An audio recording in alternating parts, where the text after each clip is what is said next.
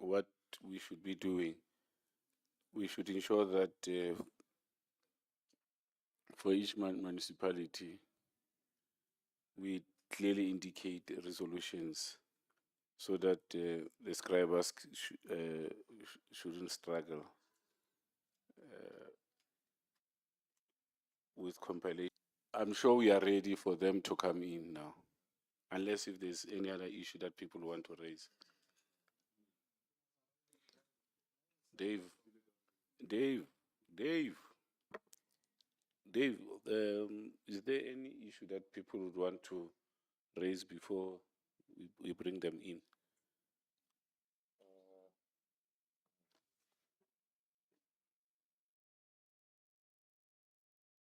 No, I don't think there's anything from my side, Chair.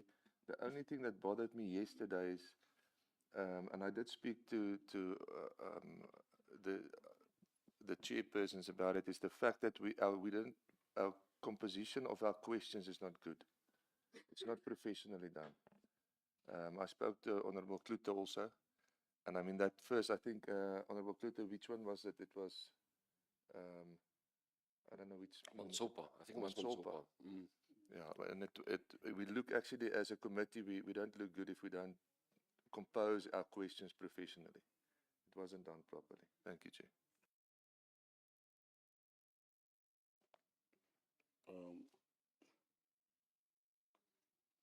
Nothing from the side, the team Simanga.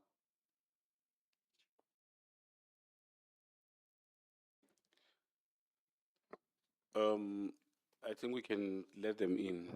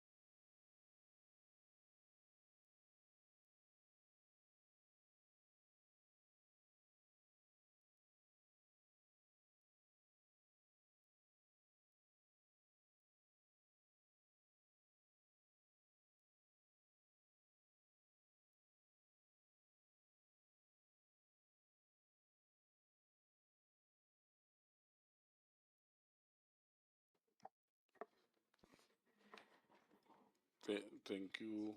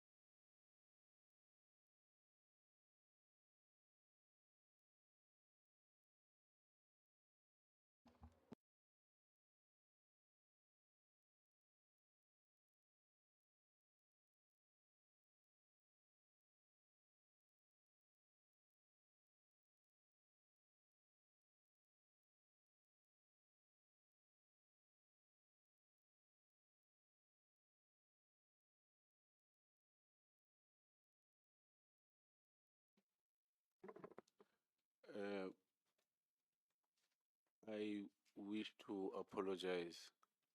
That Lute is complaining that we have not prayed. So if you can just allow us for 2 minutes outside and come back, just for 2 minutes. is not happy that we did not pray before we start. So if we can just go out for 2 minutes and then we say our prayer. Yes, they should not hear our prayer.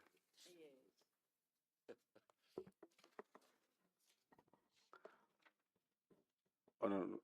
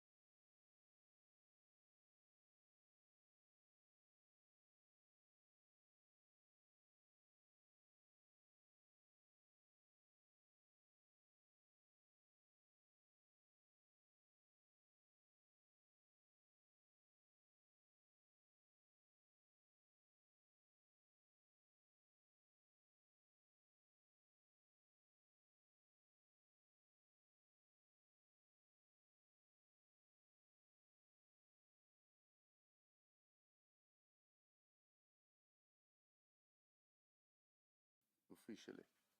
Because I think if they've done that and they've sent through that letter, I think we can continue.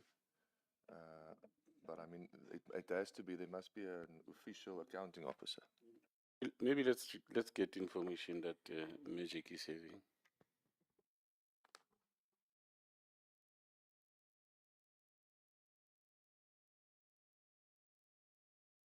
O kana bua ntate Malfan.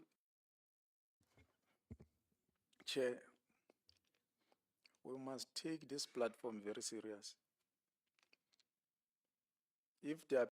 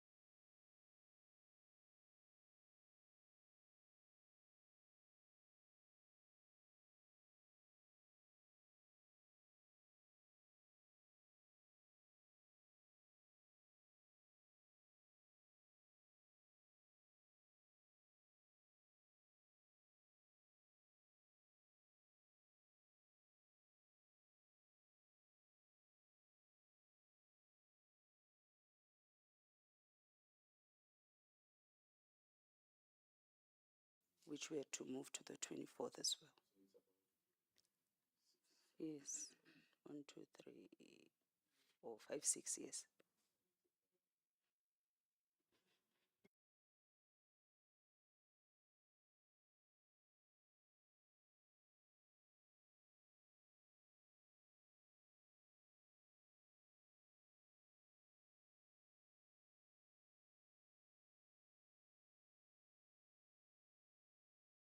Chairperson, if I may,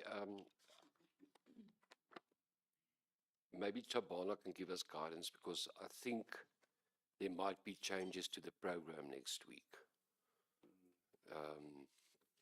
So maybe you can give us guidance. Program or committee manager, maybe that will assist us a little bit. Chair, it's also the changes to the program, for example, let's say yesterday, that is not even on the program that we received. It was received yesterday morning. Yes. It wasn't on the original program. So, you know, that we really should have this worked out properly beforehand so we don't look like a bunch of amateurs.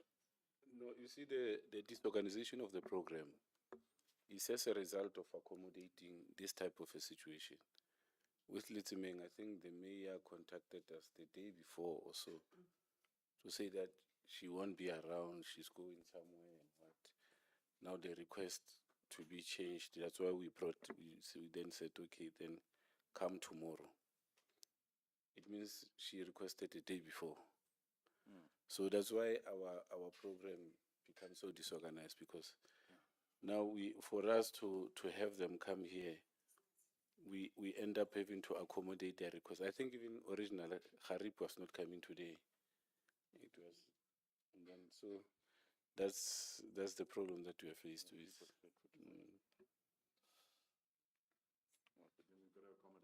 No, Chair, the dynamics change. I think we are open-minded about that. As long as we can, communication can be on time so that we know what we are dealing with, it is acceptable. But I'm also interested in the apology of the mayor of Fizzle Derby. Where is he? Why is he not here? What is the apology saying?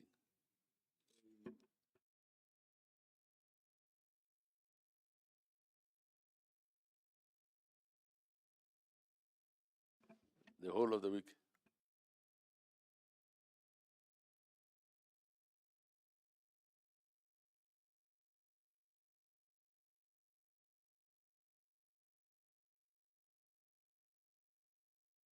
Exactly my proposal, Chair. Thanks.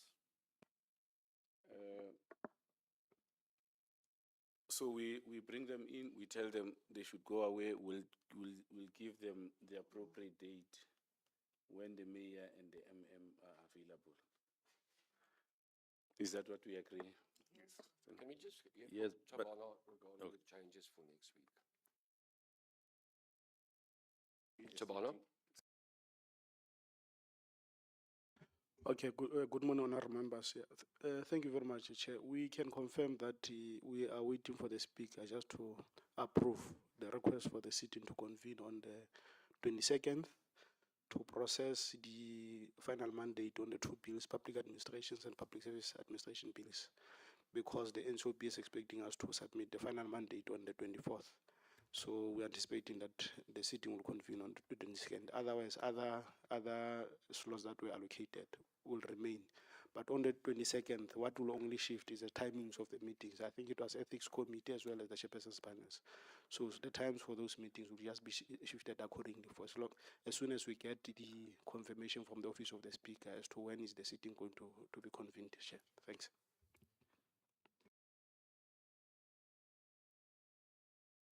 I would suggest that we don't discuss the program. Let's address them and let them go, and then we check the appropriate date.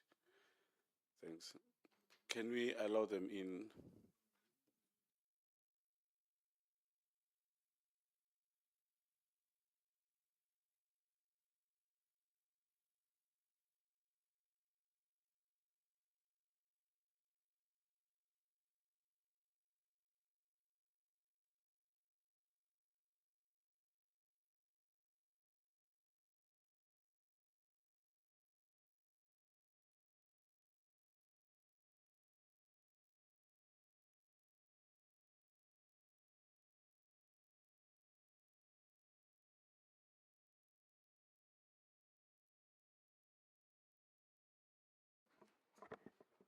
Good morning. We have here in front of you the members of the legislature serving in two committees of governance and of public accounts. On your right-hand side, we have the technical team from the legislature. Left-hand side is the institutions that support our work, COCTA, human rights, and treasury. From my left-hand side, Melich, Ndate Mukwena, Ndate Van Vieren, Ndate Makai, Ndate Tlute, Mekharekwe, Mkabela, Ndate Msimanga. I'm Opa Khwabane. I don't know who was assigned to lead the delegation.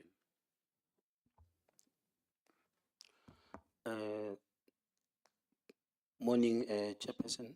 It's myself. My name is Stole Mahema. I'm the MMC for Finance in Fezile Dabi District Municipality, and I'll be acting on behalf of the Mayor, Councillor Khasudi. Thank you. Who is in your delegation? Okay, my delegation, I think on the far right, I have the Council Speaker, Councillor Sydney Peterway. I have Mem Mangengenene, she's the chairperson of MPEC in FDDM. And on my far left, I have Mayor Ramaboya, who is the acting MM today. She's also the director, CSS, Corporate Services. And I also have the CFO, Abraham Mgina. And I'm the acting mayor today. Thank you. Thank you. You say you are the acting mayor, but there's no letter that says signed by the mayor appointing you as the acting mayor. There's no letter appointing Mayor Ramaboya as the acting MM. We have discussed your matter that we don't have the MM, we don't have the mayor,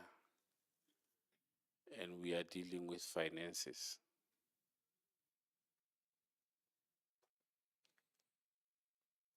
And it becomes a critical issue that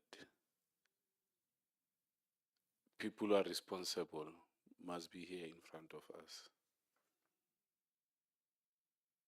At least from the side of oversight in the institution, the speaker and the MPEC are here. So as a committee, what we have decided is that we give you time to go and reorganize yourself, come back with the mayor and the MM. We'll give you date, the appropriate date when to come back, so that we can be able to discuss your finances. You remember that you are one of the municipalities that must give us a clean audit. So people who must lead that responsibility when they are not here, who's going to assure us that you are going to get a clean audit? Because you have been getting clean audit in the past as an institution. So that's the message that we give to you, Dr. Machem. Is it a point of clarity?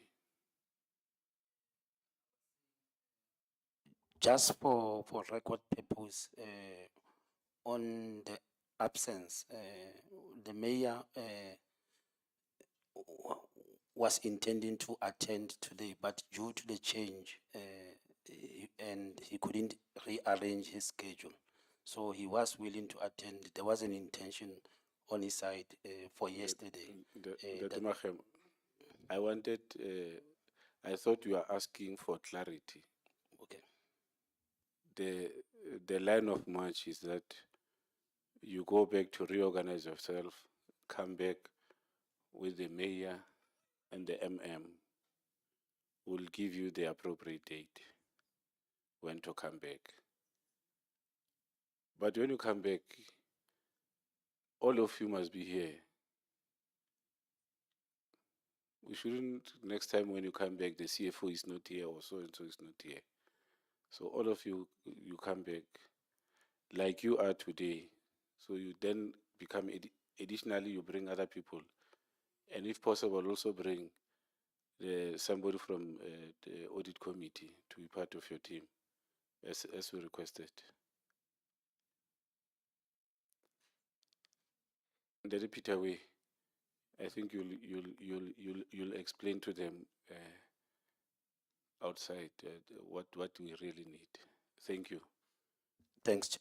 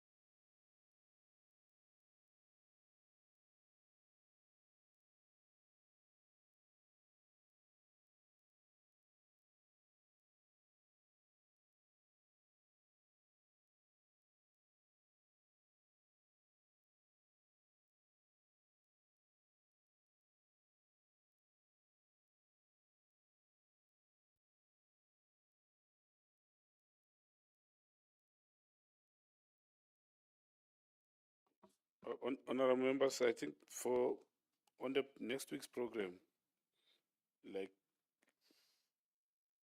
it was said, I think on Monday is governance cluster at 9, and or the whole day is public hearings, and then Tuesday there's going to be a sitting, a virtual sitting in the morning, and the chairperson's panel and ethics. But that sitting will be confirmed by the speaker. And then Wednesday, what is it? Thursday we have rules committee in the morning, and the women are meeting in the afternoon at 2. And then Friday is a continuation of our program.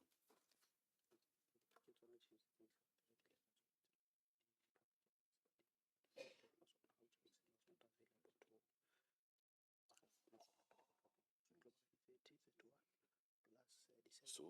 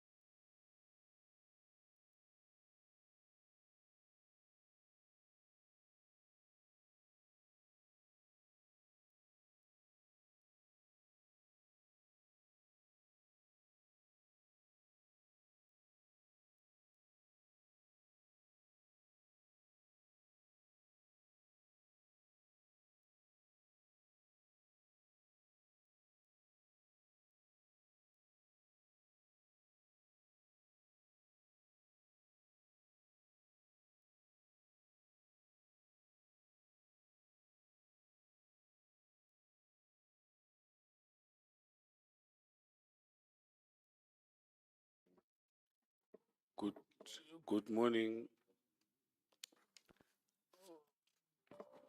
Good morning. Thanks for coming.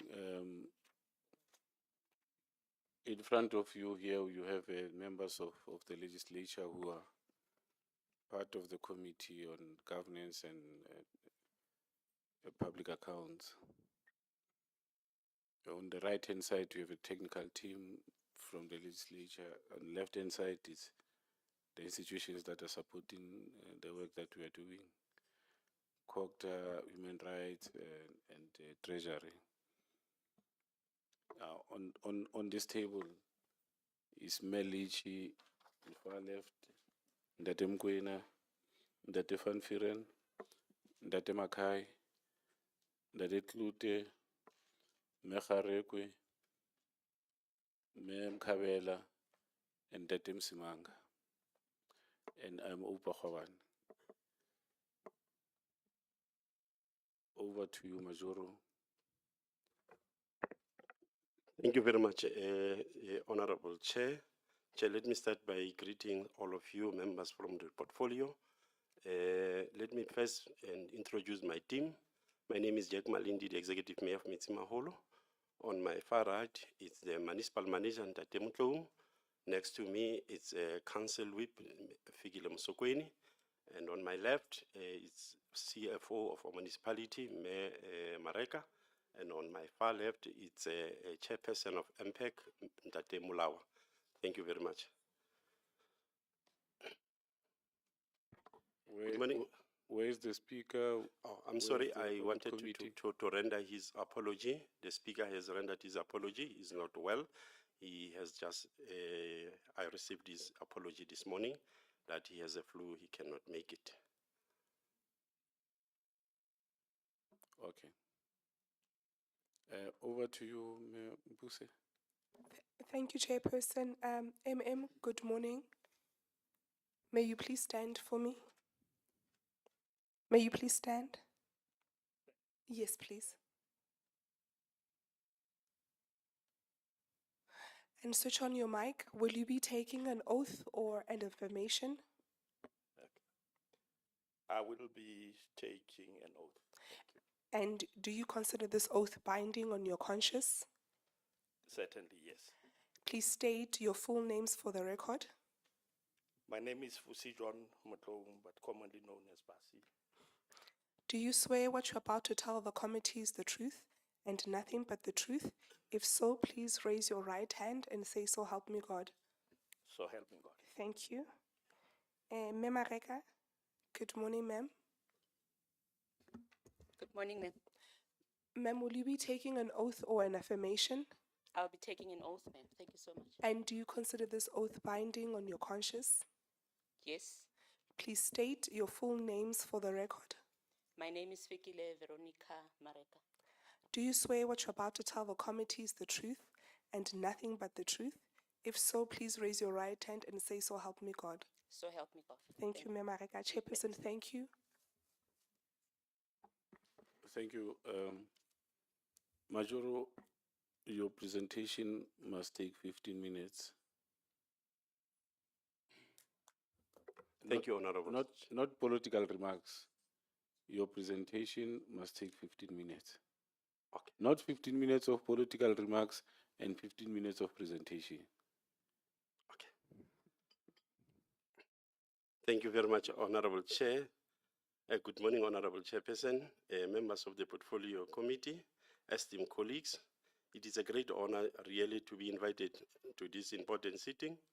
I am pleased to report that our municipality is a stable one, fully functional and operational, with a complete composition of senior management. Over the past month, we have worked diligently to address all the red flags previously identified by the Portfolio Committee, and significant progress has been achieved in strengthening governance, service delivery, and financial management. I further informed that the revenue collection has shown a notable increase, reflecting an improved efficiency and community confidence in the system. Moreover, on the 2nd of October, Chairperson of 2025, The National Municipal Excellence Award, hosted by Sapua Africa Ratings in Sun City, has awarded our municipality with the best municipality in the Free State and top performing municipality, one of the top performing municipalities, manager. Without wasting any time, because you have given us a chairperson 15 minutes, allowed me, through your permission, to give it to the municipal manager to outline and take over to our presentation. Thank you very much. Thank you so much, EM Chairperson and the committee. Our response as the municipality in terms of the questions we have received as follow-up. The municipality, the municipal council in fact took a resolution to the effect that the strategy, the revenue enhancement strategy implementation should actually be presented to council on a quarterly basis. And indeed, this is what we have been doing as the municipality, in fact, as management, presenting the implementation of the revenue enhancement strategy to municipal council. On the suspension of the on the dismissal of the former CFO, the municipality will be carrying the costs of the application for leave to appeal, which matter has already been heard by the court. The judgment is actually reserved. On the electrical engineering services, the manager responsible for electrical engineering services, the matter has since been concluded and the manager is back at work as reported here on the 25th of July when we appeared before the committee. And on the chief fire, the chief fire has never been on suspension. In fact, the official who was on suspension was the manager, the divisional manager, public safety, and the chief fire reports to the divisional manager. And the charges to the manager were actually served within the stipulated time. There would have been postponements which would have been occasioned by the request from the side of the divisional manager because of being indisposed, and to a certain extent, the municipality and such applications would be presented before the presiding officer, and the rulings would have been granted for further postponements.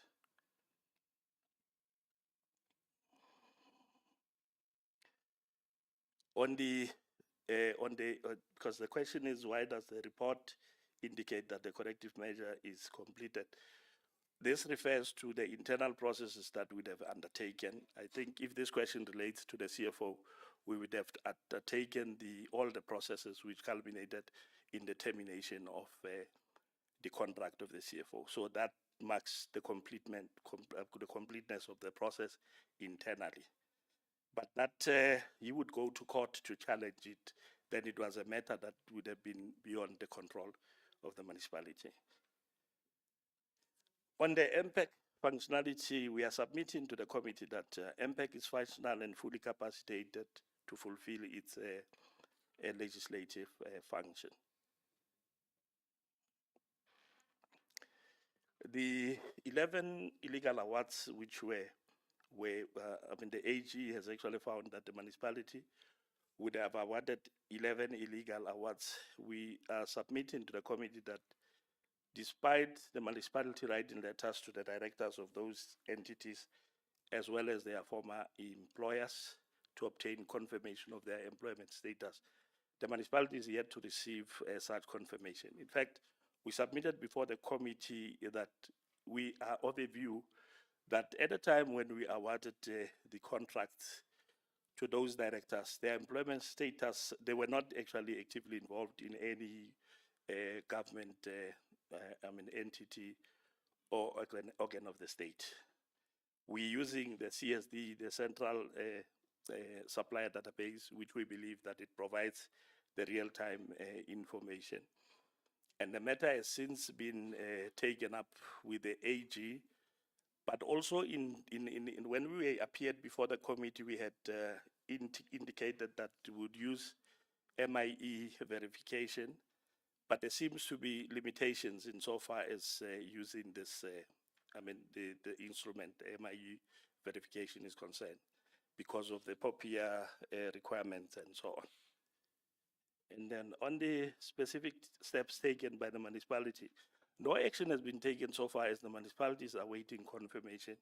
And that the confirmation in relation to the status of the directors of those entities that the municipality would have awarded bids to would determine the course of action that the municipality will have to take, whether there's an element of negligence, there's a consequence management that would have to be applied. It would be actually taken at that time after we've received those confirmation.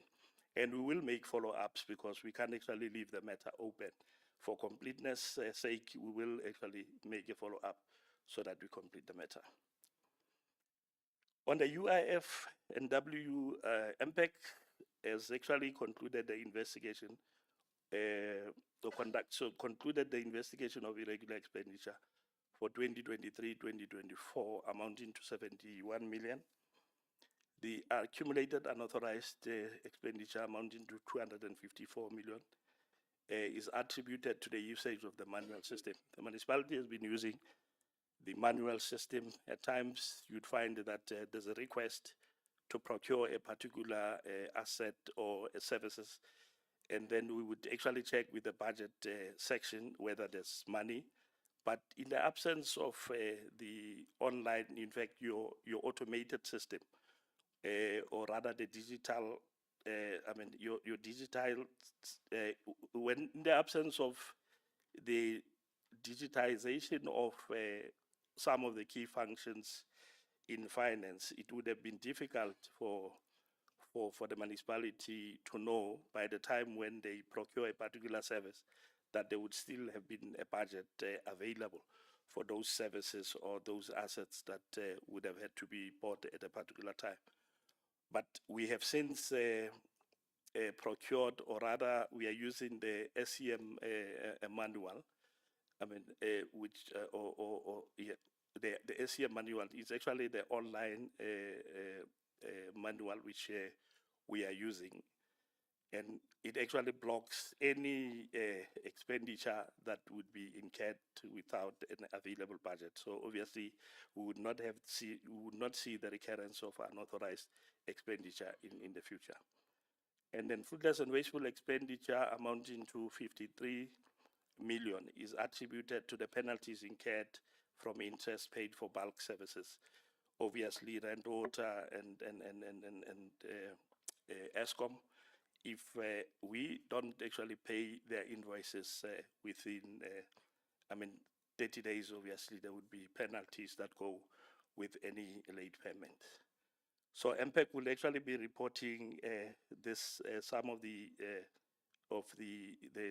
investigative work that they would have undertaken to the council that's actually going to sit by the end of the month of October. And then on the municipality indicated that it has appointed a service provider to address the qualification areas. I think we had reported that we appointed Skills to prepare annual financial statement for us. We have also appointed Infratech to compile an asset register for us. Infratech was actually terminated on the 19th of February due to poor performance. We then had to procure the services of CCG. CCG was appointed in March, and the kickoff meeting was on the 2nd of April 2025. And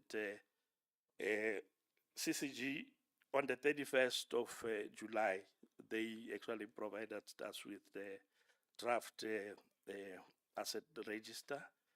I think we would have actually indicated to the committee that on the 31st, we'll actually get the report from them. And indeed, this was done.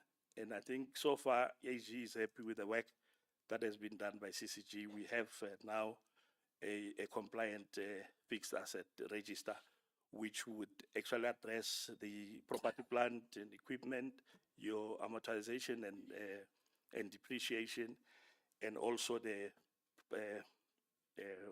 investment property.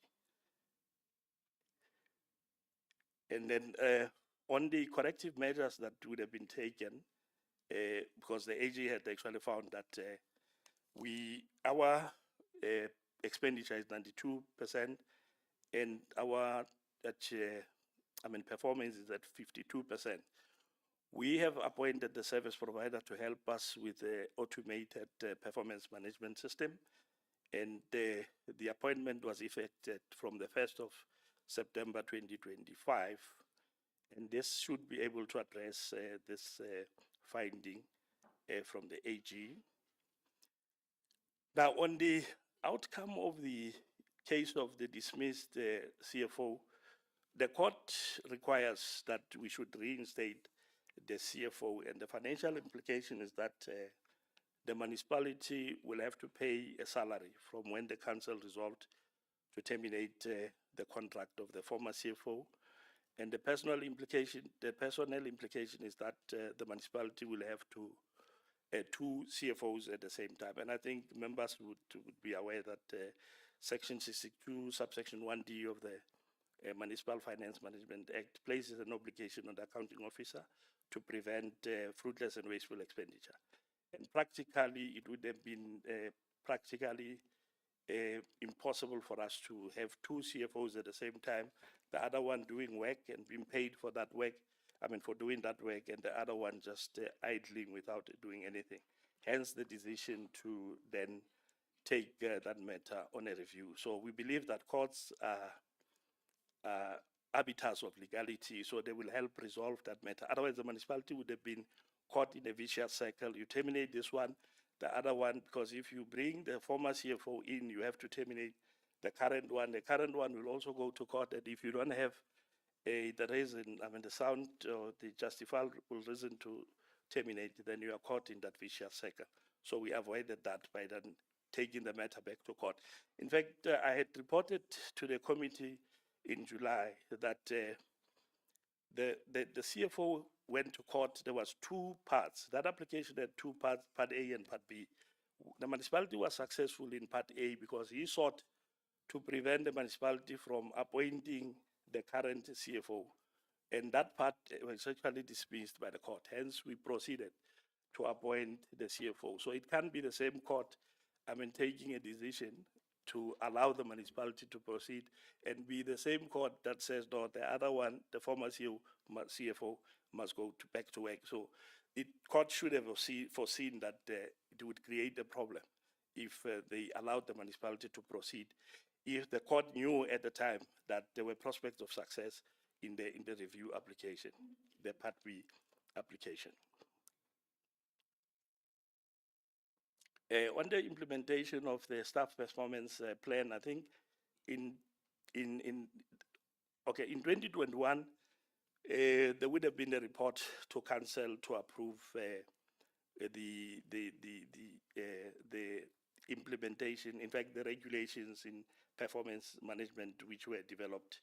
So in 2026 budget, we then made the provision that we should fill 3 positions or create 3 positions on the structure to enable the cascading of the performance management system to other lower levels of the personnel or the employees of the municipality, because at the moment we're doing it up to the senior managers, and then there was an attempt to also take it as far as your divisional managers or the middle management, middle management. But the problem then, it would have been capacity constraints, obviously, because then if you don't have enough staff in your performance management section, then you would have a problem in terms of assessing those employees. Even if they would have concluded performance contracts, you would not be able to assess them if you don't have enough staff. So we are saying that some of the milestones would have been to take a report to council to create those positions And indeed, this was done in the council. I mean, on the 10th of September, we took that report to council, but council felt that the matter needed to be dealt with at the mayoral committee first before it could actually come back to council for conclusion. So the mayoral committee would be sitting on the 21st, and then it will then deal with the matter, and then it will go to council at the end of October. And on the environment issues, the actions that would have been taken by the municipality to stop the contamination of the water source. I think the municipality has undertaken the following actions to implement the directive, as we have received the directive from the Department of Water and Sanitation. The municipality submitted a You see, comprehensive your action time plan. is up and you are still halfway through. That's why I was saying you have 15 minutes. Observe it. Let me give you another 10 minutes. No, thanks for the indulgence, Chair. And this would have been the actions that the municipality has undertaken to submit to the DWS a reasonable extension submission to finalize and submit the complete rehabilitation plan. So these timelines are there on the efforts that the municipality has undertaken. In fact, we can confirm to the committee that we are no longer contaminating the water source in the Val River. Because what we are doing at present, in fact, even when we were accused of actually polluting the water source, we were controlling the level of the sump manually. We would actually drain out so that we maintain the level such that it doesn't actually spill over and contaminate the water source through the Abrams Rest pump station. And then on the 43% vacancy rate, we are actually submitting to the committee that we have appointed a service provider to assist us with the finalization of the organizational structure, because we believe that we are using an old structure. There could be an oversupply of personnel as we were using the old structure, because we don't think that with the population that we have and the households, about 59,000 households that we need to serve, and the population of about 158,000, we may have to actually maintain the structure. I think we'll have to cut down a bit, but recently we've filled about 59 positions, and we believe that it will have an effect on the 43% vacancy rate. So we're standing at 34% vacancy rate. 20 posts will be advertised in the beginning of the second quarter, and we believe that that process will also be expedited so that we are able to have enough personnel to provide services to the people. Now, provide a distinct response explaining the cause of the sudden increase. Our submission is that 141 would have been the unauthorized expenditure accumulating over a number of years from 2018 and possibly from 2015. And we are actually saying that because in 2024, there would have not been investigations conducted by MPEC. Obviously, that value would actually add to 141, and it will increase the cumulative value of fruitless and wasteful, unauthorized fruitless and wasteful expenditure. And internal controls and the municipality is actually utilizing the automated procurement system, as I had indicated to the committee, that we've got that supply chain management system that we're using. There would have been workshops conducted to further capacitate MPEC, bid committees, and middle managers, because most of them, they do serve in these committees. And SALGA has actually helped us together with the provincial treasury to strengthen some of the internal controls that we have tried to put in place. And on the current status of 8,043, that is actually our asset register. We've got about 8,043 indigents, and then the applications that are awaiting approval, about 3,900. So the indigent register is updated monthly. The municipality conducts awareness and registration campaigns annually, and the municipality does not have a system that verifies the information that the indigent gives to us for us to be determined if they qualify to be on an indigent register. So we work in hand with the councillors to an extent that they're able to verify and they actually help the municipality do that. Now, this will bring us to the end of the presentation, and we would like to thank you for the opportunity. Thank you. Thank you, ma'am.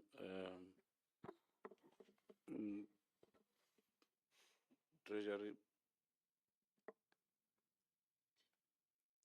I want us to get information about the audit,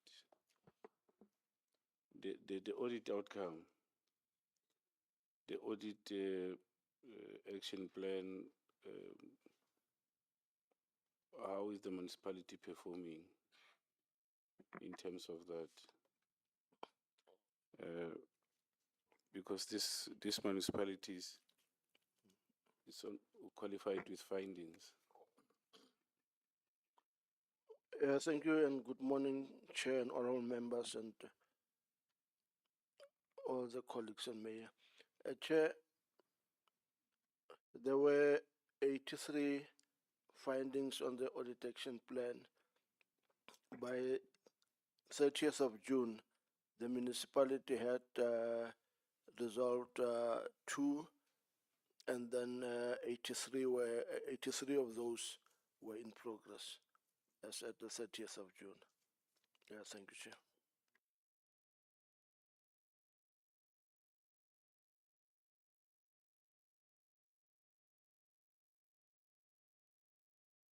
So they. Thanks.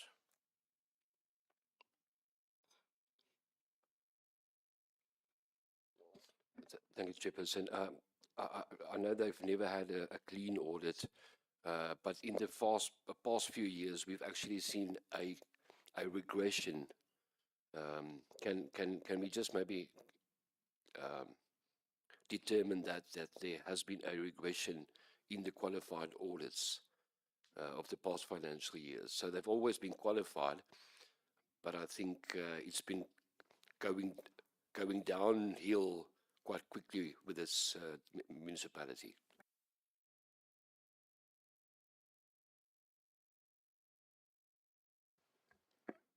Thank you, Chair. Yeah, there has been issues in the last audit, that is the 23-24 audit financial year. Most of the qualification areas was on property, plant and equipment, investment property, depreciation and amortization. That is around assets issues, and then there was also qualification on receivables from exchange transactions and payables from exchange transactions, and also irregular expenditure was there. Those were the issues that they were qualified on. Thank you, Chair.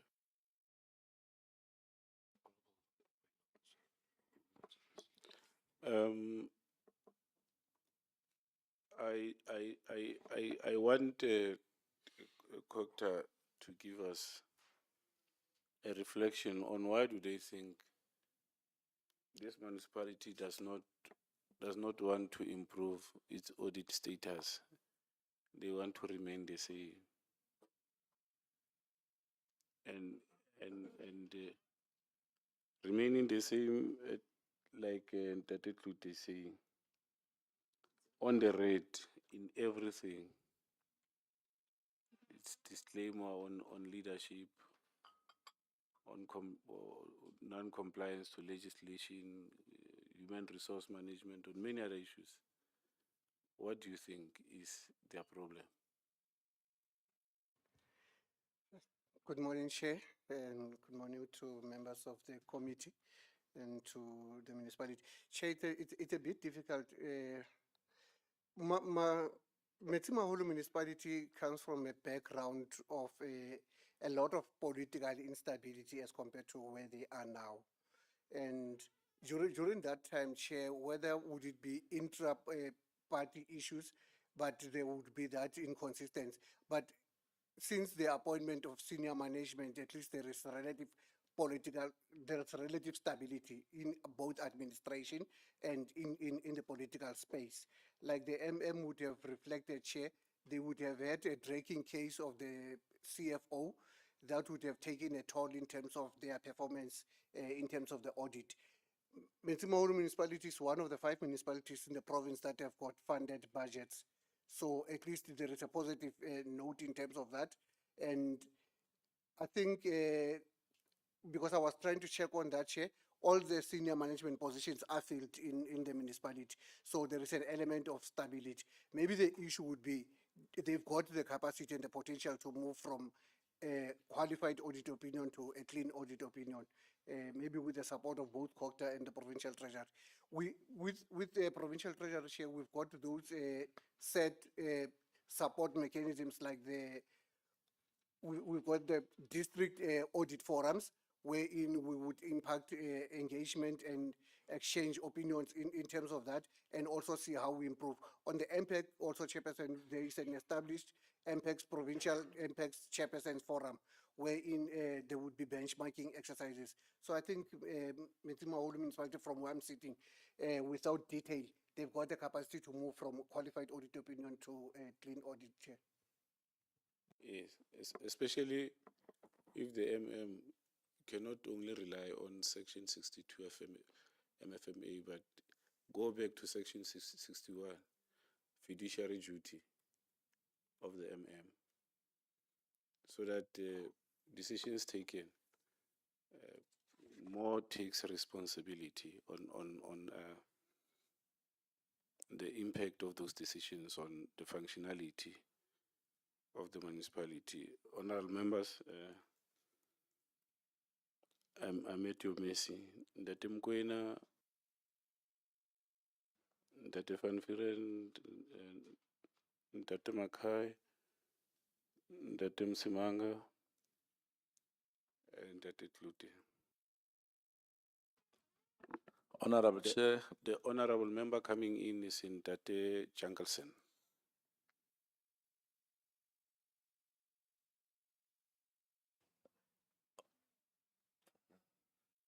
Honorable Chair, thank you and good morning to colleagues and everybody present in the House. Chairperson, my first question will be, why was there a hurry to appoint a CFO while there was a case in front of courts? What informed that? The second question around that will be, to date, how much has been spent on legal fees on this particular matter? The report or the presentation indicates that the MPEC is capacitated. One would love to know and unpack a little bit about the capacity in the MPEC, not necessarily the political leadership in there, but one would like to know exactly the capacity of the officials, particularly the person leading the office in terms of working there.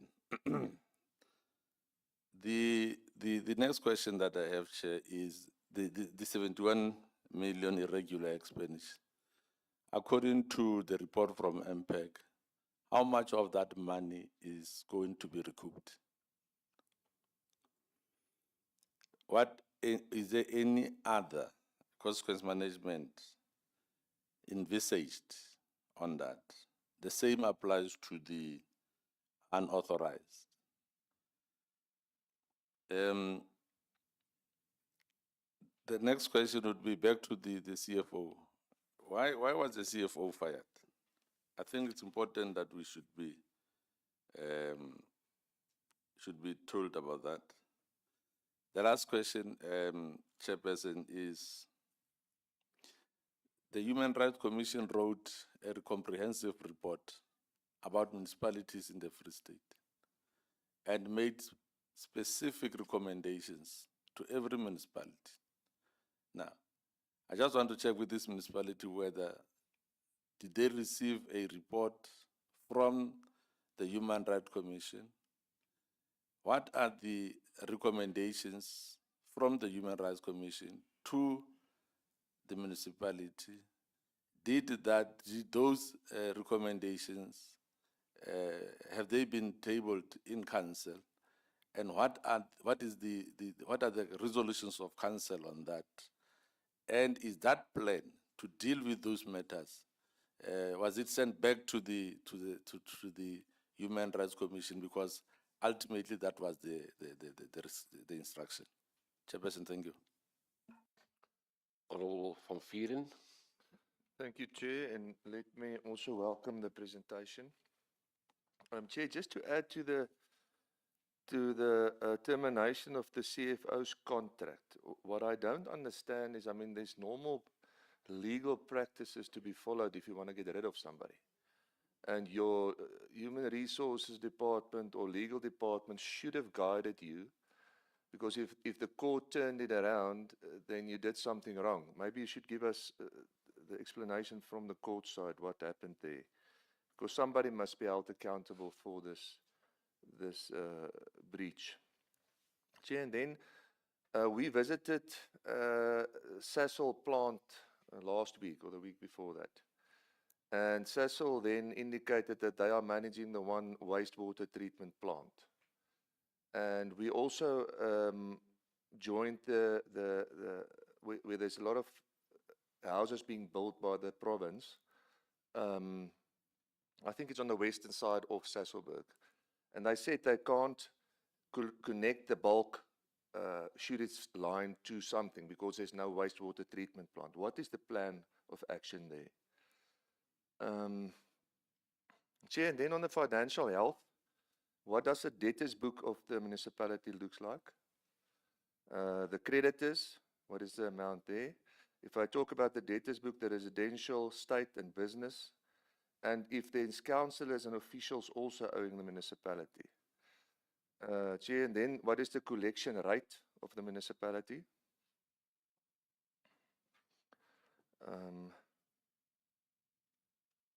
Let's just see if there's anything else. Just again on the wastewater treatment plant, there's a lot of money being spent there by human settlements. Hundreds of millions of rands. And I think there's another development on the other side as well. We cannot, and I mean, it's going to be fruitless and wasteful expenditure if that thing is not connected to a wastewater treatment plant. We need to have the relationship between you and the province, and don't say it's Sasol's responsibility because they've got their own. Thank you, Chair. Honorable Mackay. Thank you, Chair. Chair, I'm partly covered by my colleague as far as the bulk water is concerned. I'm going to extend that request to the electrical services as well. At this stage, your bulk services in Metsimaholo are at capacity. There's no way of linking bulk lines. You can't use the ones that Sasol has installed because they are at capacity. There is no new water treatment works on your IDP. There is nothing in your budget, to my knowledge. I would like to know what is the immediate plan, because at this stage, people are already looking at taking habitation on those specific areas.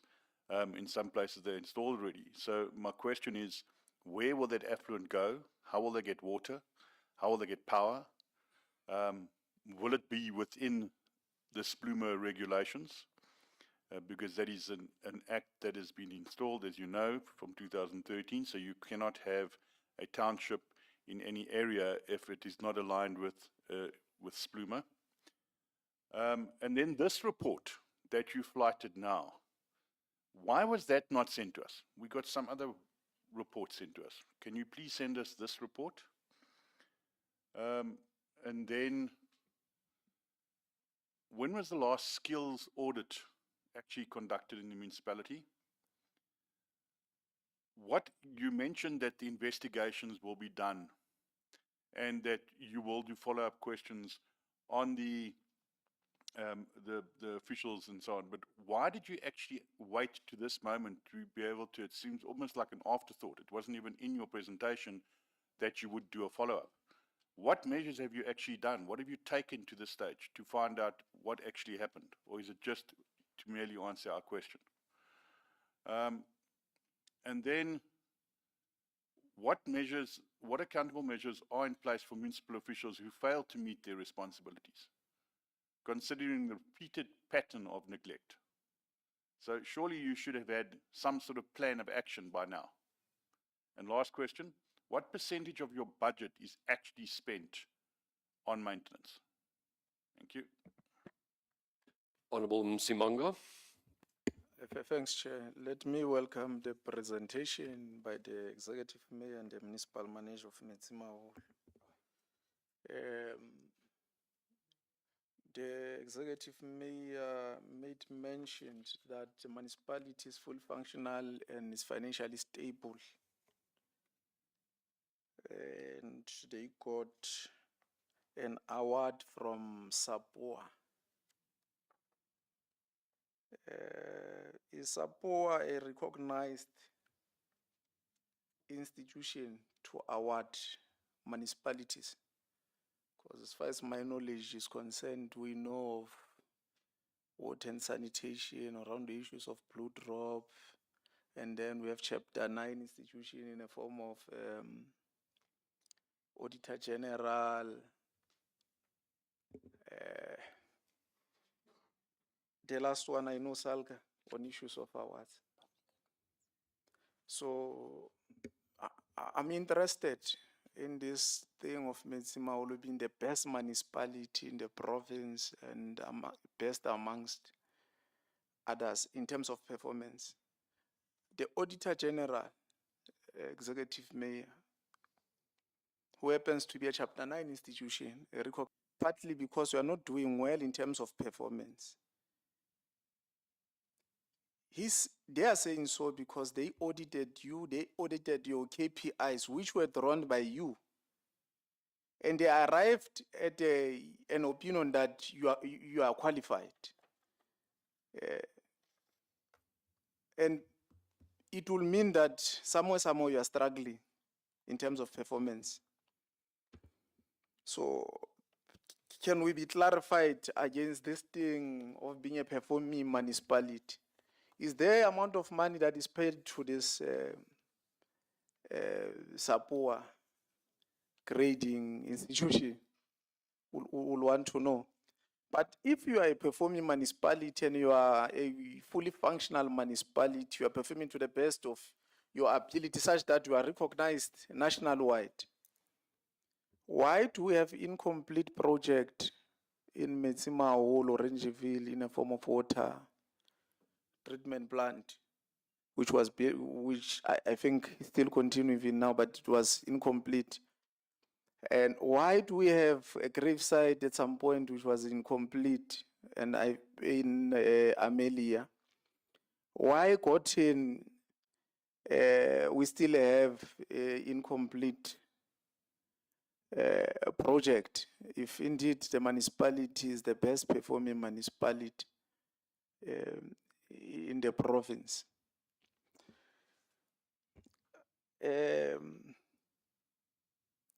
If you are saying the municipality is financially stable, why has municipality went on in investment and withdrawn those investments?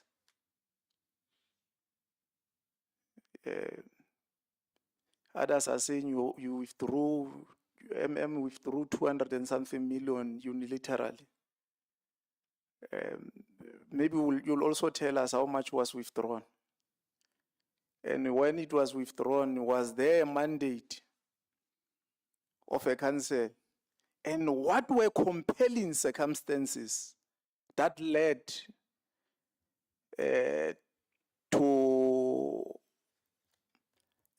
withdrawing investments if indeed this municipality is stable, like you are saying? We'll want to know, because Metsimaholo there are lots of suspensions there of employees. There are a lot of litigations. How much is spent on litigations? And we want a written response.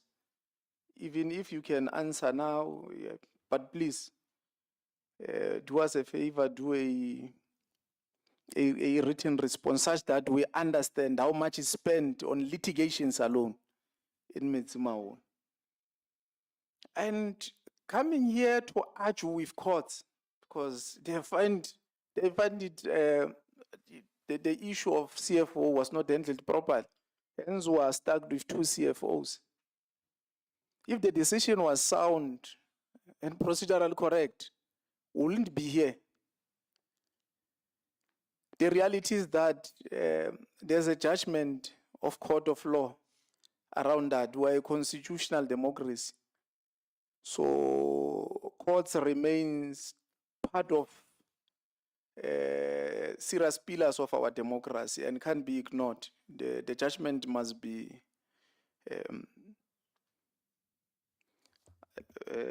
respected. But to show there's a serious problem around labor relations in Metsimaholo. MEC corporates, COCTA, on issue of corporate service director.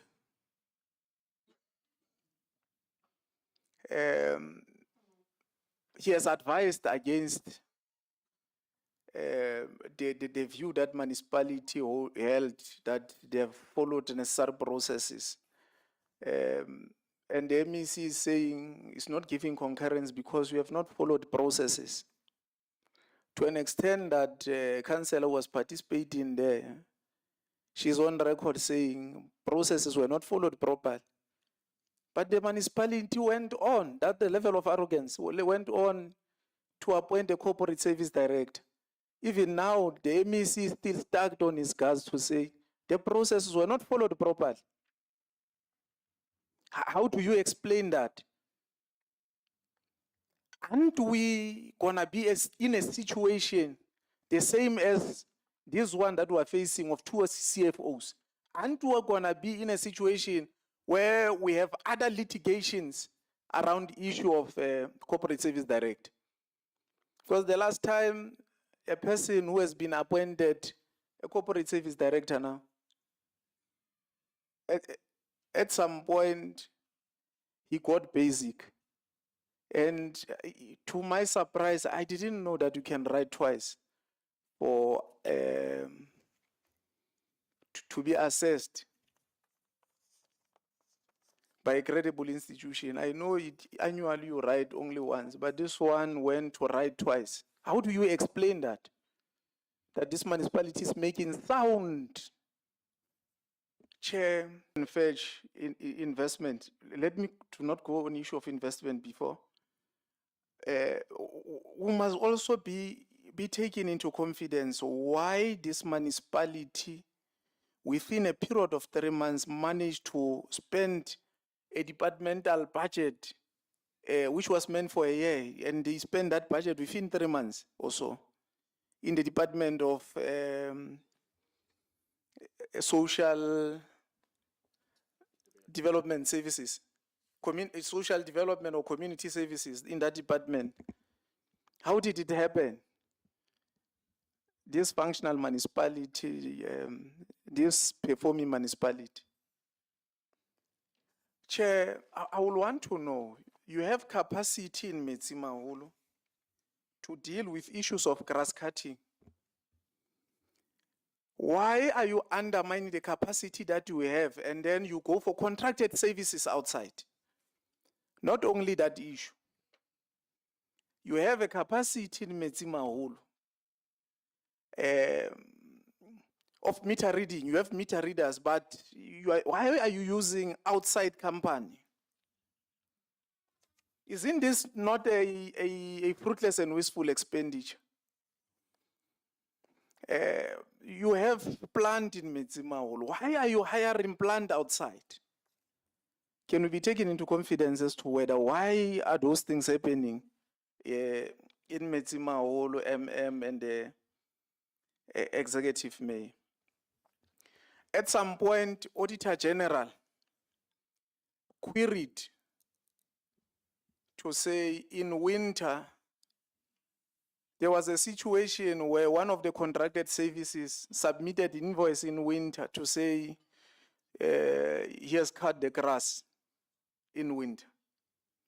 And fortunately or unfortunately, the invoice was the invoice was approved and then payment were made.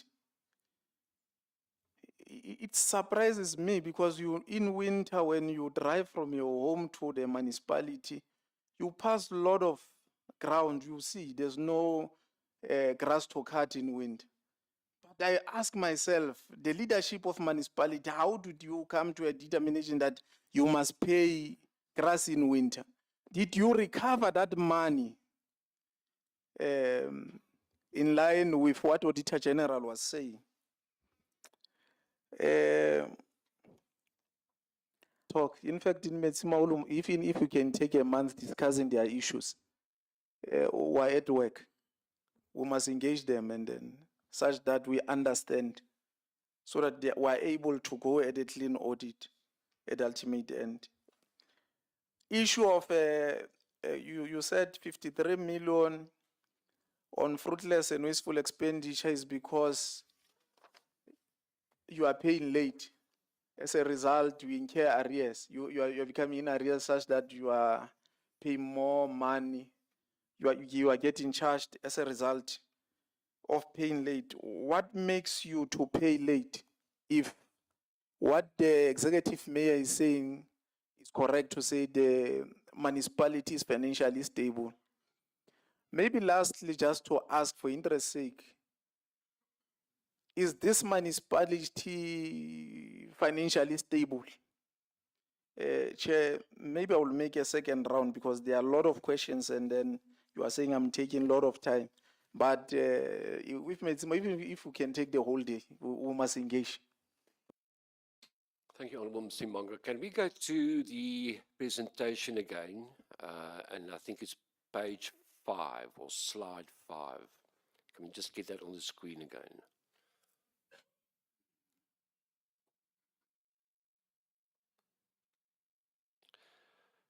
The reason I want to look into that is during the oversight visit by National Parliament in July, Mayor, you said that the municipality had no debt owed to Eskom at that stage and water boards. If we go to your fruitless and wasteful expenditure, that's 53 for bulk service accounts. So basically that says there is debt owed by municipalities, so, or by the municipalities. So what's going on there? Is there debt or is there not debt, and which bulk services accounts are being penalized for that 53 million rand? You also said that the municipality did get an injection of 1.6 billion, I think, for infrastructure from Infrastructure South Africa. Now, Infrastructure South Africa doesn't just give you money. You need to have business plans for projects, etc. So can we have a breakdown on what that money will be spent? And maybe the MM can give that to us here, because I would like to know how is that money going to be spent, one, and two, how are you going to ensure that that money for infrastructure is going to be spent on infrastructure? It appears that in the Free State, in municipalities, if you want to start a business, we hear this municipality want to address the qualification areas. Is that not something that the municipality can do themselves? And they want to review the organizational structure. These service providers are really expensive. They don't come cheap.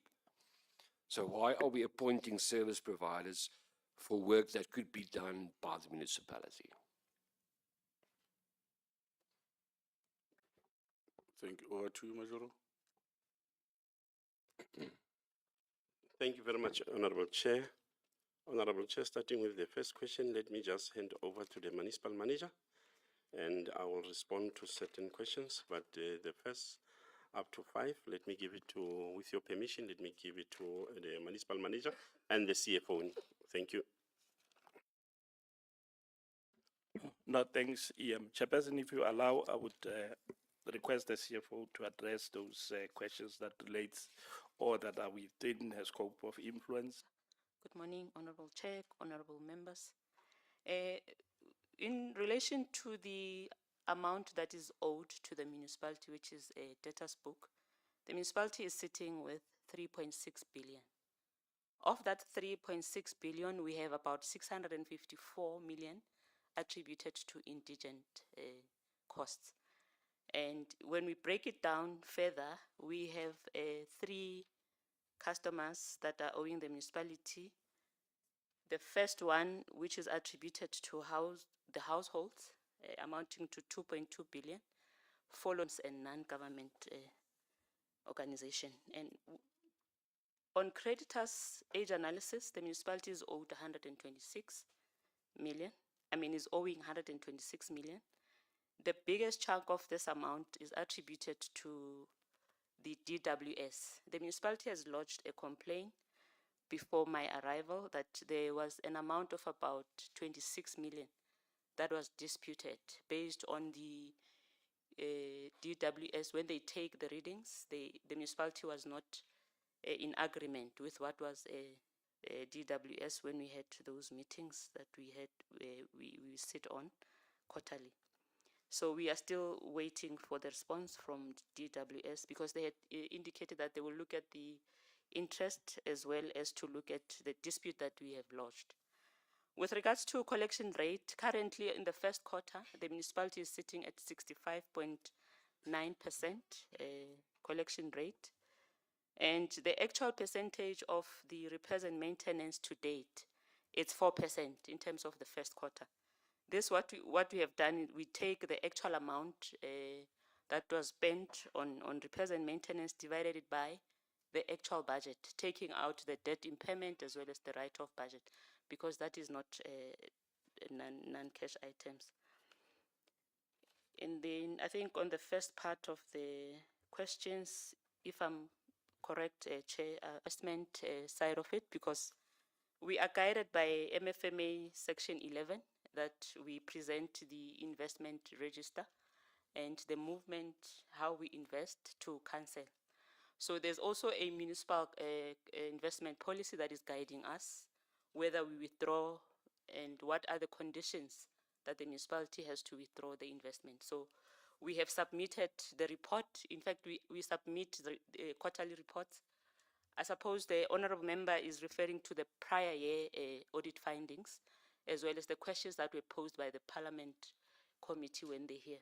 So we presented I think we presented a response to the council that is due to be presented. But in a nutshell, we've presented reasons why the investment were withdrawn. On the issue of the budget, whether the budget of the one department had been spent within 3 months. In actual fact, it's only on one item, which is hiring of a plant. Social services does not have the sufficient plant that removes its refuse removal. What they have done was they have actually, when they submitted the budget to, I think it was during the 2023-24 financial year adjustment budget, Treasury sent back the response to say you cannot include an item in the adjustment budget which is of capital nature.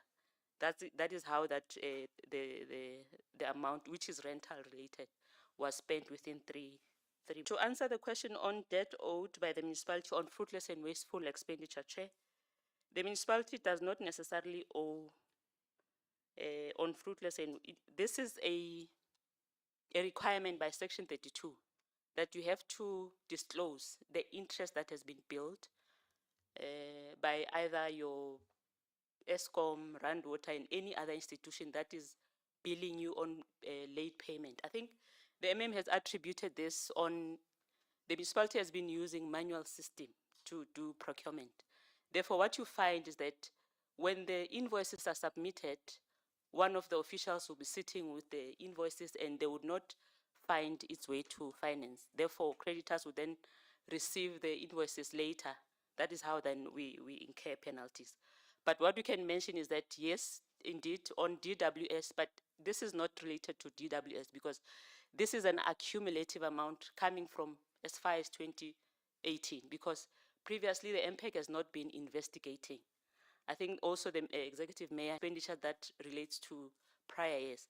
So the information that, in fact, what we disclose now, it comes as far back as 2018. So in the new financial year, you would see there would be processed and requested council to write off is this amount, 2022, 2023, and so forth and so on. So we just are waiting for AG to assess what we've presented on the AFS and see whether we will be reducing that significant amount. I think, Chair, then I'll pause here. Thank you. Proceed. I think we have been qualified on fixed asset register because we have not been able to compile to receive a qualified audit opinion, amongst other reasons. I think on the hurry to appoint the CFO, as I have explained to the honorable members, that after council terminated the employment of the CFO, after following the due process, maybe what I need to address is that the court overturned the termination on the basis that why he should not be terminated. That's actually the main reason. Obviously, he would have been notified that council intended terminating his contract. So he was required to provide reasons as to why his contract should not be terminated. And what the CFO did, by the time his representations came through, council had adjourned at the time. But council had taken a resolution that the municipal manager must then finalize the process. But the court felt that the principle of natural justice would not have been observed. And that's actually the major reason as to why the appointment was overturned. In fact, the court did not say that council should actually no longer proceed with the charges of misconduct that were leveled against the CFO, which had to do with the appointment of this. And that appointment was even adopted as irregular expenditure by the AG. And on the basis of that, we also had to terminate the service provider. In fact, there's a court that's currently underway to actually claim about 5 million from the service provider that was actually terminated.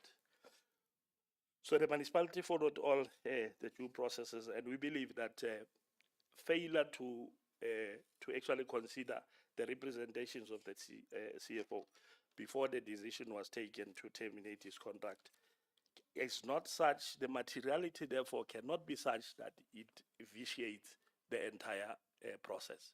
I mean, you can go, even if you go to the CCMA, there's always substantive fairness and procedural fairness. When you are dismissed and it is found that you were dismissed, the procedure was not followed, the primary remedy is not reinstatement. The primary remedy is compensation. You receive compensation, but they are not saying you should actually go back to court. So that's why we are saying the prospects of success, in fact, on the side of the municipality, insofar as this matter is concerned, are huge, and it would be irresponsible of me not to actually take that decision on a review. So I hope that would actually clarify this matter. So we were not in a hurry. The CFO went to court to stop the municipality from appointing the current CFO. And the very same court dismissed his application. And the application of the CFO is not like, it was one application which was divided in two parts, the part A and part B. So the court knew, because they had the application and they had the reasons as to why he was actually challenging, or he was actually challenging his termination of employment contract. The court could have actually looked at the part B and said, no, hang on, the municipality, don't proceed because there are prospects of success insofar as part B is concerned. And that was not the case. And because there was nothing that prevented the municipality at the time to proceed to fill the vacancy. We had to do so. In fact, this municipality has got a history. In 2019, the process of appointment of senior managers was completed, but the council itself, because of the internal, bickering and so on, could not conclude that process. So the municipality had to operate without senior managers for almost 5 years. And that would have actually contributed to discipline and all other things because other people felt that they could actually do as they wish. So we're trying to actually steady the ship and try and ensure that people understand that there's senior management which exercises a particular authority over them, and they needed to actually respect that. The MPEC has got the senior administrative officer, the researcher, as well as admin assistant. That's actually the support staff that supports the MPEC in order for the MPEC to be able to fulfill its function of investigating and submitting reports and recommendations to the municipal council. On the 71 million, we because these figures are actually over a period of years. Some of the people who would have contributed to this may have actually left the municipality. I think at this municipality, at some point, there was a mandatory intervention.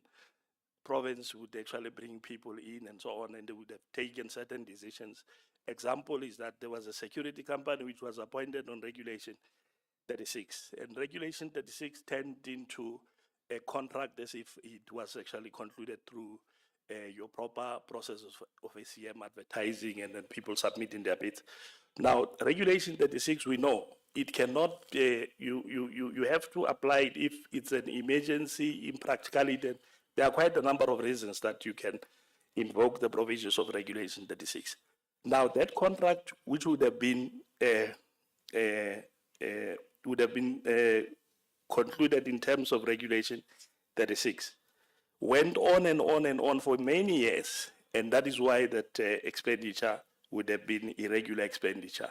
And some of the people, if they are no longer there, it would be difficult, obviously, to recoup. But those who are in the municipality, like your security manager, in case of the security services, he was also on suspension, and other officials from other departments were then appointed, brought in, and so on. So it's a bit difficult to actually apportion, a blame or take and have one official or two taking full responsibility, especially when what they've done was actually not the mistake of their own. And then on the why the CFO was fired, I think I actually indicated that allegations were made that the security contract was not concluded following the ACM process. And some of the honorable members, obviously, they would have knowledge of this because they would have made allegations to that effect.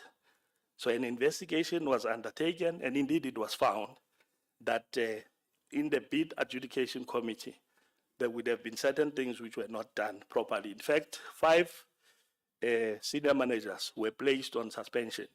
That also included the municipal manager.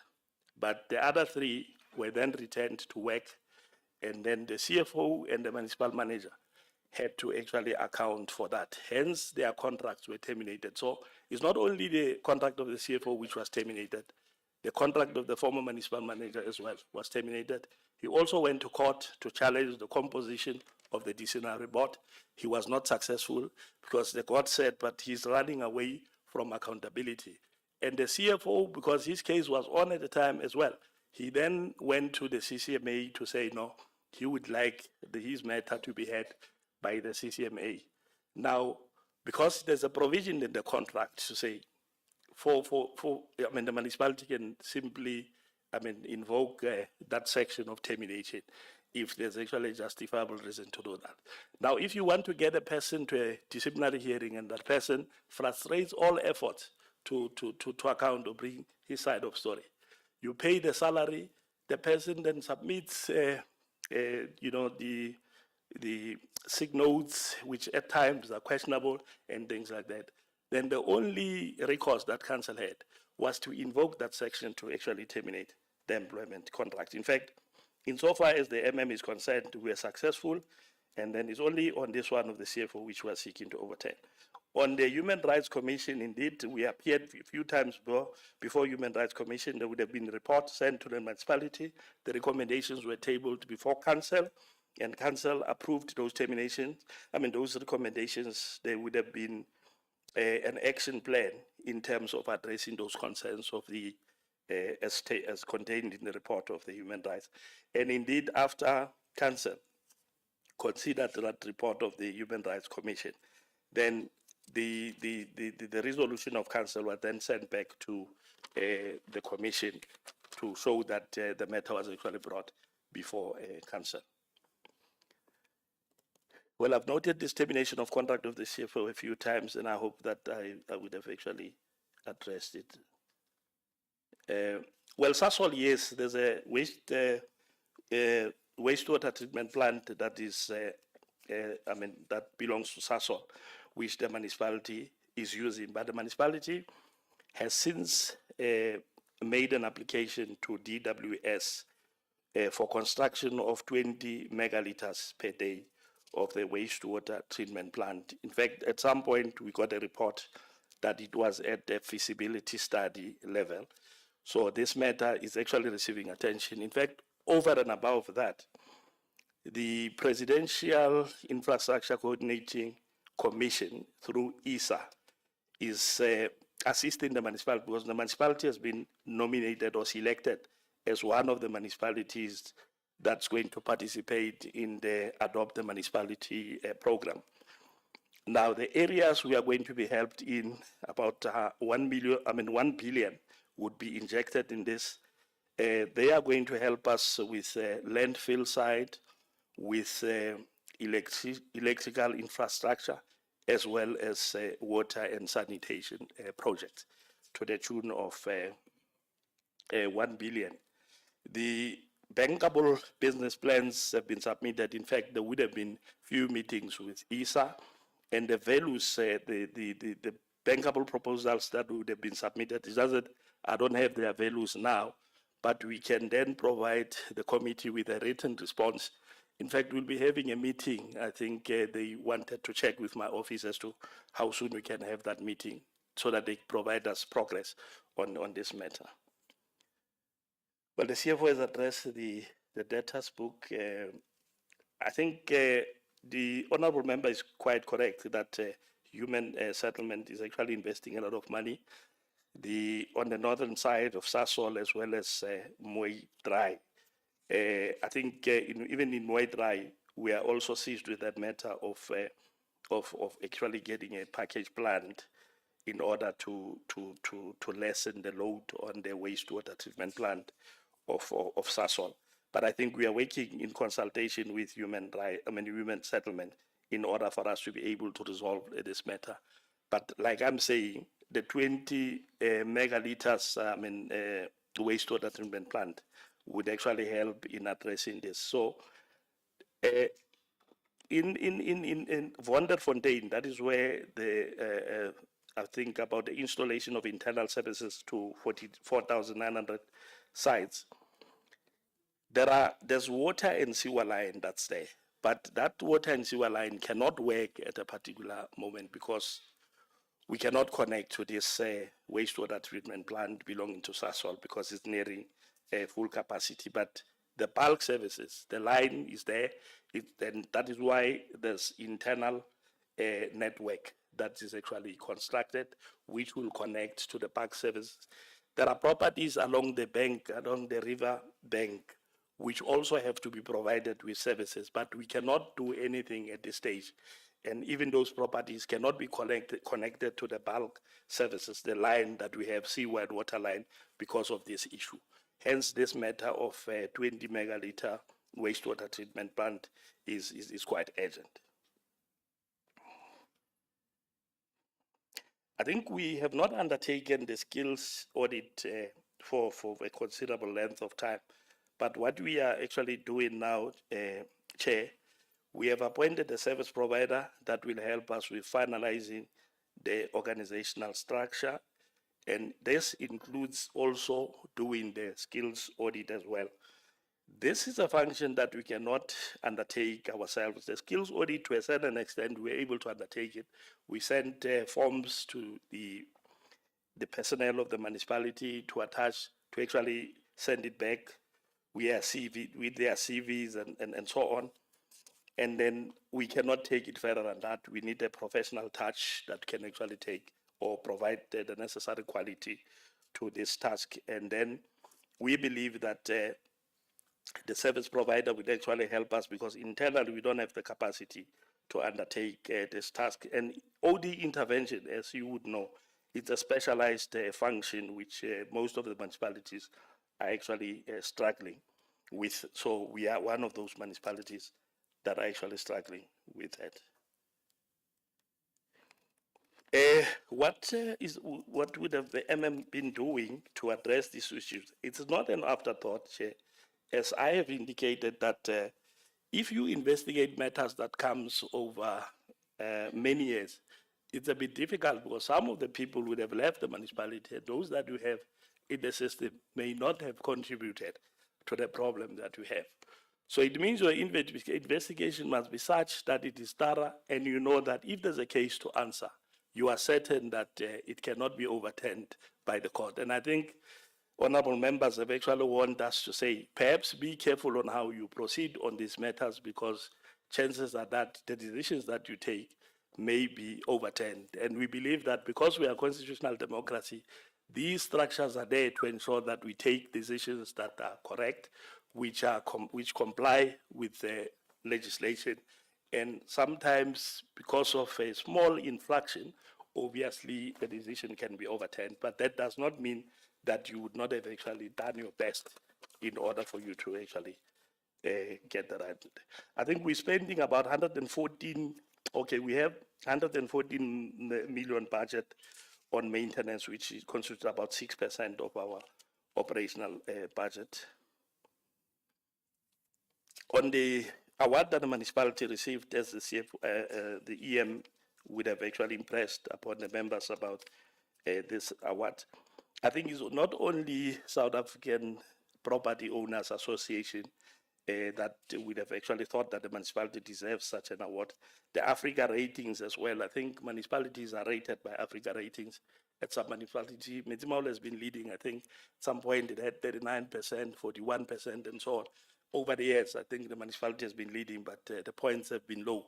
I think honorable members can actually check the ratings Africa and make their own conclusion as to whether they are worthy to provide such recognition to the municipalities. And of course, we don't actually choose, I mean, these organizations, they decide independently who they can award this, and I'm sure these municipalities all over the country stood, an equal chance. And there's no payment that's made to these bodies. They take their decisions independently. And if we were to pay something, obviously, we wouldn't have actually stand here proud of this award, because then we would have actually bought that award. I think we got it on merit.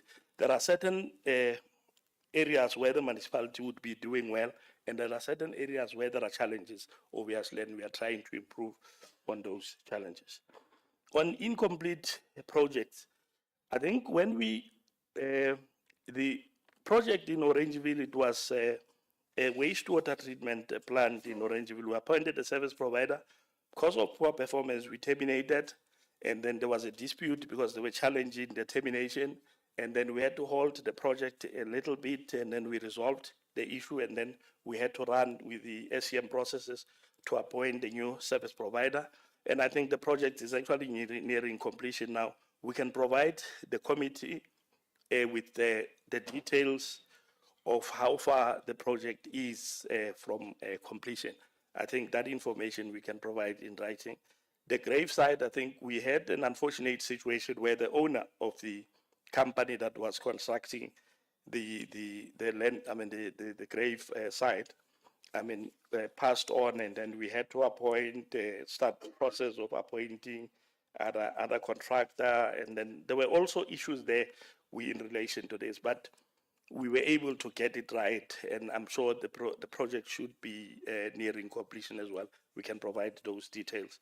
But I just want to impress upon members that where we see poor performance, obviously these contractors have got to account, and where we've got a justifiable reason to terminate, we will do so. And I'm sure the project that we have terminated on, we have appointed people who have since assisted the municipality to get these projects up and running. I think on the suspension of the employees, I think honorable members would know that suspending employees, obviously, it's not something that you would do without reasons. Obviously, there would be reasons, and if there are reasons provided, and we believe that those reasons justify suspension, we do so. But there aren't a lot of suspensions because after these members would have appeared before the disciplinary committee, and if the decision says if they were not found guilty, then we return them to work, and I think a number of them have been returned to work, and there aren't a lot of suspensions. I think we think we're proceeding, reasonably well in this area of making the employees accountable. And I think this is part of consequence management as well. It can be consequence management of financial misconduct and not be consequence management in other areas, especially areas of performance and things like that, because they are equally important, performance and financial misconduct. I think where you are saying about the AG 52% performance and 92% expenditure, there's that misalignment. You would find that most of the KPIs are not in the SDBIP, obviously, because if you have a situation where there's a cable theft or the cable fault, obviously you are going to spend money there, but you may not have that in your SDBIP as cable fault or cable theft, because you wouldn't know how many times you would actually experience those. So it will have an effect on your expenditure, but that expenditure will not be aligned with the KPIs as they would be contained in your the KPIs, sorry, in your SDBIP. I think on how much we are spending on litigation, we will provide that information, but most of the time we would have gone to court to defend the interest of the municipality. It wouldn't have been because we believe that we have the financial masses, and then we'll go to court and overburden court with frivolous cases. If we go to court, we go to court to defend the position of the municipality. In fact, we spend a lot of money on the Lizelle Trust matter, because the DA took that matter to court to say the municipality is not supposed to pay Lizelle Trust for installing the sewer and water line that I've just spoken about now. Obviously, we went to court on an urgent basis a few times. The matter has already been decided at arbitration. The arbitration award has been in favor of the Lizelle Trust. But the DA felt that the municipality is not owing the Lizelle Trust, but we believe that because the lines are there, they can actually the inspection can be done, the lines are there, and we believe that if there are lines that have been installed where the municipality would not have spent any cent, I think the only logical step that has to be, or the logical conclusion is that the municipality has to pay for those services because they've been installed on the land that belongs to the municipality and not on the piece of land that belongs to Lizelle Trust. So those urgent matters would have required that we instruct lawyers to go and defend the municipality on those, and such instructions, especially if they are urgent matters, then we pay a lot of money, especially the senior councils that they've got to be used and so on. I think on the issue of the director, organizational development and corporate services, I think we have responded to the MEC, because MEC sent us a checklist to say the process was not compliant with Regulation 17 Sub-Regulation 3. Now, Regulation 17 Sub-Regulation 3A says amongst the information that you need to provide to the MEC. Now, let me just put it this way: Regulation 17 Sub-Regulation 3A is where the municipality must write to the candidates who were not successful. So it doesn't form part of the information that we need to give to the MEC for MEC to grant concurrence. So it means there was actually a mistake on the part of the MEC to say we should provide the MEC with that information. We are not required by law to provide that information. The information that we are required by law to provide to the MEC is in terms of Regulation 17, Sub-Regulation 3B. And that information was provided to the MEC. We have responded to contradict some of what the MEC would have raised. In fact, if we can send the template, that checklist, that the MEC sent to us, we can send it to you where they made comments. And members independently can take a decision as to whether those issues that the MEC is quibbling about are such that they can obviate the entire process. And we believe as a municipality that we complied fully. I mean, the appointment of the director complied fully with the regulations that are applicable to the process of recruitment of senior managers. And we await the response from the MEC. But so far, we haven't received any response for him to say he still insists that, or he still stands by his decision. Okay, the Director of Organizational Development and Corporate Services, and I think your Gijima toolbox and these, the agencies that conduct the competency assessment of the senior managers, internally they would say they cannot assess the same candidate twice within 12 months. But they are not saying, there's no law that says you cannot take the candidate to another body to assess him. There's no law. In fact, they place reliance on I think there's is it the circular that comes from a Department of Public Administration and so on. And the municipality, obviously, its processes are not regulated by that. So in the regulations for appointment of senior managers, there isn't any provision that prevents us from taking the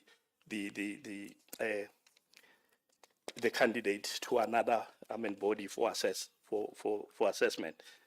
In fact, we would have actually appointed the same candidate, on a basic, because we believe perhaps there's a court judgment, I think, which we can share with the members, that they are not saying, because if we say, if you got basic, competent, and somebody gets advanced, if that person has performed in the interview, if your third best candidate got advance, it means you've got to appoint that candidate because of the advance. And the court is not actually saying that. It says there are a number of things that you need to consider, including the competency assessment, the experience, the knowledge that the person possesses, or the expertise. And there are quite a number of things. So it's not like you rely on one aspect. You've got to actually take all of them into account and then decide who's actually the suitable candidate. There's also suitability, which does not have to do, nothing to do with qualifications and so on. If a person can be well qualified, but there could be something in terms of suitability, especially if the person was employed elsewhere, the audit outcome wasn't favorable, and that person applies somewhere. There's a matter in, I think, one municipality in Gauteng, where the MM was challenged to say, you were employed by municipality X, the audit outcome was not actually favorable there. So you are not suitable to occupy that position. And some were successful in that respect.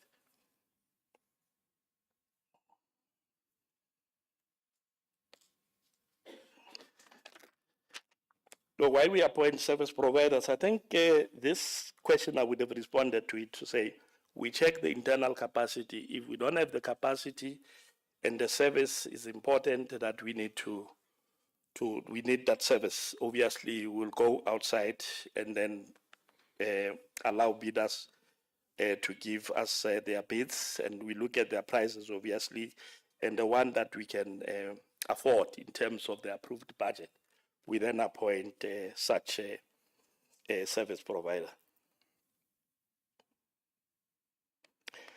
I think we will give the breakdown, like I had indicated, we can give the breakdown in terms of the bankable proposals that were developed by ESA to say for landfill side, how much they anticipate to actually, the costs thereof, and then the electrical infrastructure, and also the water and sanitation, this 20 megaliters wastewater treatment plant, we will provide breakdown of those figures.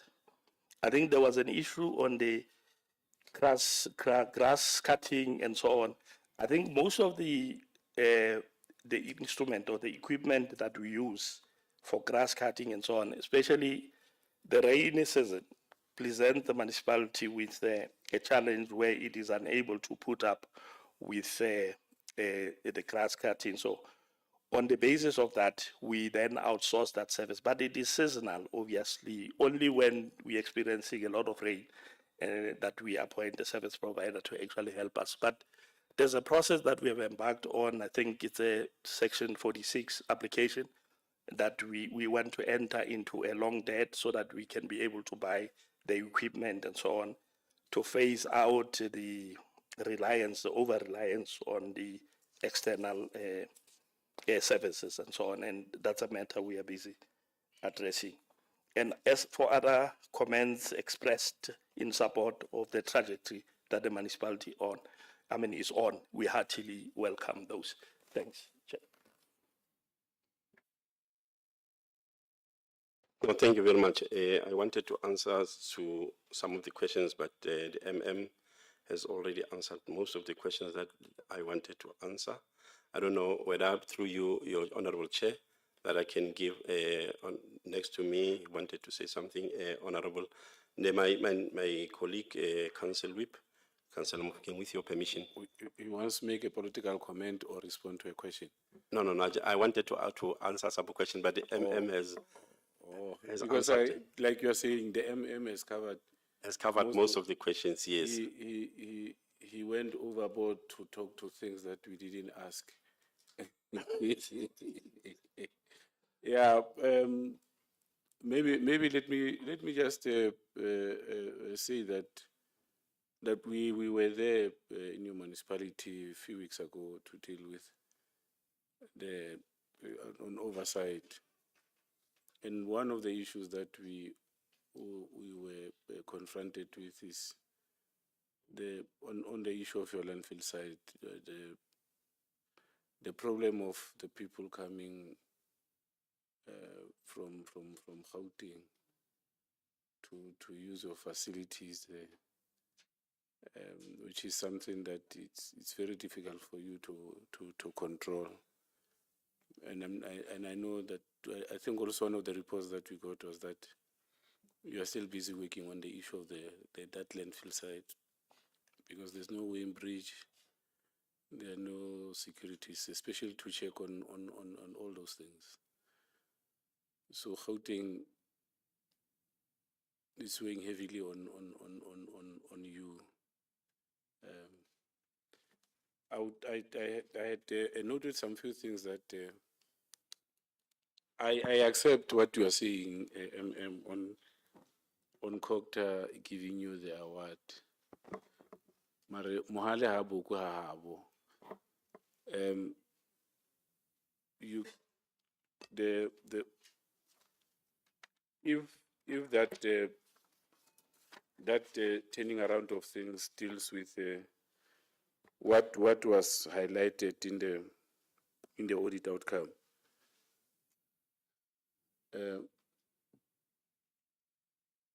Develop a plan to deal with doing away with consultants, because at the moment, according to that audit outcome, the usage is almost more than 13 million on consultants. So develop a plan to reduce that. If the issue of restructuring, it's part of capacitating, internal capacitation, so that you are then able to deal with a lot of issues internally. That will be good. It shouldn't be that you say organizational development is something that has to be to lie outside your institution.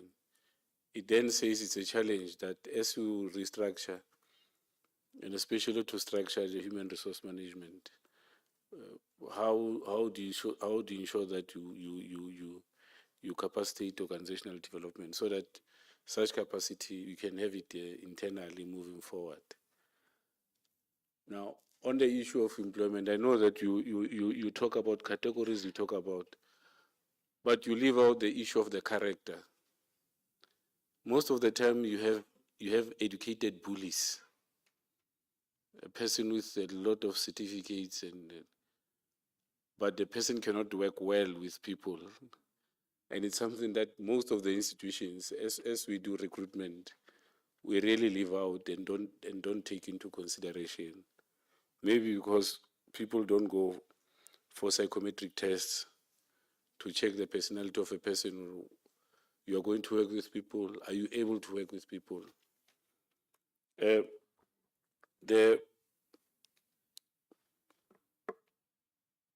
issue of which was also flagged was on the area of contract management, that you also had challenges. I don't know whether up to now that you have been able to improve that capacity. More so that when you talk about contracting people to do certain jobs for you. Now, on the issue of contract management, are you capacitated? And I hope on other issues, like you have said, those have been attended to. So my worry, which when I looked at your annual report. I suspect you are summarizing, and I wanted to make a follow-up. Oh, okay. Sorry. So maybe I didn't look that way.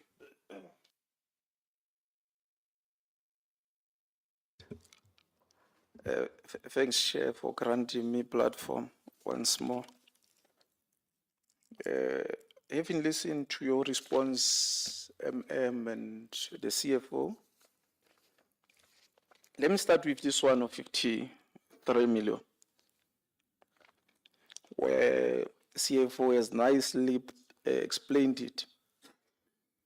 But my question becomes, the municipality becomes in arrears as a result of actions of particular individuals. And you being management, you have a responsibility to provide a strategic management. It will mean you must have a foresight such that you are able to see moving forward. I'm sure it was not happening for the first time, it has been happening consecutively.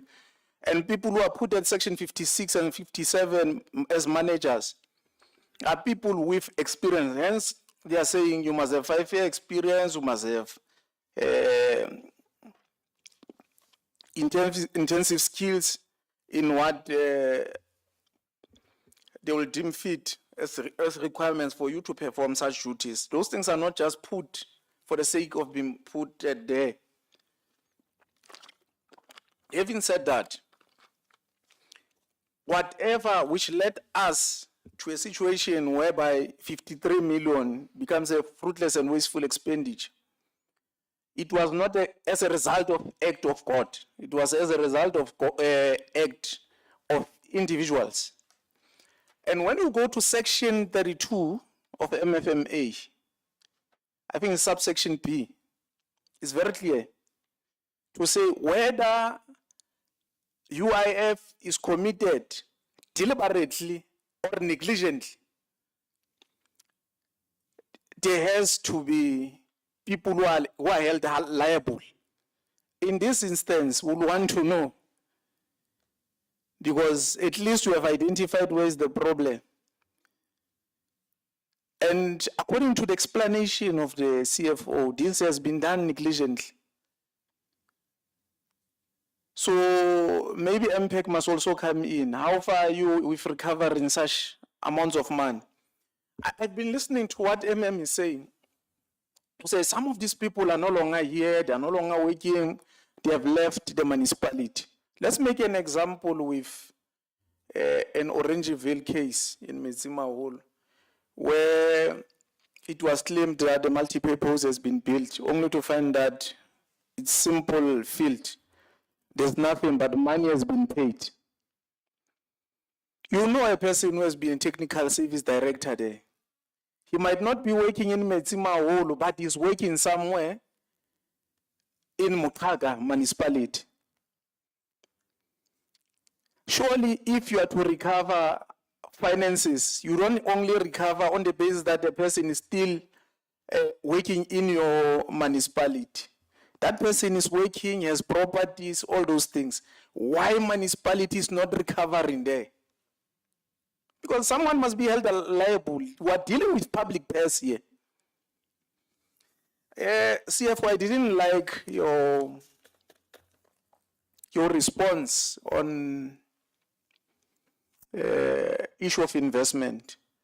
To say you responded there. You are here to respond to us, and don't be diplomatic. We are not journalists here. You are dealing with members of provincial legislature, PROPEC, public accounts. We want to know what were the reasons that you deemed fit, that is urgent for you to go and access investment. You can't say you explained there. I want to know, and that's what I've asked. So I'm expecting an answer from you. I'm not expecting any diplomatic answers here. Such that we are able to correct the situation in Metsima Holo and we are able to achieve clean audit moving forward. Our people do get services. Chair, on the other issue, even listening to what the municipal manager is saying services that they've contracted are services that municipality can't provide. You must understand the importance of being here, municipal manager. You are under oath, you took an oath. You are under oath. Whatever you are saying, it might be used against you in the near future. Are you saying Metsima Holo does not have a capacity to do meter reading? Are you saying Metsima Holo does not have capacity to do grass cutting? You don't have employees and equipment who can do grass cutting?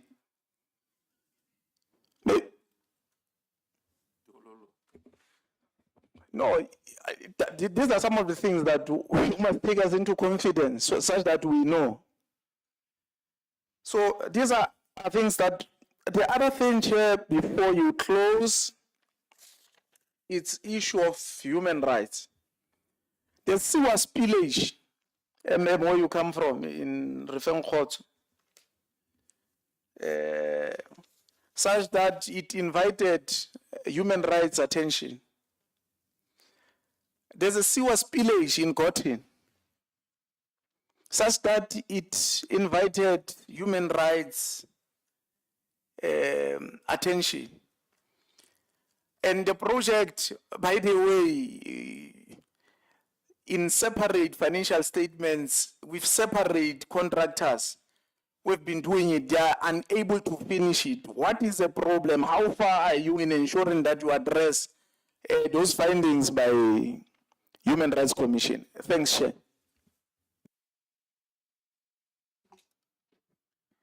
Your reaction, Mayor?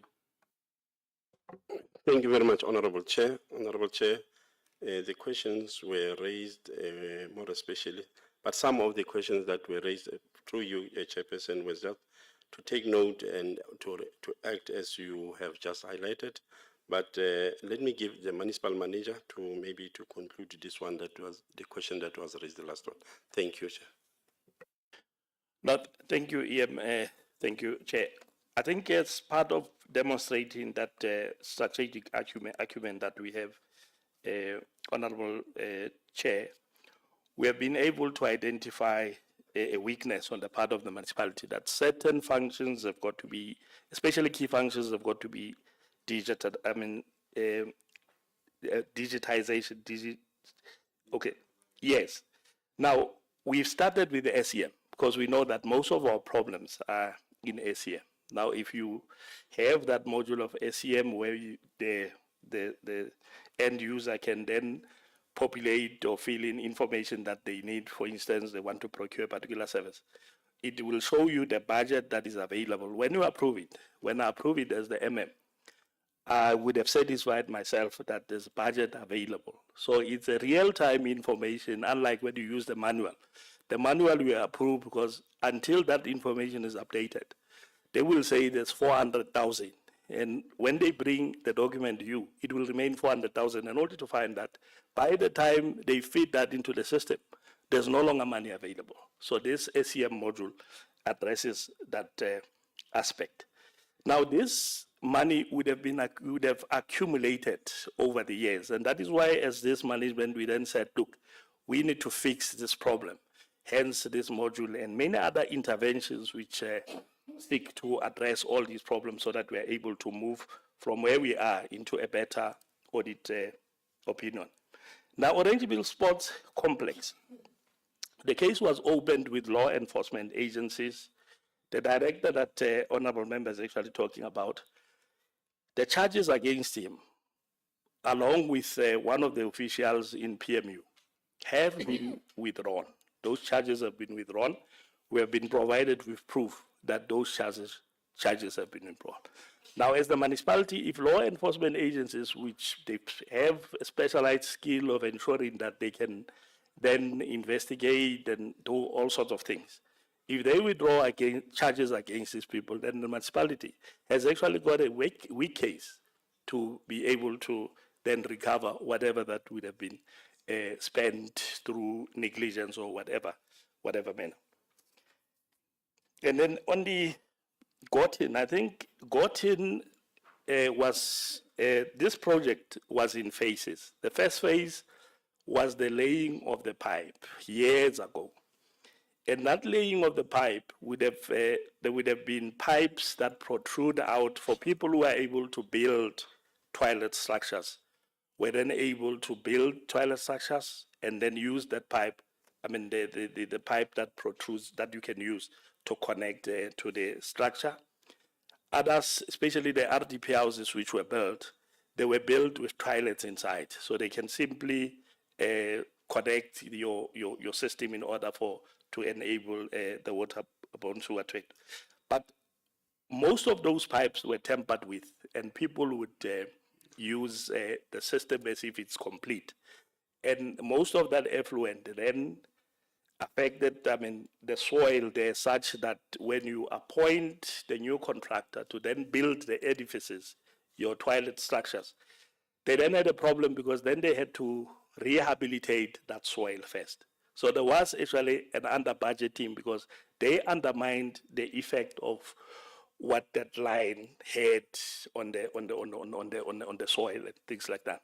So these, the contractor that's currently doing this work is trying its best in order to complete the 2,000 toilet structures. But we may experience a problem of the budget there because those who were submitting business plans did not take into account that there would have been the first phase, which would have an effect on the expenditure on the building of the edifices for us to be able to complete that project. In fact, I'm having a meeting with all these contractors tomorrow so that we deal with issues of performance and things like that. And those who are not performing or whom we find that their performance is actually below or substandard, obviously there will be consequences, honorable members. Then the meter reading, I think the meter reading is done internally by municipal officials. I think there are areas where we have actually outsourced this function because of the challenges that the internal personnel, faces, especially the identity of these people who come visit different households, because we, through the budget consultations that we have with members of the community, some of them will even say, no, at some point they felt that they were about to shoot certain people because they mistake those people for intruders and things like that. So we are working on a system that will identify these employees of the because we don't want to wait here or react after there would have been a loss of life and things like that. So we've got those households which are, we rely on external services to do in fact, in the main, they do the credit control measures, the cutting of services if people defaulted or they are not paying their accounts and things like that. And in other areas that we are able to send our own officials, then for them to be able to do that. But we are looking at phasing out the over-reliance on the consultants, and these functions are functions that the municipality should undertake, and I agree with the honourable member. But we are actually moving steadily to having the municipality doing performing these functions without the help of the external people. And grass cutting, like I said, we are actually in the process of procuring the equipment. Some of the equipment that we are using, your tractors and many other equipment that we use for grass cutting, they are beyond the economic repair. You fix it today and then tomorrow, in a few weeks' time, it's back to it's actually you can't use it anymore. Now, when it's rainy season, obviously you have to ensure that you cut it. We can't keep pace with the growing of the grass in order for us to keep it, under control.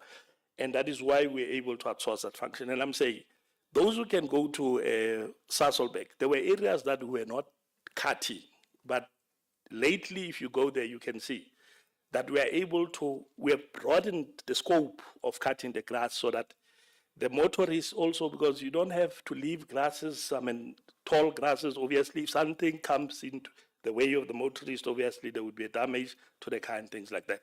But I'm saying those who visit Sasol, they can go and see.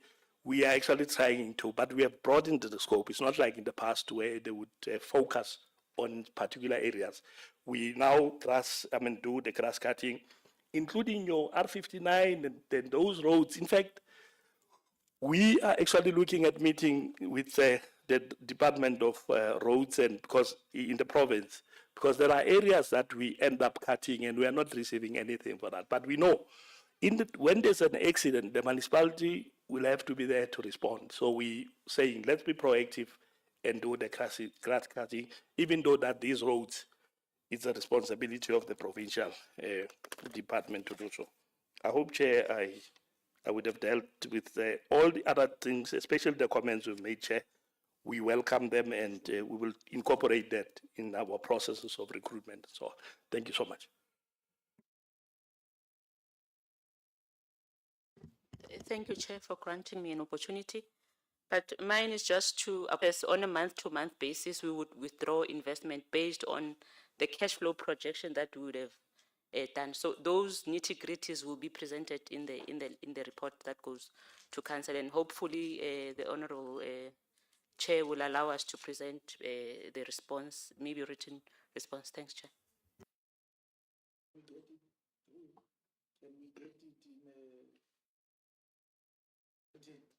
Yes, it's going to come in a written form with. I did not get an answer on the issue of winter invoice. Chair, can we get those nitty-gritties in a written format such that we're able to go through them? I was hoping there's an issue that I asked and I was never answered, and it was reflected in Auditor General's report that in winter, Chair, invoice was submitted for grass cutting. Maybe in Mitsimaholo during winter, grass do grow bigger, such that, and it was issue of duplicate. My worry is that it looks like we'll never end with you. I wanted the outstanding issues to be submitted in a written form. That includes also include the grass cutting issue, the issue of your plan to reduce usage of consultants, the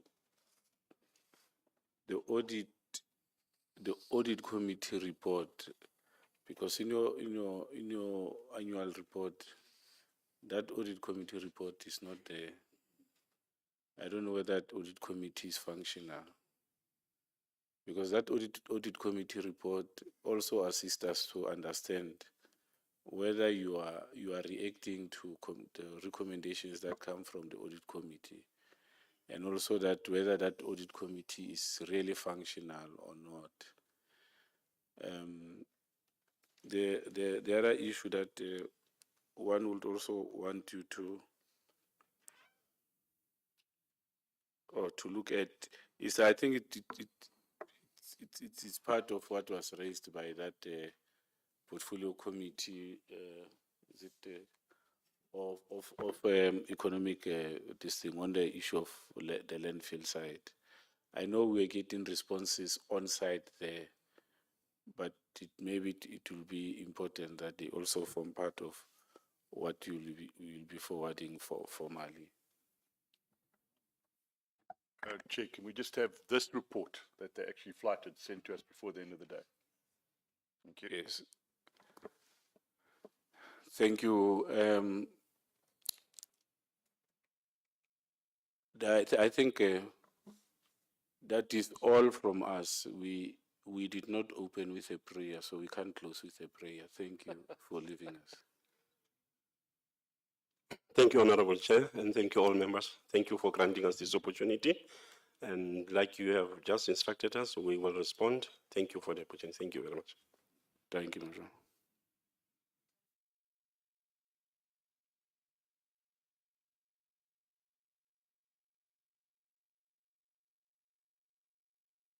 Oh, I think those can come in 7 days, Yes.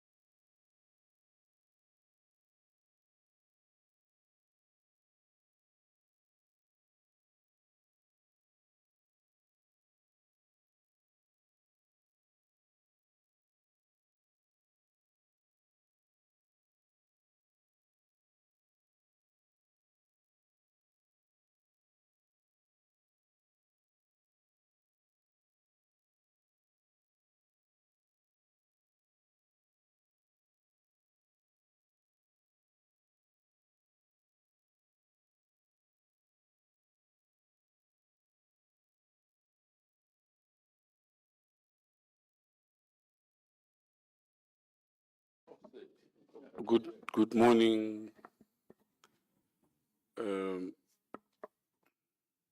Thank you. Thank you, Mafube, for coming. In front of you here, we have the members of the provincial legislature. Thanks for having to have we had to have that special meeting outside there in that other room. We are aware of that. We have members of the legislature for public accounts and for governance. And then on the right hand side there we have the technical team from the legislature. On the left hand side it's institutions that are supporting this oversight work, Cooperative Human Rights and Treasury. On members of the legislature, Melichi is out now, but she's seated right on the extreme left. And then Ndate Mkwena, Ndate Van Vieren, Ndate Makai, Ndate Klute, Me Harekwe, Ndate Msimanga, Ndate Junkelson, and Ndate Pretorius. Me Mkabela was seated here, but she's busy dealing with other issues outside. This is who we are. Behind you, there's also the team from the Premier's office and other teams from the legislature. Over to you, Majoro. Who are you with? Greetings, honorable members.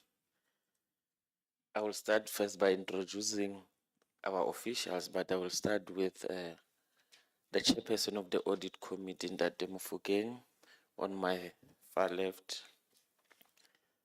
If you may raise your hand, okay.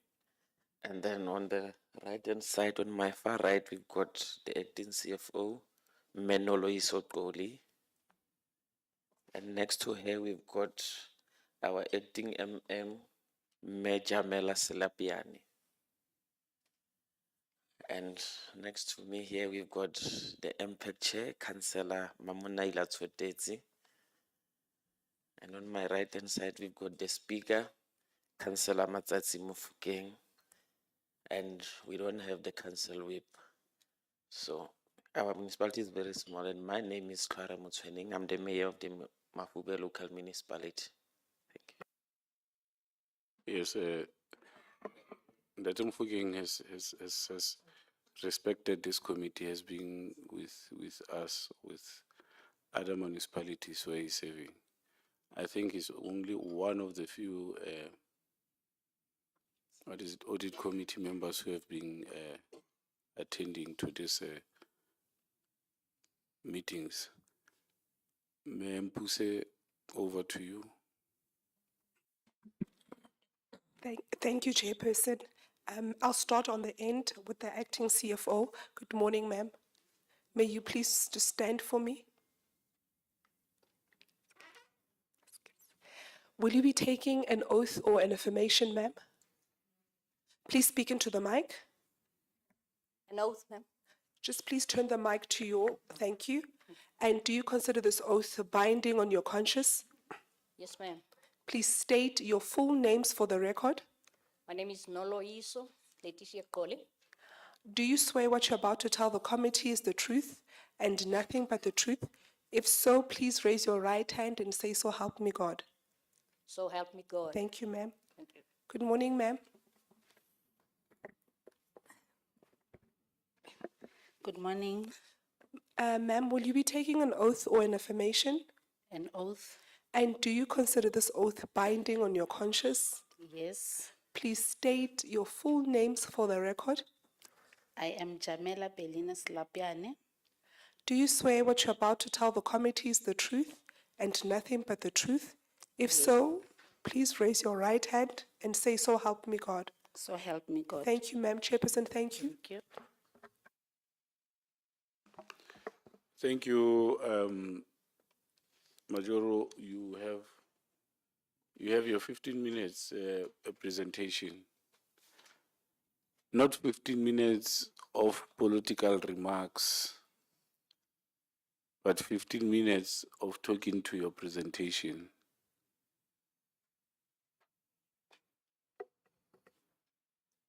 Starting from now. Okay, thank you, Honorable Chair. But I will just do an overview and the MM will do the presentation on behalf of the municipality. That's what I was talking about. If that overview and the presentation takes 15 minutes, that's okay. Combined, not separately. I'm gonna do mine in less than 3 minutes.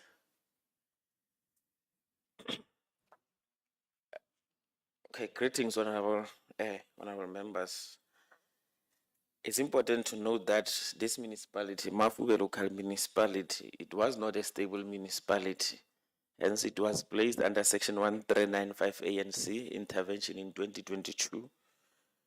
And there were interventions which were brought to the municipality, but these interventions were not that effective. But with the current engagements with COGTA, the interventions are starting to yield positive results. That is why the municipality is even moving towards the positive direction. And it's also important to know that for the first time, we managed to submit the AFSs, including the supporting documents, in time ever since this municipality was created in the early days. So the revenue of this municipality is very low, and the 80% of that population of Mafube is indigent. So there are certain functions that the municipality cannot perform due to revenue problems that we are encountering there in our municipality.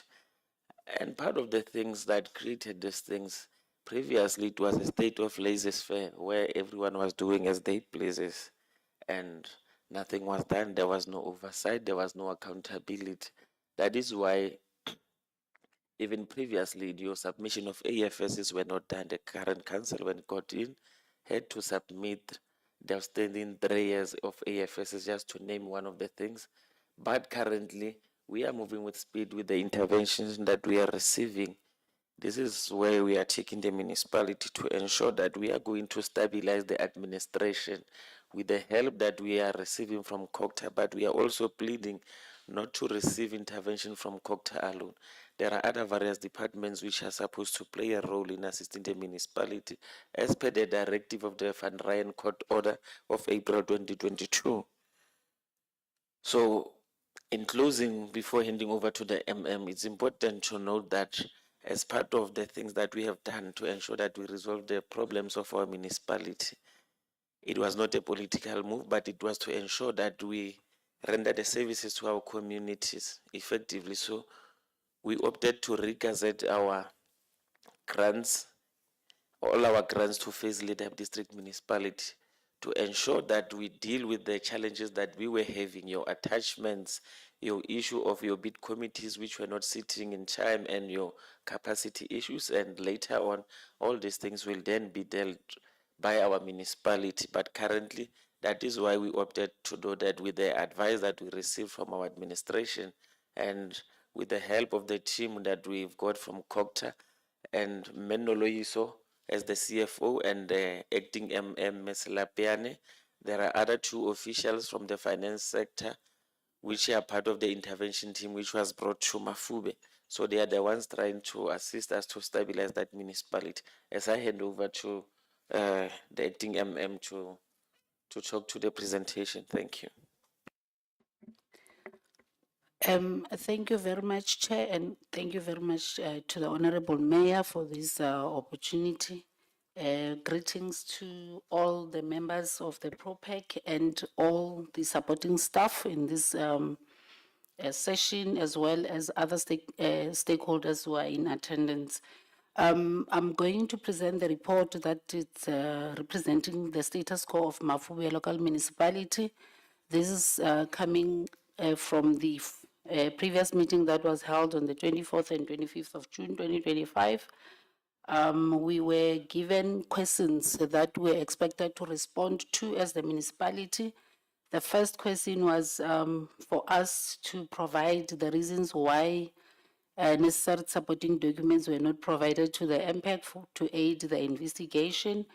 When we conducted the investigation, as it is indicated that we are the team that has been deployed by Cooperative to Mafube to go and stabilize the municipality, we realized that the senior management instability was one of the reasons that actually caused that documents were not submitted to the MPEC for them to be able to conduct necessary investigations.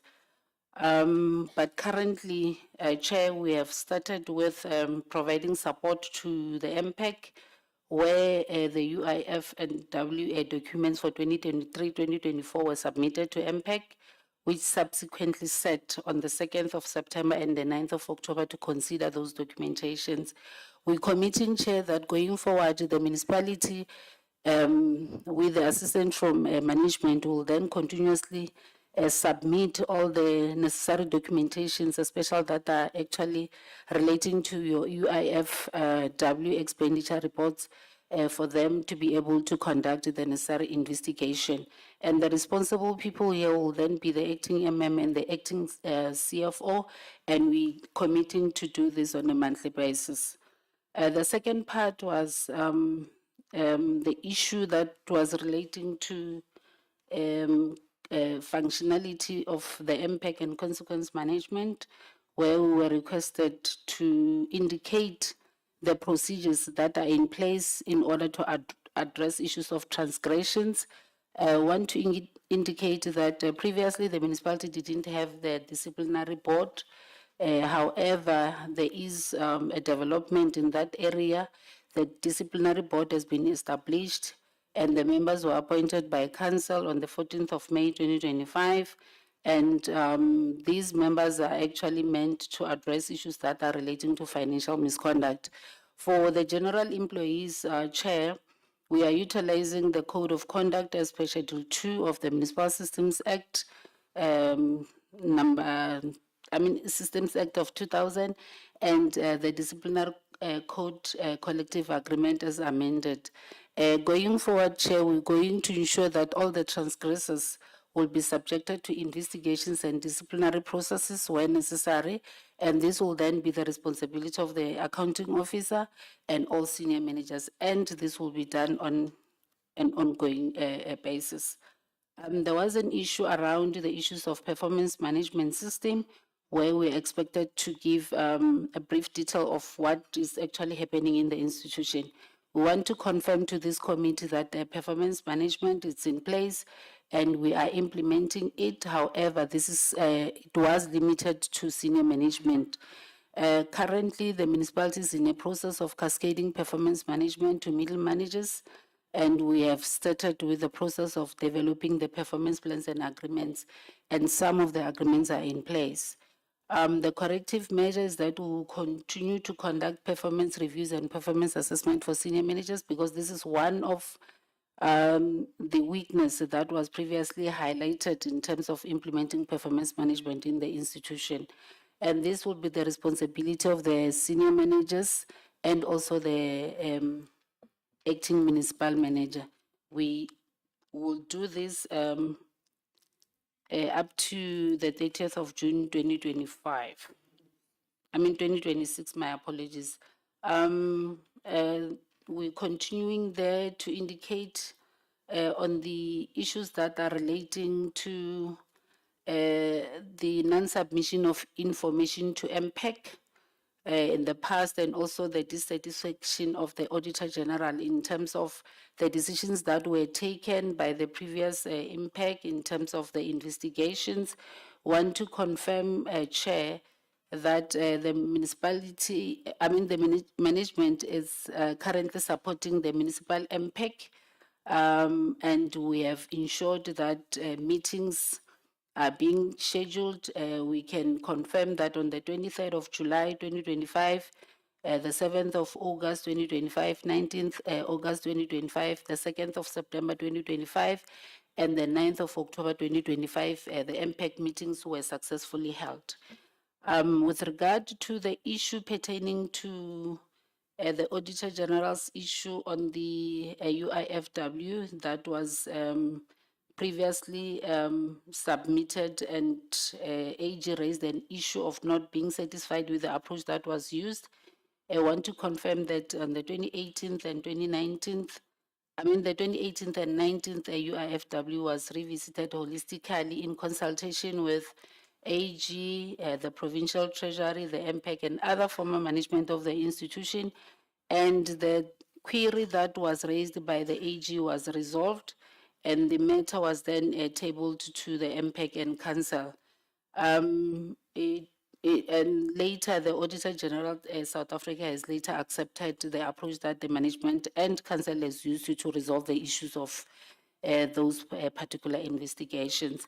We commit to continue to table the UIFW to impact for investigation and recommendations to Council, and this will then be the responsibility of the accounting officer as well as the acting CFO, and this will be done until the end of the financial year. Municipal Manager, you have 5 minutes left. Okay.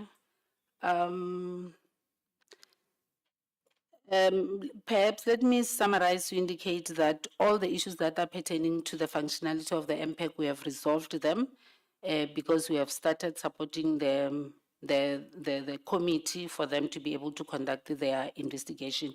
There was an issue around the revenue collection. We want to confirm that we have, in June 2025, managed to collect 51%. However, the statement requested us to confirm based on the audited information. Want to indicate that currently we are unable to confirm with the audited information, considering that the financial year under review is still under audit. AG is on site, busy with the auditing.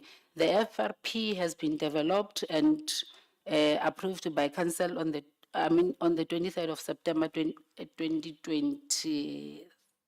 In September 2023. With regard to disciplinary cases, we do have one case that you specifically indicated as to when is this case going to sit. Want to indicate that the case will be sitting on the 27th of October 2025. In terms of the findings that were raised by AG, want to confirm that the Auditor General finalized the 2023-24 audit on the 31st of July, and the audit opinion that was received by the municipality is qualified, and we had we had findings that are actually emanating from revenue from exchange transactions, but we have a lot of them that we have listed in the report, Chair. We want to indicate that we compiled in fact, we invited AG to come to Council to give the report on the audit for that particular financial year. This happened on September 2025, and management has already developed the AG action plan for submission to Council. This will be at the end of this month, and will continue to implement such an audit action plan, and this will be continuous until the end of the financial year. However, the tabling of the AG action plan will then be on the 30th of October 2025. We have different issues that have been raised in terms of the receivable from non-exchange transactions, property, plant, and equipment. All these issues that have been raised that are listed in the report are addressed in the annual financial year. On the AG action plan. I want to move to the issue relating to pension liability, debt liability. Want to indicate that the Supreme Court of Appeal of the Free State has upheld the judgment of Justice Opperman that was delivered on the 17th of January 2025. As the result of that, Cooperative Free State is assisting the municipality to appeal. We therefore are awaiting all the processes to unfold, and this will then be dealt with by council as soon as we receive the final outcome. Grant expenditure, the municipality was not doing well in terms of spending the conditional grants. Therefore, council took a resolution to move the grants to Fezile Dabi as the district for them to be able to assist the municipality in terms of implementing those grants. This is emanating from different challenges that is well known about Mafube not being a financial sustainable. Therefore, it affects the performance in terms of spending the grants and also ring fencing of the mandatory grants. Update on the rural maintenance contract. This is the matter that it's before the courts. The municipality will only await the outcome of the court, and this will be the responsibility of the acting MM and the Director of Corporate Services to communicate with council as soon as we receive the outcome of the courts. I thank you. Thank you. Treasury, inputs from your side on the AFSs and the audit action plans? Thank you very much, Honorable Chair. As the MMS indicated, the previous year's audit was only completed in July, so they did not have the audit action plan. What I need to indicate is that although the audit was completed late, the municipality did manage to submit the draft financial statements for 24-25 audit on time. What perhaps I would urge the municipality to do, because the audit is now on, they could just as findings come up, add that to the audit action plan and not wait for the next audit report to be issued. Thank you, Chair. Thank you. Municipality took note of that. Hey? It's important, that request. Cocta, from your side? Thank you, Chair, and good afternoon to colleagues from the municipality. Chair, I think the acting MM, also as an employee of COCTA and the acting CFO, have given a true reflection of the situation in Mafube local municipality. From our side, Chair, the take is that the council is fairly stable in terms of having its fiduciary responsibilities. They are sitting regularly. The committees of council are functional. The one thing that could have led to some, on the issue of institutional capacity, would have messed up the municipality was the resignation of the MM along the way. And they do not have the Section 56 staff field, except for only the Director of Corporate Services and the Director of Community Services chairperson. The other thing that we pick up from Mafube local municipality, Chair, you've got a highly politicized labor force there, wherein at some point they get into dragging political issues into the administration. They have adopted the budget, albeit it's not funded. They have a very low revenue source. The issue of the electricity that was outsourced is also one of the key problems that are faced by the municipality. And like the acting MM says, is the matter that is in the court of law, is being contested with that thing, because it has eroded the capacity of the municipality to generate revenue share. The one thing in terms of service delivery, the decision to seed the projects, the decision to regazette the projects to Fezile Dabi, we see it working positively, and most of their projects are arranged in terms of Schedule 6B, wherein they will implement, then only upon providing receipt, they would be given the money.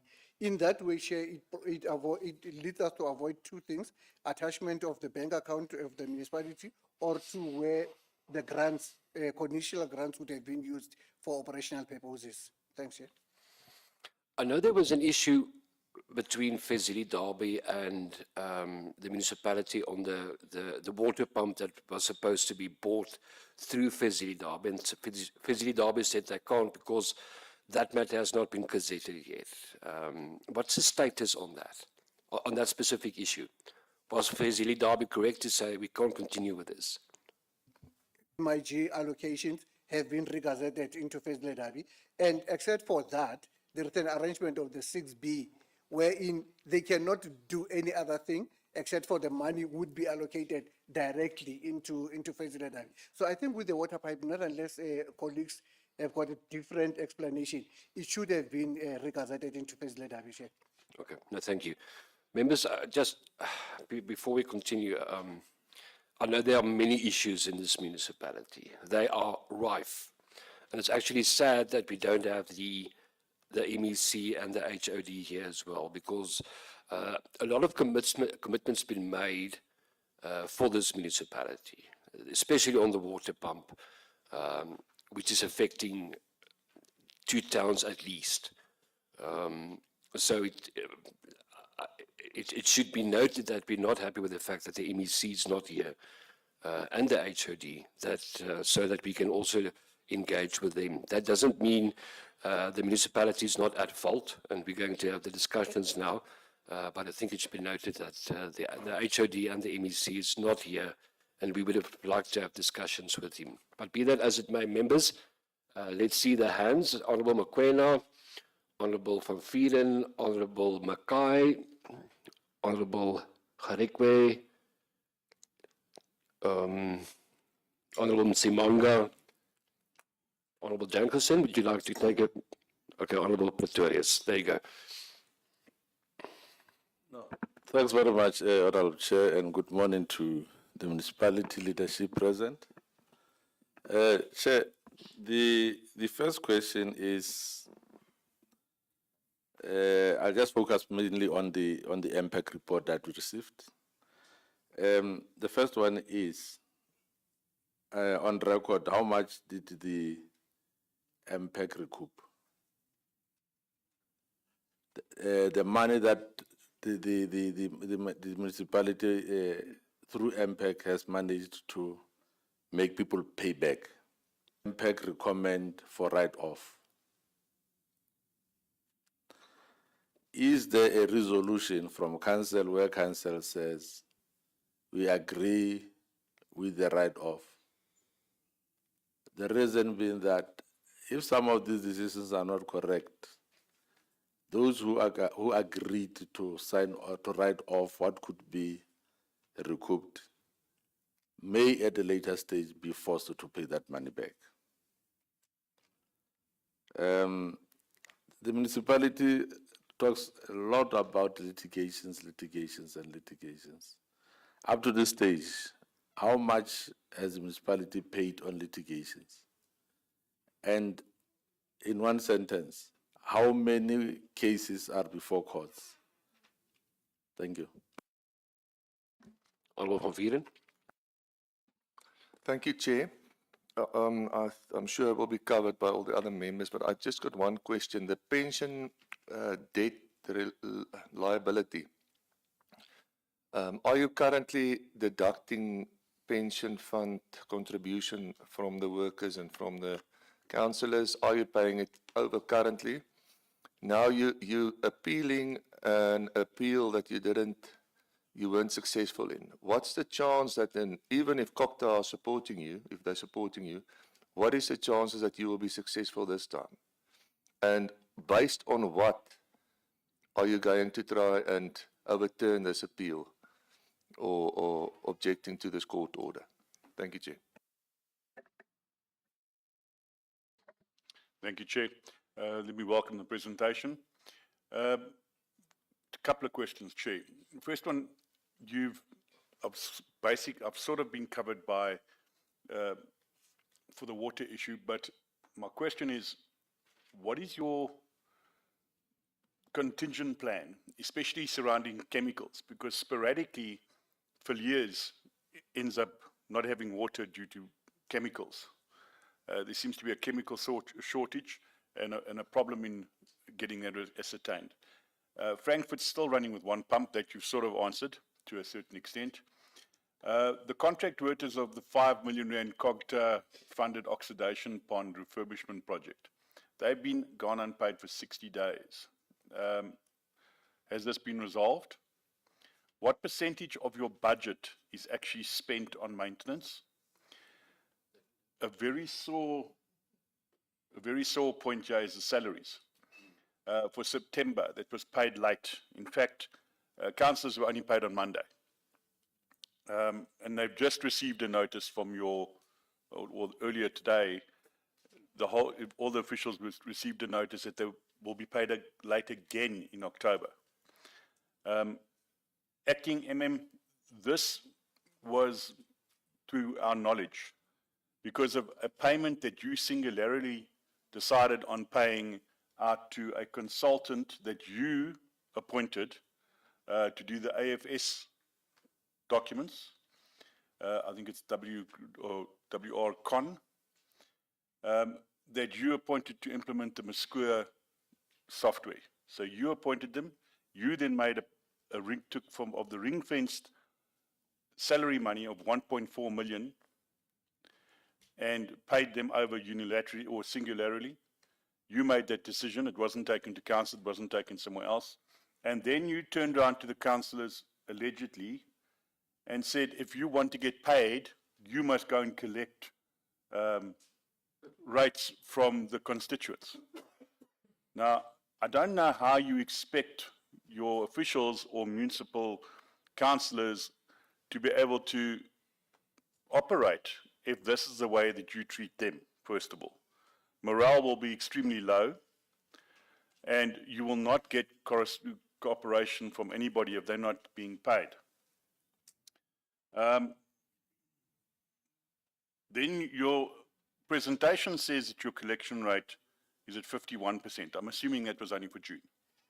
Because I have proof, or on good authority, not proof, on good authority, that your collection rate is only on 15%.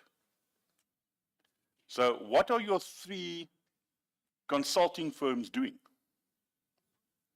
Your collection rate is not increasing. And the answer should not be the councillors must go and fetch rates from the constituents. When was your last skills audit done? And then when it comes to the bylaws for the cattle, the stray cattle, when will that be finalized and gazetted? Because that is, your funding for that is coming from DARD, and it's been secured, so that should be done. When will those the bylaws be finalized, and how far is the progress for the 4 pounds in the 4 towns? That's my questions. Thank you, Chair. Thank you so much, Chairperson, and let me also welcome the presentation from the municipality. Chair, this municipality have capacity to get a clean audit, but maybe we can check the root cause of not getting that clean audit, because now they are. Is it claimer? No, it's qualified.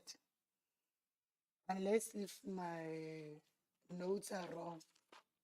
Can I have assistant chair from the AG? The audit opinion of the municipality is qualified. Thank you so much. Maybe they can get unqualified and then clean audit.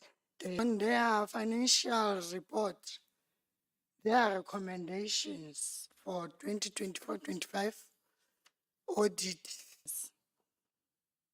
on grant expenditure, specifically on INEP.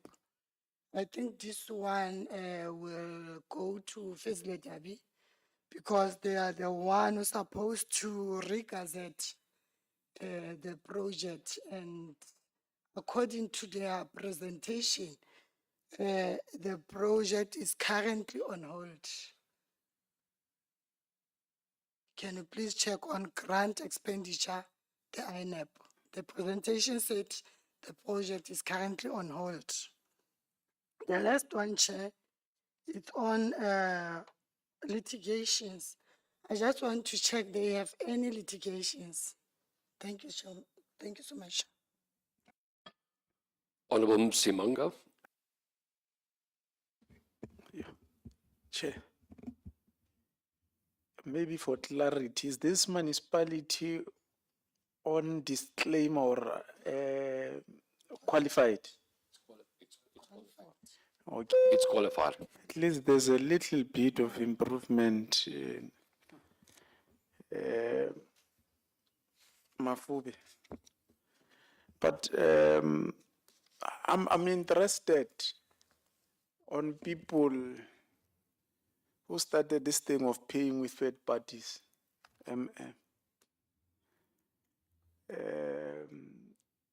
Don't you think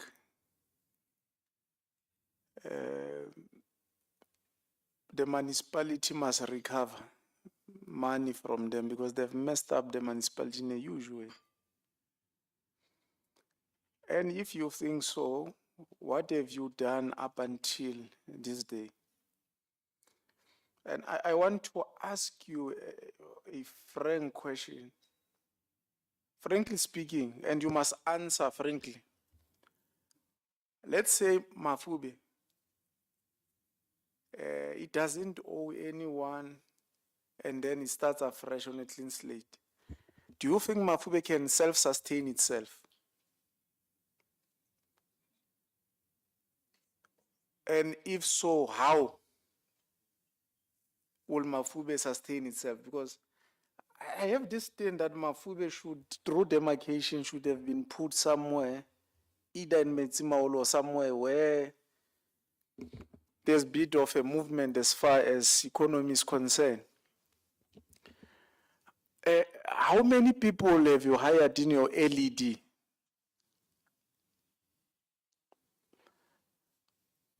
I'm asking this because Clover has left you there. And there's a huge river called Namahadi with over 100 types of fishes. And the municipality is not even taking advantage of it. I'm told there's a huge market of catfish in Japan. Maybe we'll have created a lot of employment. How do you take advantage of N3? Because there are a lot of cars moving to and fro Joburg to KZN. How do you take advantage of that such that it creates economic spin-offs? You have Tafelkop, what? Tafelkop. Without necessarily making presentation around LED, what are your plans, Mayor, as far as LED is concerned in Mafube? Because maybe it's one element that can help that municipality to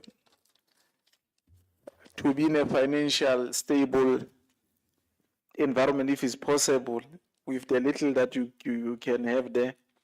But also I'm interested in the middle of poverty and unemployment. Mayor, there's an instance where a car was bought and we're told it's your mayoral car and it's under the names of one employee there.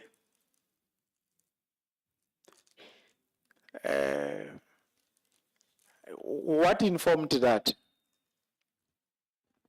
That a car is bought and then it's under the names of one employee, of which I will not mention his name because people cut a way of putting these things out of context. But if I can just be answered on those few questions. Thanks, Chair. Honourable Pretorius. Chair, thank you very much. And thank you for the presentation. Chair, yes, my first question relates to the actual collection rate of Mafube. It seems there's a bit of a discrepancy of what the actual collection rate is. If we can please get a number from the CFO. The number I have is 21.4% in terms of the Section 71.7 reports for 2024-25. So it is indeed very low. Then as well, very worrisome is the low capital expenditure at 14.7%. So there is 111 budgeted for 2024-25 and only 12.5 million spent. That's again in terms of the Section 71.7. So that's also very concerning. There's a large budget, 111, but there is a massive struggle to actually spend that fund. So I'm very concerned about that. And then lastly, the outstanding debtors, 1.4 billion, and close to 96% of that is older than 90 days. 1.4 billion is quite a large amount for a very small municipality like Mafube. Can we get an indication about the actual numbers? Who is, if we can get a breakdown of that 1.4 billion, is it residential debt? Is it government debt? Is it business debt? But let me just come back again to the collection rate. Let's say it is now 15% or 21%. What plans are in place in Mafube to increase the collection rate in that municipality and to make it viable, or to some extent viable? Thank you, Chair. Thank you. Just on the issue of the collection rate, Honourable Pretorius and Honourable McKay, just a reminder, we are dealing with the 2023 to 2024 financial statements. So the data that you have, is it for the new financial year, or is it 2023, 2024? So we're on the same page. You understand? Honourable McKay? 2023, 2024? Current financial year?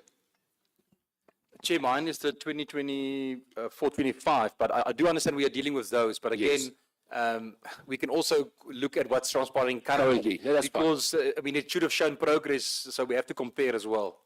That's fine. I just want to make sure that we're on the same page, that we are dealing with different financial years. So, okay. Mayor, municipality, I think many of the questions are to you, so you can continue.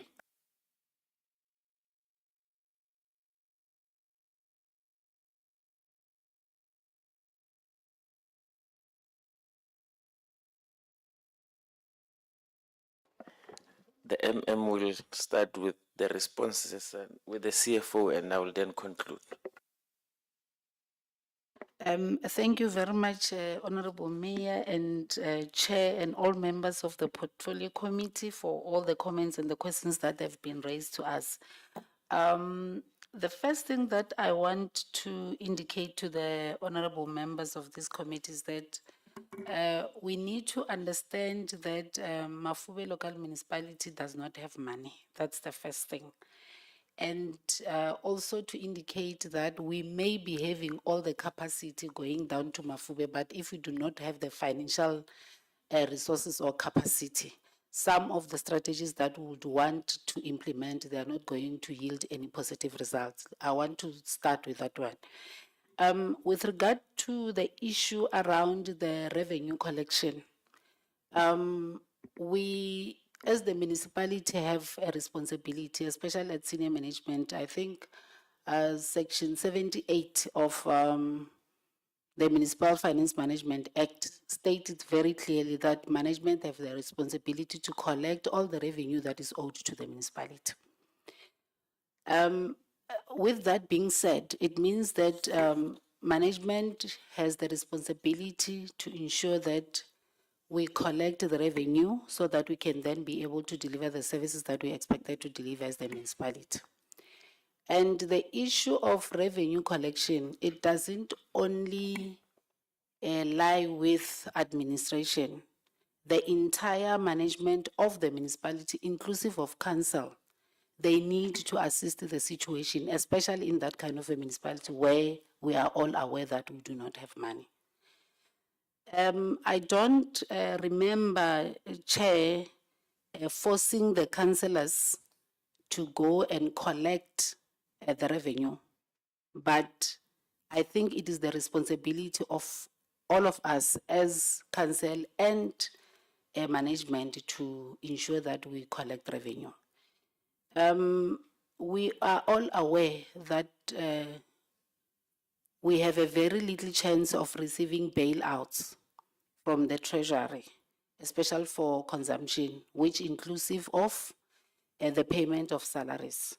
Therefore, the institution has the responsibility to make sure that we collect so that we are able to pay the salaries. And community members have the responsibility to pay for the services that they have received from the municipality.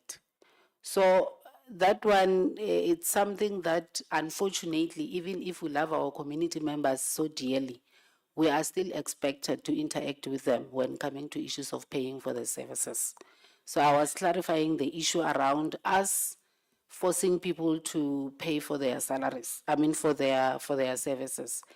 And I want to repeat that if we don't have money, how are we going to then meet our obligations in terms of delivering the services and also to pay the salaries? So we need the monies that are out in our community members for them to pay for the services that they have received. Issues of litigations, you are 100% correct when you say that the municipality do have litigations. The ones that I can then be able to bring to the attention of this committee is the one that we've already presented on, the one that talks to the issues of pensions. We have the pension fund by the name of MWRP that has taken the municipality to courts. And we also have another litigation that is coming from one farmer named Jerry Car Branding Company. They have taken the municipality to court. So those are the litigations that I can bring to the attention of the court, of the committee. We might be having some that we are not, that we would not be able to indicate in this committee because we do not have the information currently. With regard to issues of the F's company that has been paid, I want to clarify something on that particular issue. The reason why we paid our salaries late was not because we paid the company of the financial statements. We paid the company that is assisting the municipality with the financial system. For the municipality to operate, we need to transact in that particular system. Therefore, we had a challenge where the system was switched off. And considering that currently we have AG on site auditing most of our financial reports, we need to draw them from the very same financial system. So because of the low cash flow, we had to tap into the money that we ring-fenced for the salaries so that we can then be able to get the system open so that we can then be able to work or to produce the reports that we expected to produce and also to transact on the system. Issues of the skills audit. When I arrived at the municipality, I requested the team to start with the skills audit, where we have issued forms to different employees, and we are currently in a process of collating the information. And there is a support that was pledged by COGTA to say that as soon as we are done with the collating of the information, then we'll be assisted with the analysis so that we can draw the report that will be talking to the skills that we're having in the municipality. The issues of bylaws for the kettles and other related matters. We are actually in a process of developing bylaws, not only for the kettles, for different issues that needs to be addressed by the municipality. There was an issue that was raised with regard to the audit action plan. Chair, we indicated that we just received our audit report for the previous financial year's audit, and we have developed the draft action plan that needs to be tabled to council, and we're planning to table that particular action plan on the 30th of October 2025 in the next council sitting that will be held on that date. So the action plan will then be considered by council, and then we'll start with the implementation. And I want to take note of the comment or the advice that we should continuously include all the findings that will be raised into the very same action plan for implementation. We highly appreciate that.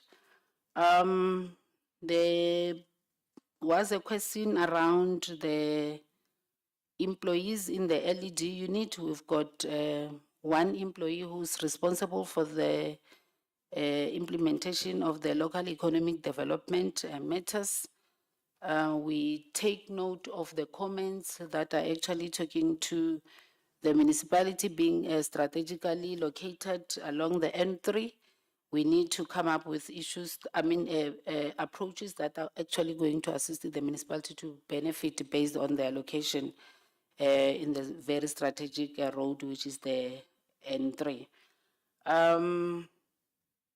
I'll request that the CFO deal with issues that are relating to finance and the revenue collection. Thank you, Chair.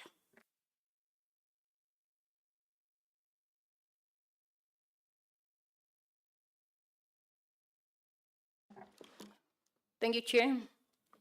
Honorable members. The question was, say, how much did we recoup, how much did MPEC recoup on the UIFWU? When MPEC set, they look at two issues, unauthorized expenditure, as well as fruitless and wasteful expenditure for now. In those two items, in an unauthorized expenditure, there was nobody that was found responsible because, honorable members will remember, this municipality is under administration as well as fruitless and wasteful expenditure. Most of the figures that we have there of the fruitless and wasteful is because we do not have revenue that is collected. We have historical debts that have been there for years. So they are charging us interest penalties on those accounts like ESCOM, SARS, DWS, and so on. On unauthorized expenditure as well, there was nobody that to be found guilty. We haven't looked at the irregular expenditure because with the members, we indicated that we're going to need quite a number of days to look into that. Then there was a question of what is the percentage of repairs and maintenance in the budget. In the budget, it's 8.1%. Okay, there was a question that talked about the root cause of getting clean audit. If we look at why the municipality is under administration, one of the key things we're outsourcing, the preparation of the apps, we need to build capacity, ongoing capacity, so that our teams are able to rise and do the apps on their own. We have started with the 24-25 financial year. The service provider that was appointed, one of the key things on the SLA was to transfer the skill. But it won't be an overnight thing, it's a process. Also, you also talk about the issues of the morale. Yes, indirectly, it affects the staff. However, there's a unit in DCOC that is called RMO. We're engaging with it to come to the municipality and engage the employees. Okay, I talked to the mayoral car. Yes, the car was bought under the name of an employee. However, the issue was, at the time, the municipality was struggling to, the then municipal manager gave him the authority to register the car in his name. But that has been rectified. The car is under the municipality's name and it's in our register of assets. As talking about collection rate, the question that was put to us as the municipality was to say, as at 30th of June 2025, you projected that you're going to collect 50%. We responded by saying 51% was collected as at of 30th of June 2025. It was a specific month. We did not look into those other ones. That's why when you talk about your section 71 of the MFMA, it talks to the 25, 26, if I'm correct. Now, you talk about, and we also, the question was also talking to say the audited figure. When the MM presented, our presentation indicated that Auditor General is on site. We are saying from our side it is 51%, but they need to confirm as well from their side. There's over issues of about the debtors that are over 1.4 billion over 90 days. Chair, Mafube has got history. I think it has been under administration for almost 10 years. The data we have is not correct historically. National DCOC has appointed a service provider for cleaning the data so that at least when we go to the communities and say, you owe this, definitely we show we owe this. We also have a company that was appointed through transversal contract to help us to collect all the data over 90 days.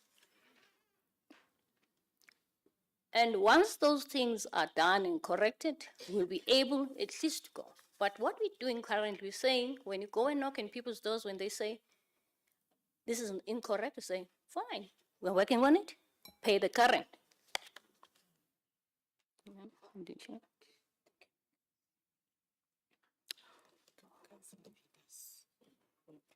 Sorry, CFO. Oh. Sorry, the municipal manager just said no, we don't have money. But now you also say that you are appointing service providers to bring income. So councillors and officials aren't paid, but you can pay service providers. Just give me clarity on that.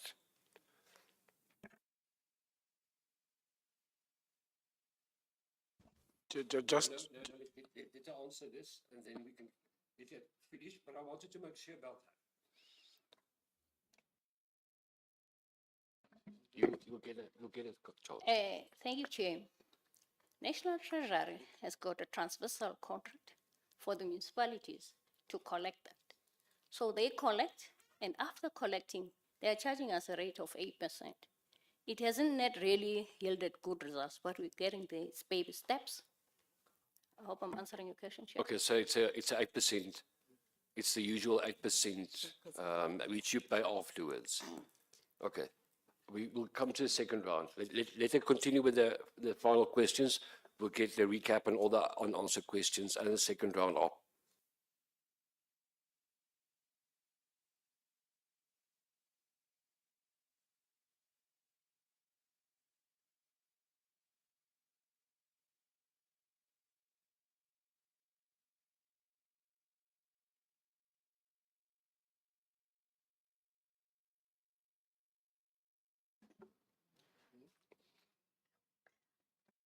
Oh, sorry. Sorry, Chair. There's a question on the INEP grant. In our presentation, we indicated that our capital grants, the council has taken a resolution that they must be done by first Derby District Municipality. The delay in the INEP grant is the regazetting of it, but they're in the process of finalizing it so that the funds don't come to us. We have the projects that have been highlighted to what projects are going to be given, but the process that delays the whole thing is the regazetting, but I was told it's on the process of being finalized. Once the process is finalized, the funds go to them, but the infrastructure comes to us as Mafube. Thank you, Chair. Is that everything from the municipality? Mayor, would you like to add, municipal manager? Yes. Okay, thank you, Honorable Chair. Let me just maybe respond to the remaining questions. There are some few questions. I think the other one, it was with regard to your issue of paying the pension fund. Yes, on a monthly basis, the payments are made. There are deductions. When the municipality is receiving money, we do make such payments. We don't want to keep the money like it was done before, where the money was deducted from the salaries of the employees, but the money was then kept in the system to assist with the coming month's salaries. So that was how this problem started of paying the pension fund. So now, at some point, I think National Treasury requested that data from us, and it was submitted, and they also wanted to get the amount as to how much did we contribute. So yes, there were plans in place to ensure that we submit regularly. in fact, as it's supposed to be. I think on this one of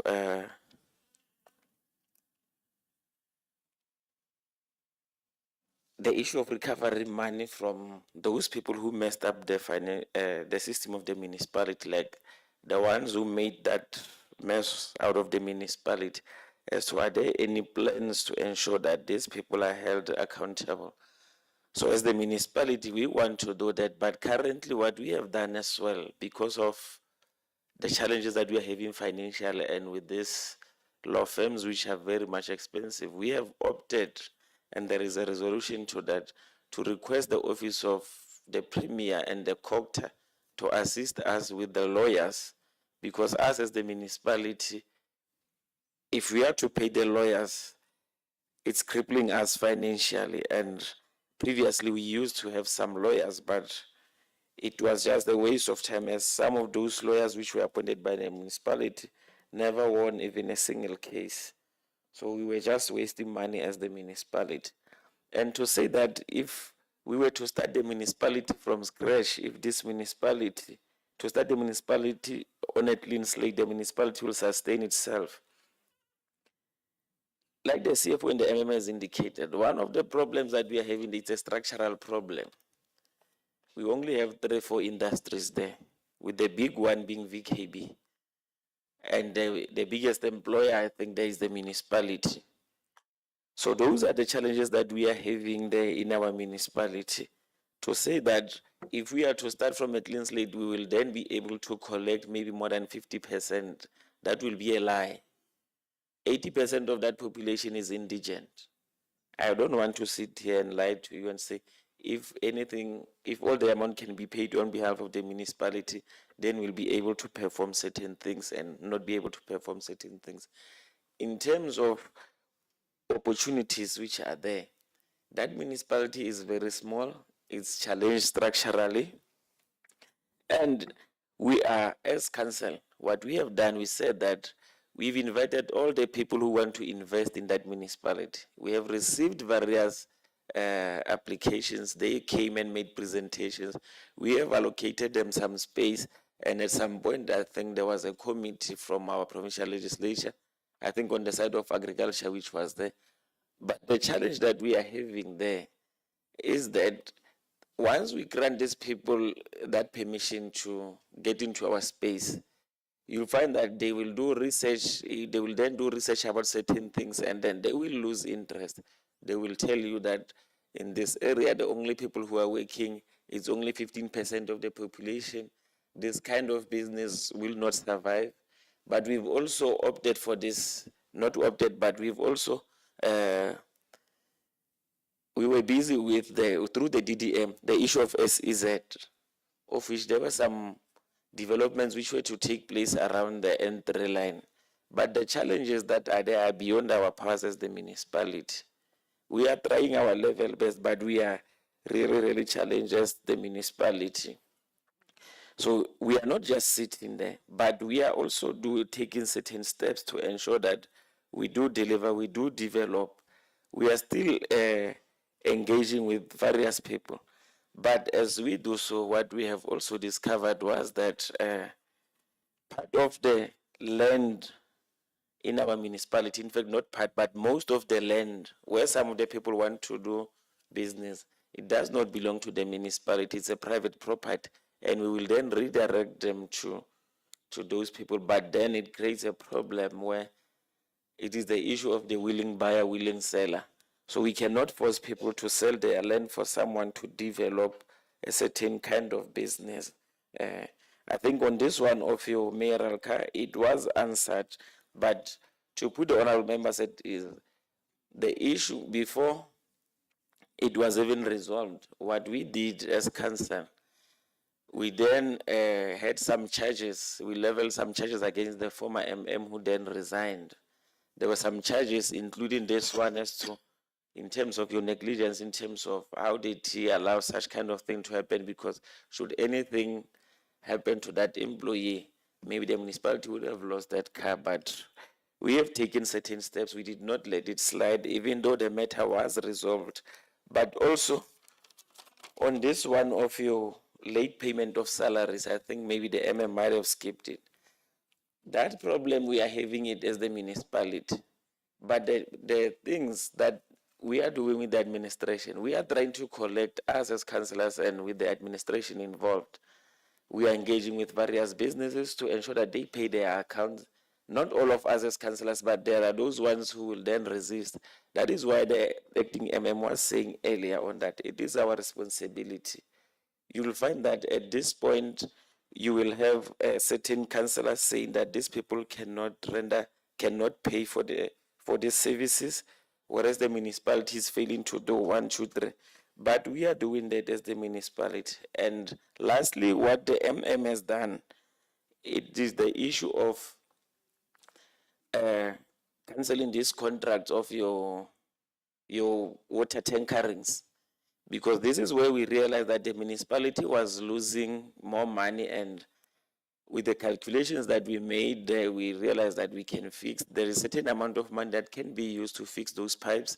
We cannot rely 100% on this water tankering. And if those water tankers were still in the system of the municipality, I think this municipality was going nowhere, because we were losing a lot of money through that kind of a system. I think I have covered the questions that the MM and the CFO had left, unless if maybe there is something that one has missed. Thank you, Chair. Thank you, Mayor. Members, I think we need to have deeper discussions, but let me make it this way. I'm going to rule this way. I think we should break for lunch. It's 1 o'clock now. We break for lunch, and then we have a second go, because there are some questions I think which is not answered at all, and I think there are more issues now highlighted. So we break for lunch until 13:45. So it's a 45-minute lunch break.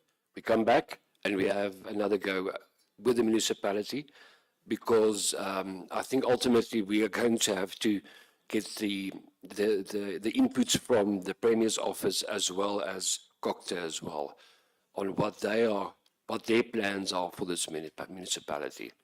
So let's break 45 minutes. We're back at 13:45. Thank you.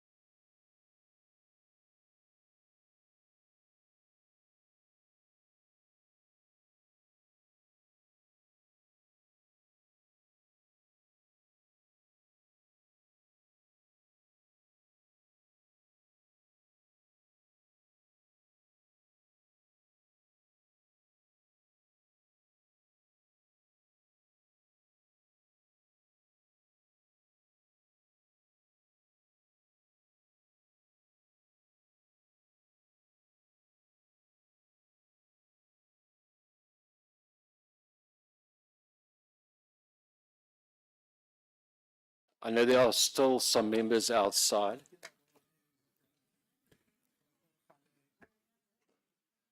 I hope that after the lunch, we were able to think about a lot of issues and maybe in some instances even possibilities and solutions.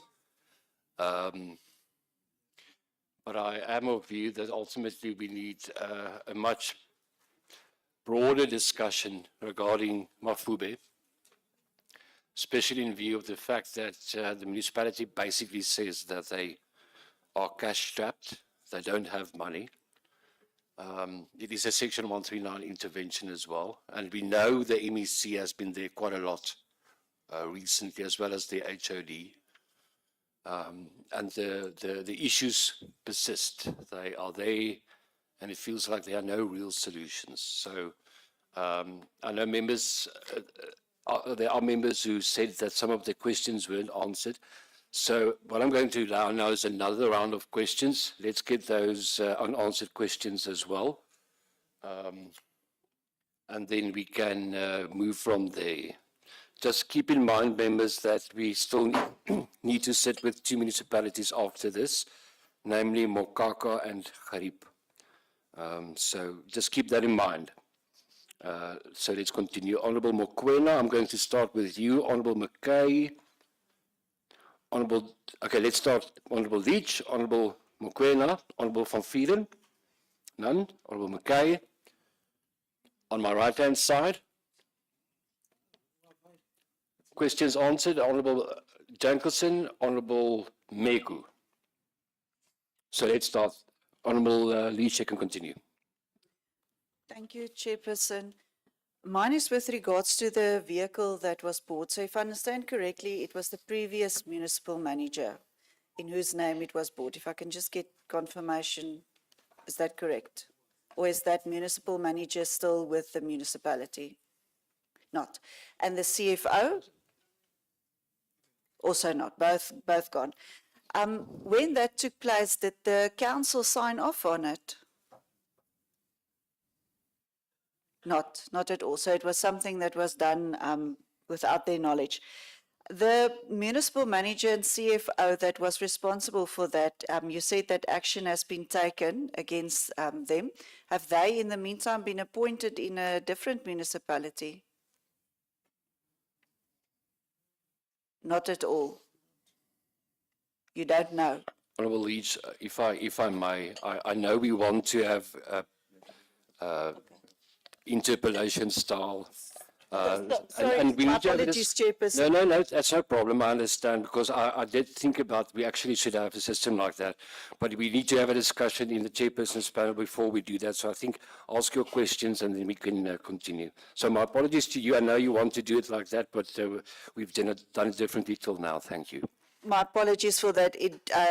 That it was just so that I'm informed as to what the next question would be, because initially I wanted to find out what the vehicle was for, and if we could maybe, you don't need to supply it now, but if we can get it in written form, if we can please get the type of vehicle, the registration number of the vehicle, the cost it was bought for at the time, and then what it was used for and whether and what it is used for currently. Thank you. No, thanks very much, Chairperson. Having listened to the municipality here, just want to know one thing. What is the status of the indigent register? How many people are on that? Because given the financial status that was explained to ourselves, I think the only way through with this municipality is to have a very healthy indigent policy. Thanks. Register, I'm sorry. Alderman Mackay.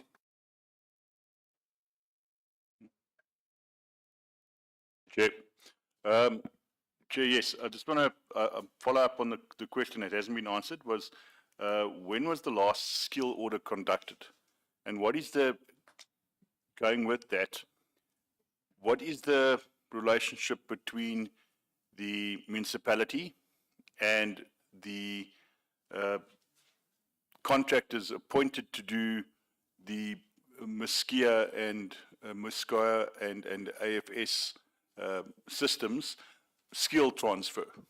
What's happening with the skills transfer so we don't have to keep relying on subcontractors so that their skills transfer can be carried over. When was the last skills audit done? And then last but not least, I'm failing to understand, in your own words, Acting MM, you said that it's a responsibility according to Section 178 of to collect money from all the whole of the senior management, et cetera, but you've got revenue collecting subcontractors to collect revenue. You're paying someone to collect the revenue for the municipality. So for a municipality that doesn't have money, why are you paying people to collect the revenue for you? Surely that should be done internally, even after you've just said that everybody's responsible for it. So I'm a bit confused there. Thank you. Honourable Jenkinson. Thank you, Honourable Chair. And this probably applies to other municipalities as well, and it links up to the contractors. Chair, municipality must collect funds. They must manage their funds effectively so that they can deliver services. And if they're not doing that, then why are they paying salaries? What are the officials doing? Because surely those officials are meant to do those basic things. Now you've got contractors doing that, but the officials it's a big issue when they don't get paid. They march to the offices and things, but paid to do what? Because those things aren't happening in the municipality. And then, Chair, these municipalities that are under administration, I heard them referring to the administration earlier. Where's the administrator? Because you can't refer to the administration, that you're under administration, and then the administrator is not here to answer the questions. Surely it should apply to all the municipalities that are under administration, because that person then has taken over some of these functions and must be accountable for them. Honourable Meku.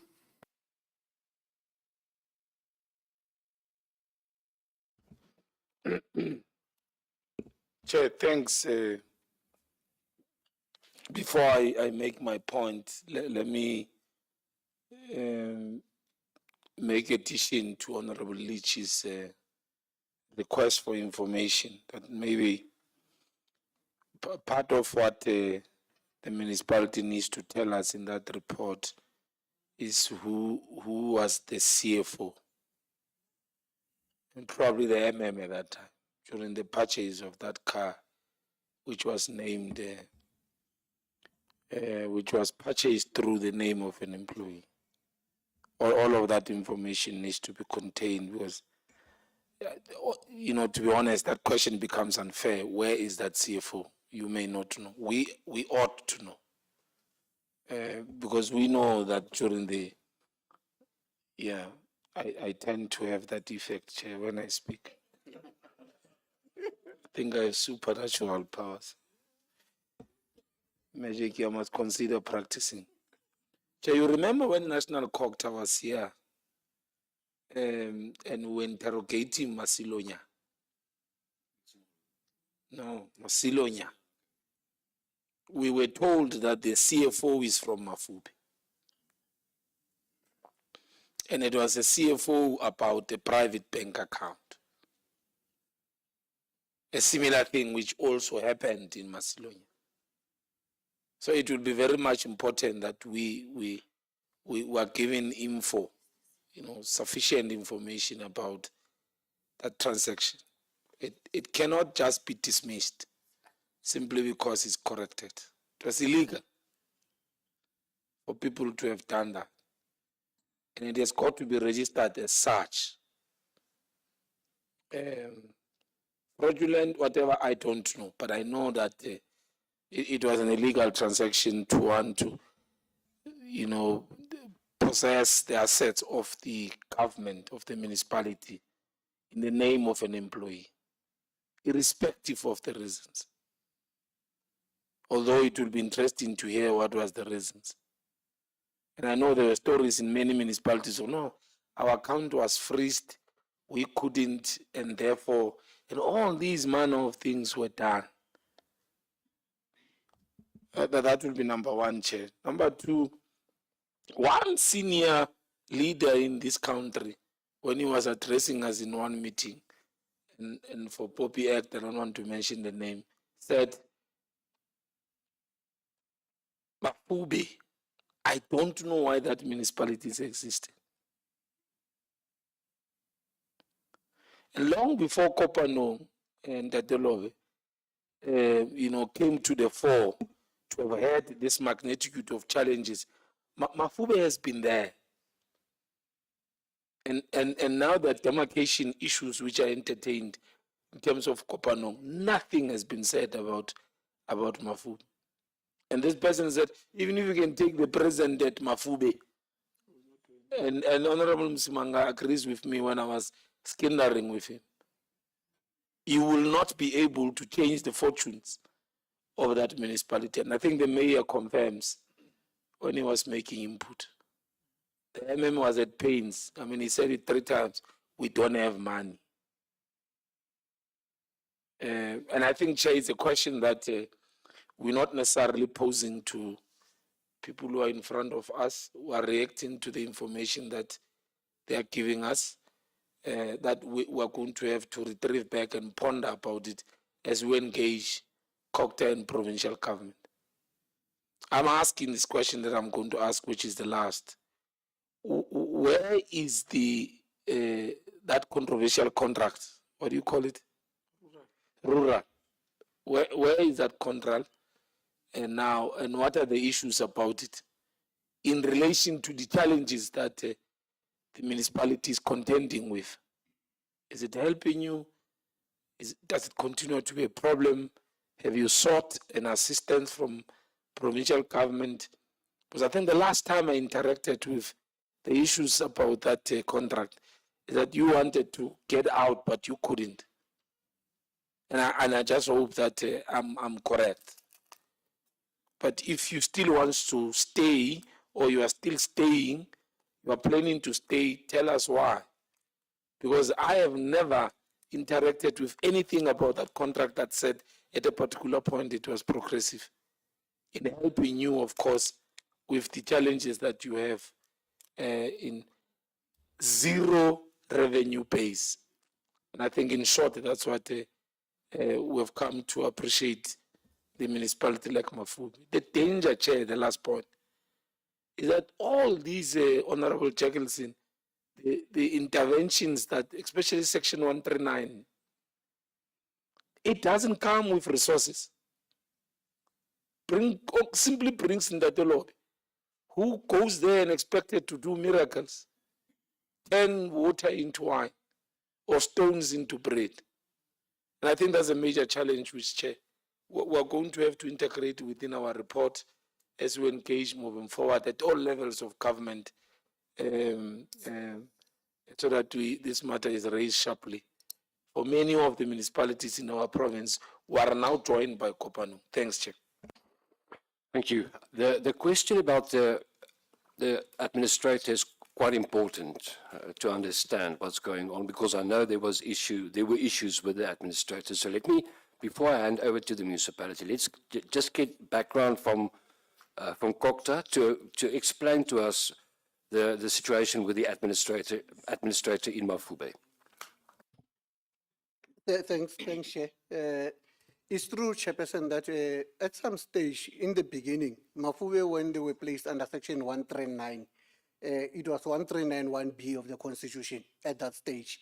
And then there was an appointment of an administrator with the intention to turn around the situation. But subsequent to the Section 139(1)B, after the court case wherein the ratepayers would have taken Mafube municipality to court, and then the court decided that the intervention should be upscaled. Instead of Section 139(1)B, it was made Section 139(5)A and C, and then forced a financial recovery plan. So there were terms and conditions that the court would have placed upon the provincial government to say, there should be regular reporting about the state and the performance. So this assistance that COCTA is giving currently to Mafube is in line with Section 154 of the Constitution. The assistance that says that the provincial and national government should, by either executive or any other measures, assist local municipalities to perform.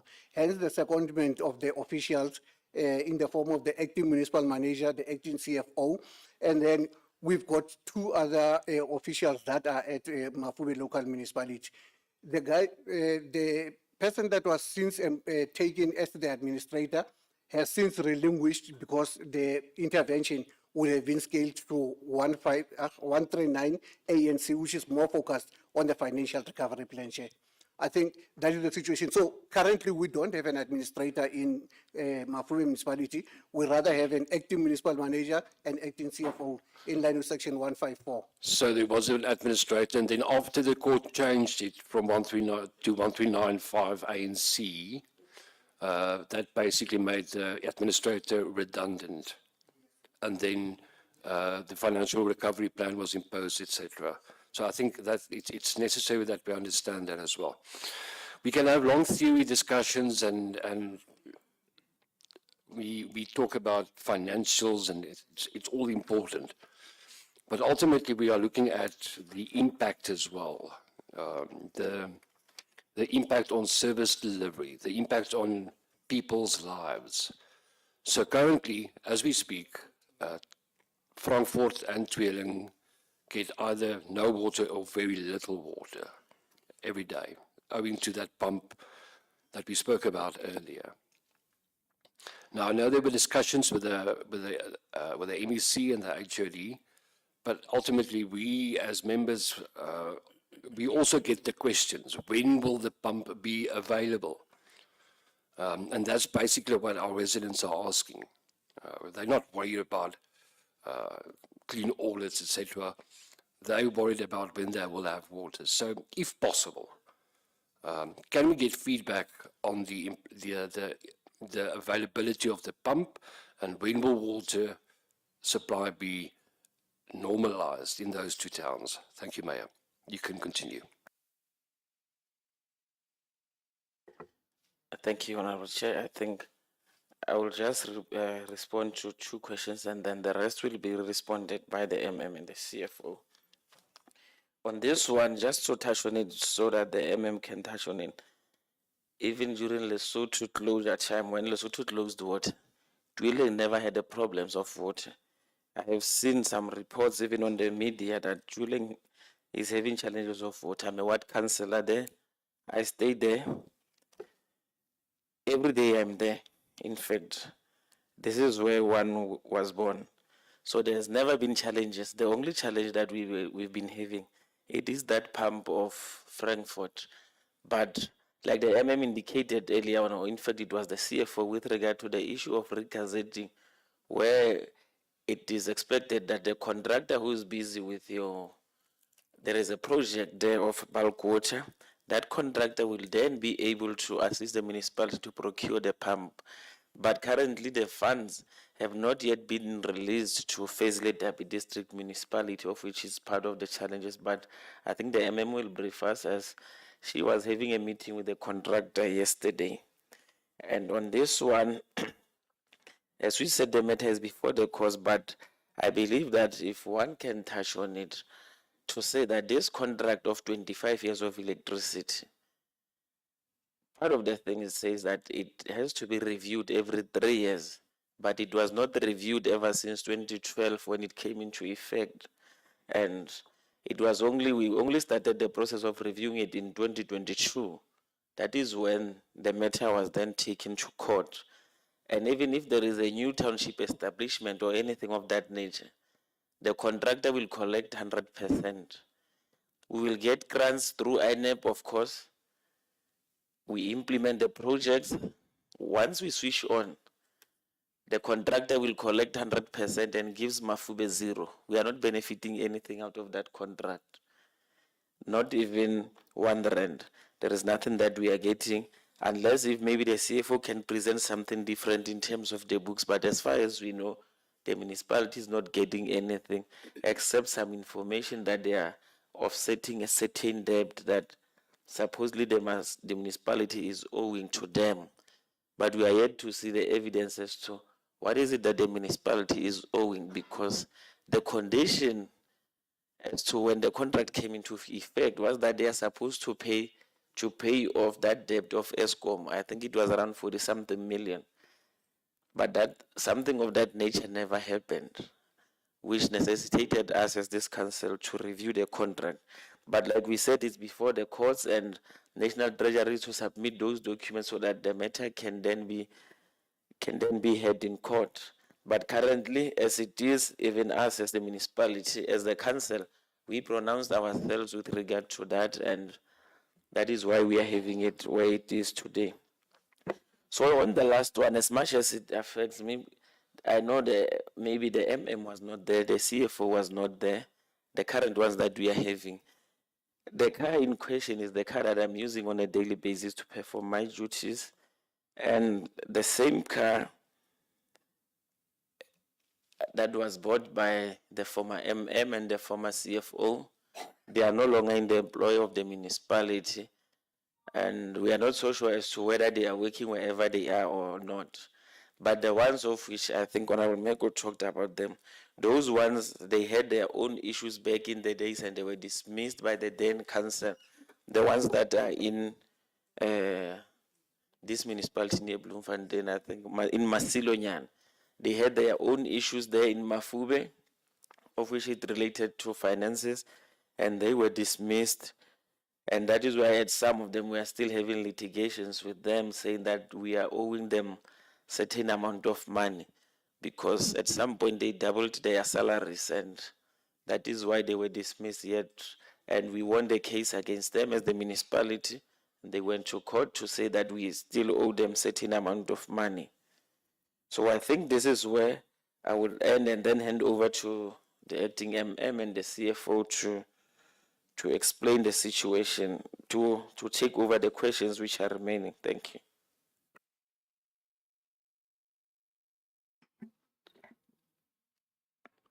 Chair, may I proceed? Thank you very much. Thank you very much, Honorable Mayor.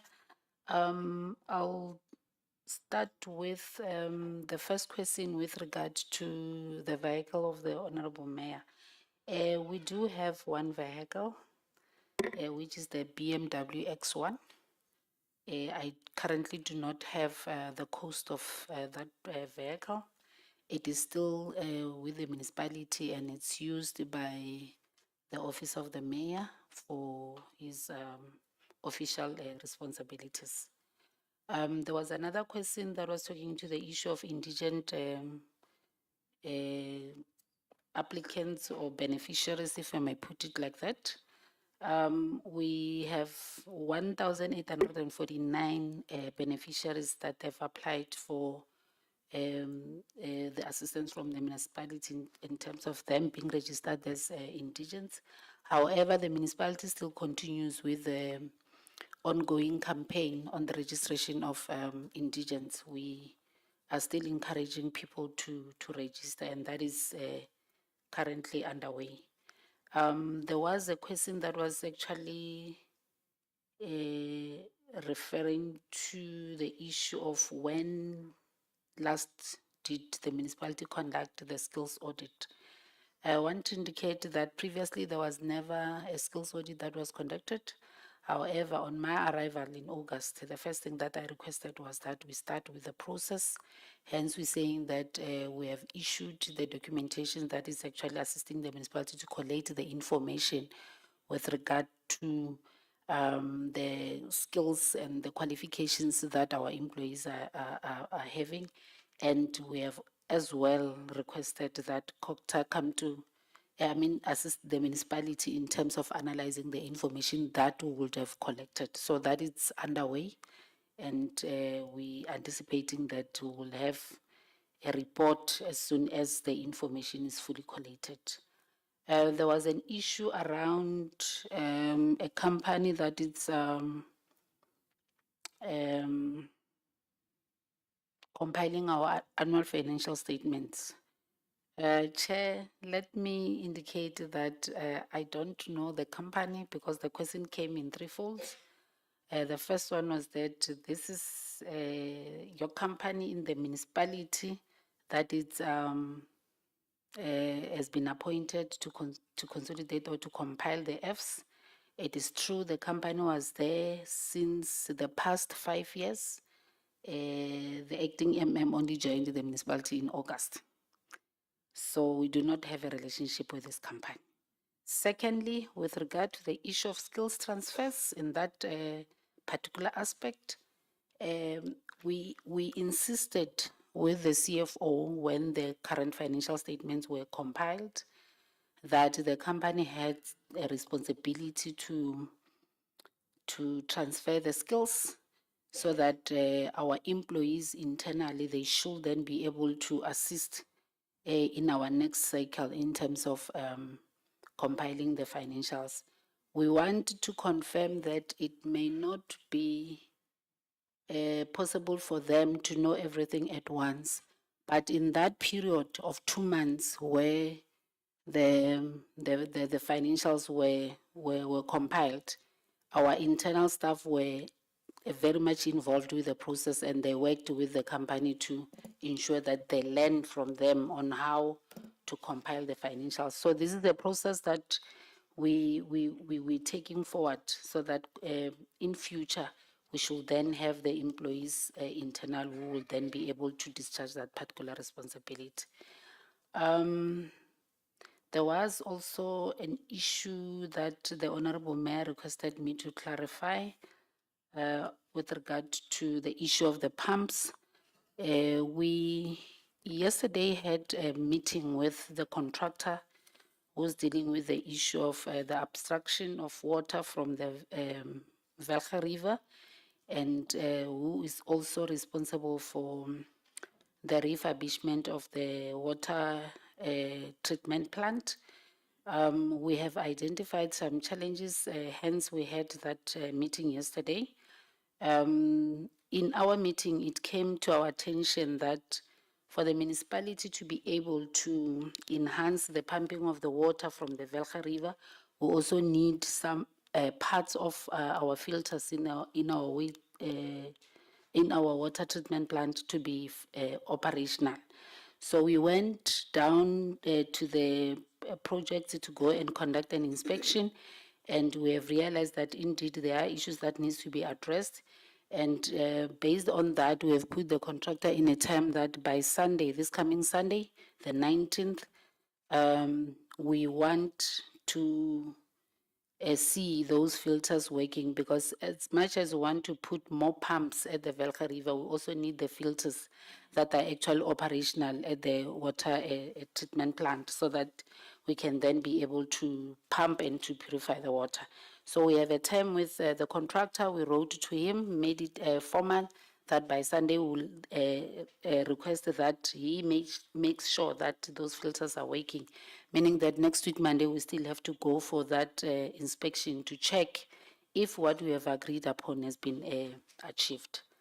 I'll request that the CFO clarify issues around the follow-up questions on the revenue collection. Thank you. Thank you, Chair. The question was, why do we have employees who are employed to do the work of the municipality? On the other hand, we employ a service provider to do the job. Mafube, as I was listening in this forum today, is I don't know English word, is a very different municipality, because you'll have employees that have been there. Some, they don't have the capacity. Some, they are misplaced. So we are working on saying what is what, who does what, and place them accordingly. In the meantime, we cannot fold our arms and say, okay, they can't do this job. We are running a parallel situation. I know it is not okay, but we need to move forward because the key challenges of water and chemical must be addressed. Lastly, Chair, the registration of the mayor's car. is JCH 193FS Black X1. Thank you, Chair.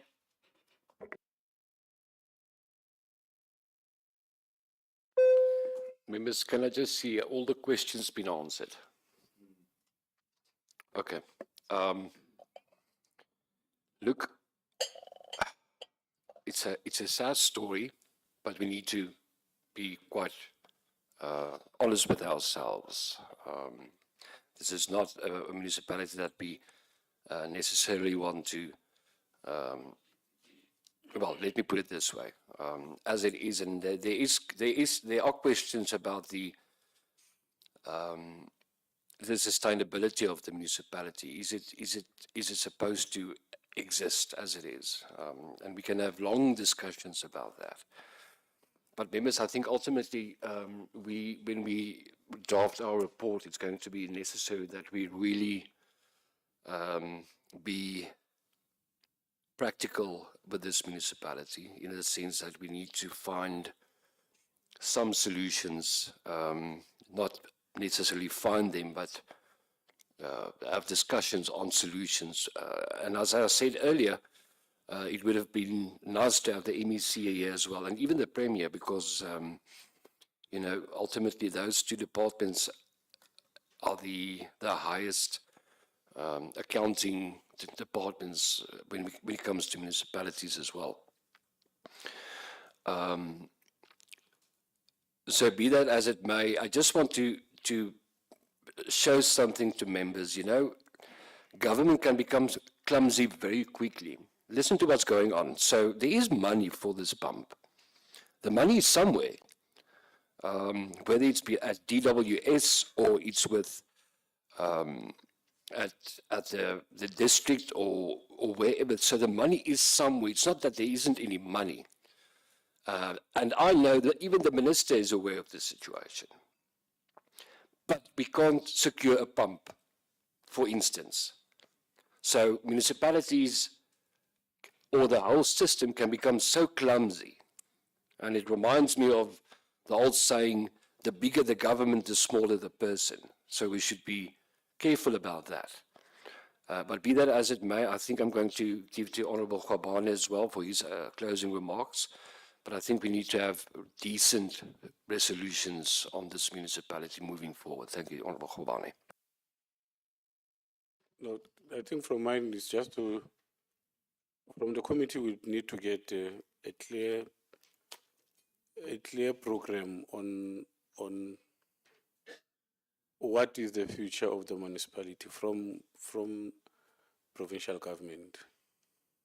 What are the key challenges that the municipality is faced with according to provincial government? And what do they think are the can be effective interventions to deal with those challenges? And if the provincial government says they don't see any solutions to those challenges, then what is the future of the municipality according to provincial government? Because it doesn't help from time to time. It's for many years that provincial government have been sending people to this municipality.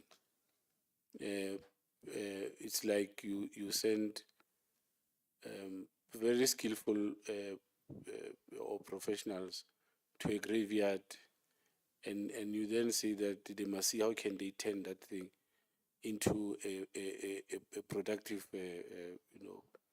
facility, but it's a graveyard, So, because every time the provincial government does not have a program when they get into an intervention in a municipality, from time to time it will be 139, this and that, and send people. And those people don't go there with a clear program. What is it that they have to achieve? And how are they going to achieve that? So I think we need to get that from provincial government in relation to this municipality, and also with Kopano. so that we can then have a clear direction moving forward. Thank you. We have deadlines, we meet with them. But drive safely, please, and good luck to you.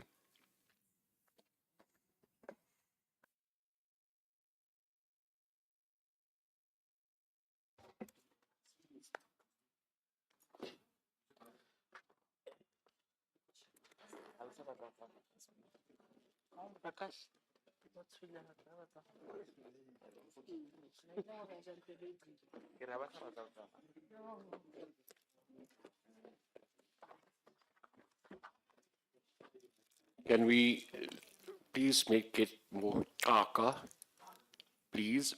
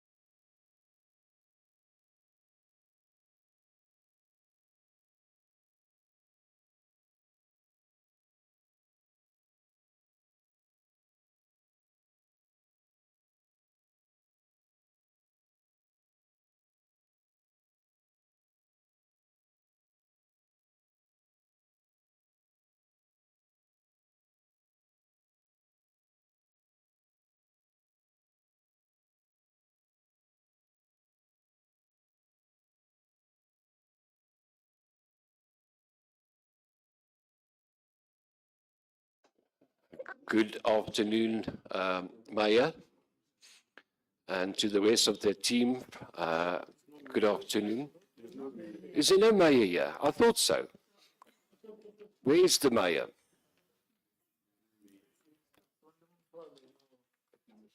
Did we receive an apology from the Mayor? Oh, he is outside. I'm just calling. Oh, is this? Okay. I think to save time, I'm going to allow members from my left to right to just introduce themselves. Well, let's start on the left-hand side, Honorable Makwela, and then we can just introduce ourselves. Thank you. Kgotso, Jafta Mokoena ke nna bana beso. David van Vuren, member of the committee. David Mackay, member of the committee. Oupa Kgobane, member of the committee. My name is Armand Klute. Dumelang, Thabisang Kgare, ko member ya committee. Madume ba tswang hae, Thabo Meko, setho sa committee.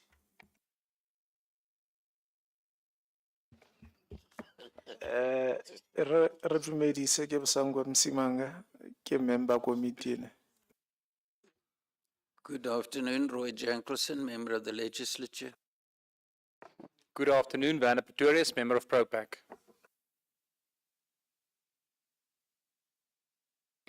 Thank you. I just wanted to make sure who's who. Good afternoon, Speaker. I think before we continue, I think I'm going to ask you just to inform us who's part of the team and where the mayor is. But I think start with who the team will be so that we can go through the oaths and the administrations as well. So over to you. Thank you, Speaker. No, thank you very much, Chairperson, and good afternoon, member of the legislature and colleagues. I'll start from my right-hand side. I am with Councillor Bota. He is the chairperson of MPEC. The lady sitting next to Dr. Bota is Council Whip, Mayor Mamajara Manis Makale. And my name is Selwane Khiba. I am the speaker from the same municipality, which is Mpaka local municipality. Next to me is Mayor Hadio Poshia Chabalala, the municipal manager. Mayor Mukheseng, the acting CFO. And Mayor Advocate Wayne, the executive mayor, he is around, but the council said he just called him. He is coming in. Thank you very much, Chairperson. We can't work that way. We can't work that way. We said at 2 he must be here. We said at 2 he must be here. So it can't be that he's somewhere sitting outside or doing whatever outside. And we have to wait for him here. It can't work that way.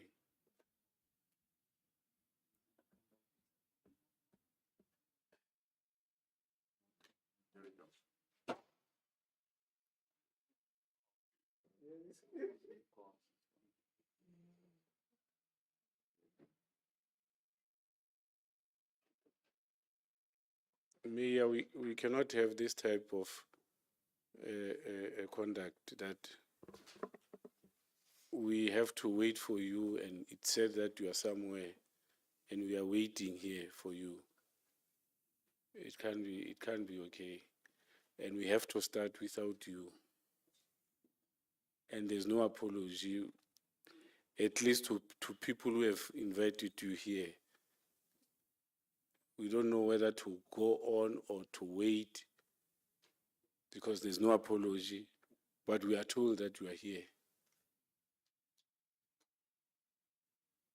It's not okay. Maybe you can tell this table why are you not with the team when we start here?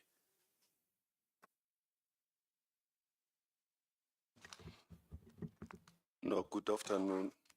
Chair, let me apologize for being late. Actually, I was in the loo. My apologies. I've long been here before 12 o'clock. Yes, but no one knows where you are and we are starting, and we had said to you, we started 2 with you. My apologies, Chair. Without wasting time, let's start with the rituals. Thank you, Chairperson. Mayor Chabalala, good afternoon. Good afternoon, Mayor, through you, Chairperson. May you please stand for me, Mayor?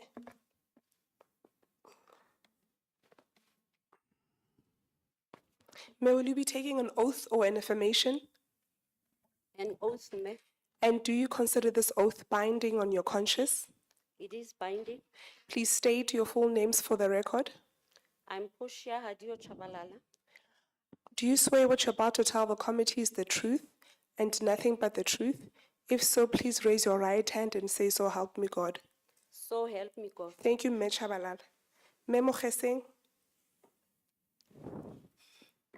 Good afternoon, Mayor. Good afternoon. Mayor, will you be taking an oath or an affirmation? An oath. And do you consider this oath binding on your conscience? Yes, I do. Please state your full names for the record.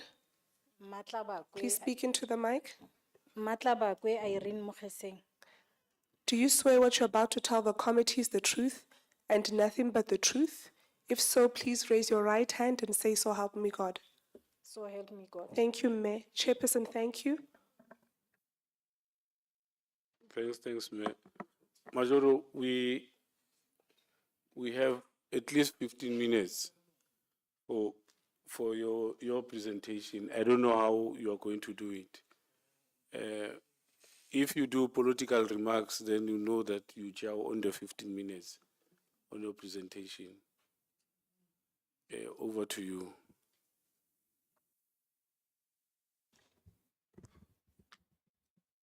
No, good afternoon, leadership again. And Chairperson, I think I will do the introduction on matters that will be under discussion and give over to the MM to do the presentation. Let me take this opportunity and appreciate it, Chairperson, that has been accorded to us to come and present on matters that has been requested from us to clarify to the committee. Ours is to provide proper and truthful responses on the matters that had been forwarded to us. I just have to indicate in the four that our municipality is a category B municipality, and in our region is the largest. We have the current population at estimated 155,410, which has been decreasing since 2001. And now we are at a percentage of 3.24 decrease. The matters that we are going to touch on briefly will be the agent status updates and pending reports, which will be including the detailed report on the mayoral vehicle, consequence management and suspensions, and investigation status, whereby we'll be reporting also on the financial records, provision of reports to council, prepaid electricity customer data, which I believe at some stage it was viewed as if we do not have the correct data on that matter. We are also talking about the statuses of our asset register. In our category 2, Chairperson, it will be a progress on the corrective measures and ongoing operations, audit outcomes, legal steps, and matters that are related to unauthorized, irregular, fruitless, and wasteful expenditure and the write-offs. We are also going to, it is a known fact that we actually tabled an unfunded budget with a funding budget, with a funding plan. Then we'll be talking to the funding plan that got to be tabled with the unfunded budget. We'll talk again, Chairperson, to the capital projects and the procurement. In the last category, which is 3, we'll be talking to the investigations, outcomes, and the structural effectiveness. We'll talk also to the position that needs to be filled and the financial stability and controls of the institution. I thank you, Chairperson, and I will therefore, through you, request our MM to do the presentation. Thank you.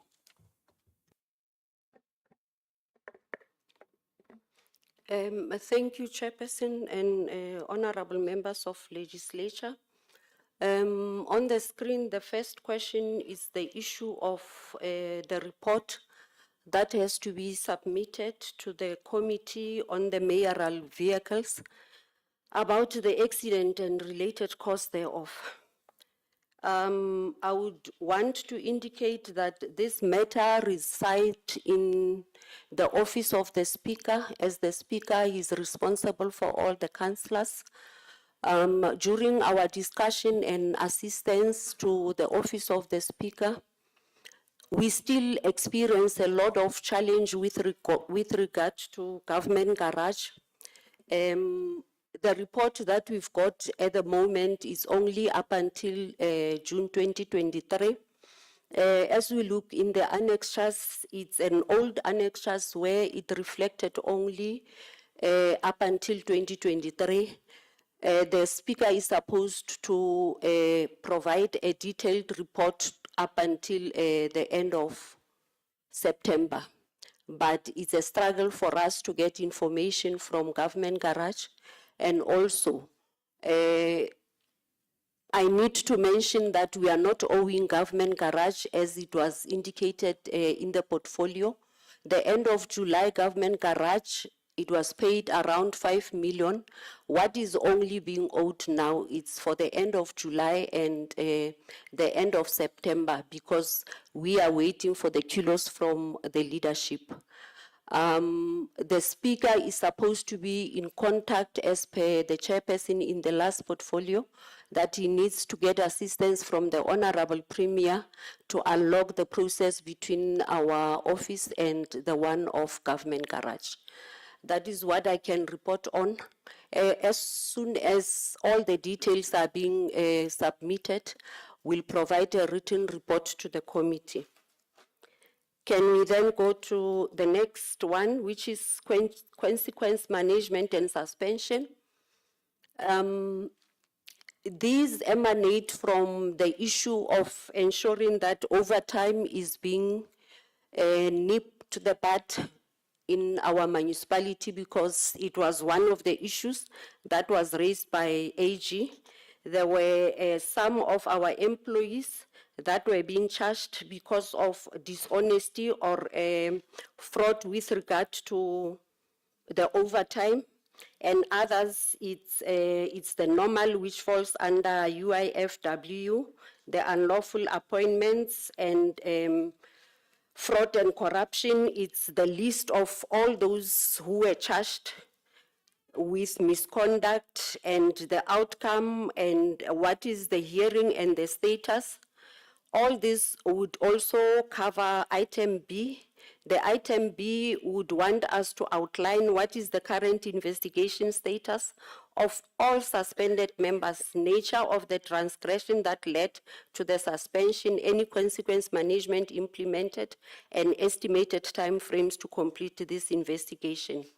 The table that is projected there, Chair, outline all that is being asked under item B on consequence management and suspension.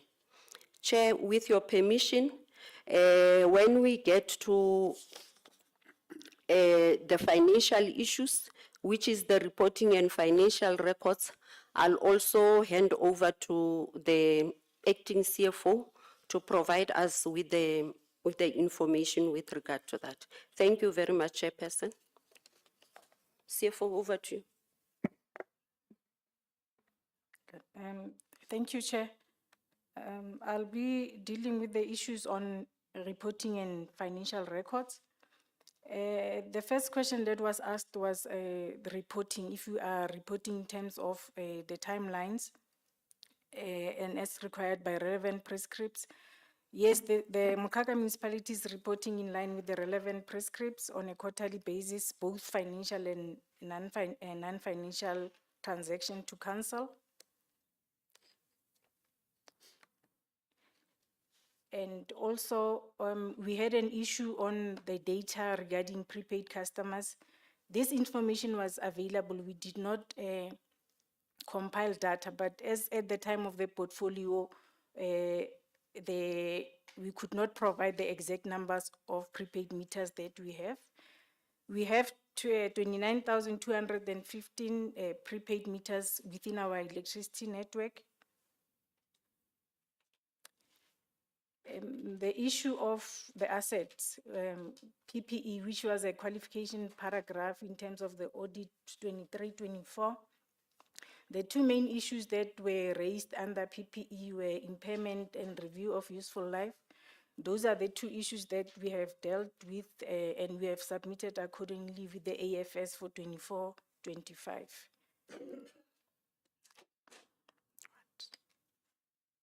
And also on, there was a question on if the audit committee reports were submitted to council. The audit committee was appointed in February 2025 and they had number of sittings, and their second, third quarter and fourth quarter will be submitted to the next ensuing council. The issue of using contractors for, for normal services that should be rendered by the municipality. This issue is caused in the main by shortage of our own vehicles and equipment that we have subsequently tried to address the issue in order to reduce the excessive usage of contractors by acquiring our own vehicles and equipment. That's an ongoing process that we are currently engaging on to reduce contracted services. In terms of the UIFW, we have written a lot of UIFW, almost 80% of it. And the main issue that was raised in terms of UIFW is whether service providers are charging us excessively, because we are relying mostly on contractors for service delivery. We have established panels, and in these panels, we negotiate rates that are fixed in order to have a market-related charge for all the services that are rendered through panels, hence reducing the UIFW in that using that strategy. Also, most of the unauthorized expenditure UIFW was relating to an unauthorized expenditure in the main is our non-cash items, which is the highest component of our UIFW. We have since addressed it through our MPEC to investigate the UIF expenditure and write off the almost 80% of our UIFW. And also we had irregular expenditure relating to local contents that we have subsequently dealt with. The municipality has seen a reduction in terms of the UIFW. The budget funding plan, there was an issue in terms of the budget funding plan, since our budget is unfunded, and the operations of the budget steering committee. The municipality's budget steering committee in previous financial year was non-functional, so it has been re-established through council and approved. This committee will now start to look at the budget funding plan to get the budget to a more funded position in the coming financial years. And this committee is now operational to look at the issues around the budget funding plan. The issue of the screw pump that was received in July, the project in the main, the wastewater treatment project, was to address the issue of the spillage into the Falls River. The expected completion date of this project is 12 November 2025, and we are at 82% in terms of work in progress. There was an issue of the procurement of the audit tracker system. The municipality has, in terms of its council-approved sole supplier, a company called Adapt IT that was previously known as Case, where the provider that we used to compile our AFS, we have procured the audit tracker software from the same service provider as it is our sole supplier, and the audit tracking system is one of the add-on products on the same supplier that is approved as a sole supplier for the municipality. On the issue of hiring vehicles at twice the monthly premium, this issue ties back to the use of contracted services, because it was excessive to use hiring of vehicle through contracted services. In July, the municipality has tried to address this issue, spending 27 million on our own fleet in order to reduce these expenses. A number of fleet was bought in this regard, and we also continue to address some of the fleet challenges that the municipality is having in order to reduce contractors.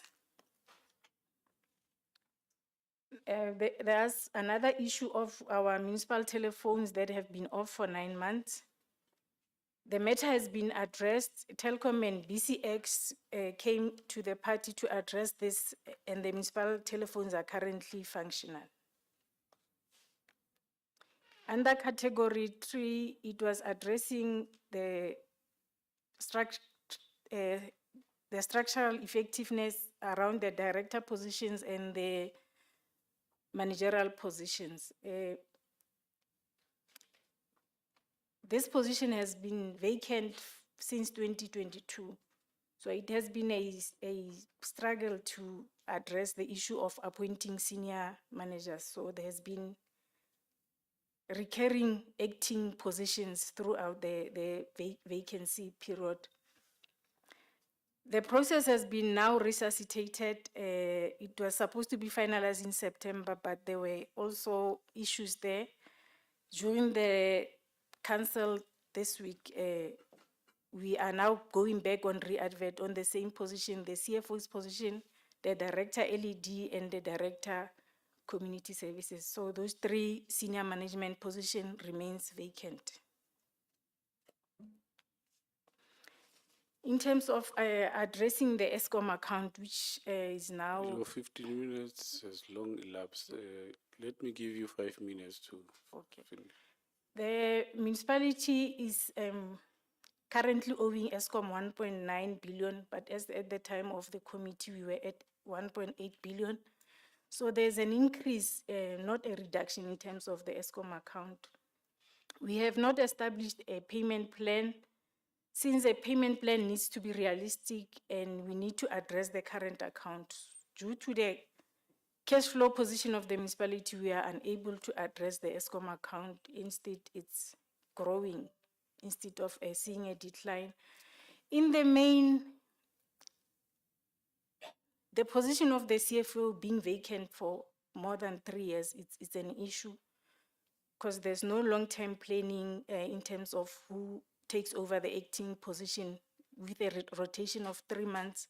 So the appointment of a permanent CFO will lead to strategic long-term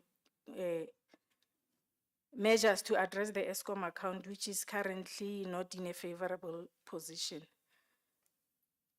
We are participating in the debt relief program, but we are not meeting all the conditions of the debt relief. In the main, we are not meeting the issue of paying the current account. We try to address the ESCOM account when we get equitable share and when there's a performance in terms of revenue collection in certain months, there will be a payment made to ESCOM, but all those payments are not addressing the ESCOM current account, which is an issue that we are facing in terms of the debt relief program. The centralization of the supply chain.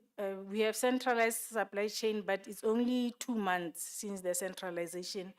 And we cannot effectively say if it has an impact or not, because there are teething problems when we centralize. So we are still dealing with teething problems, and we would maybe in 6 months' time have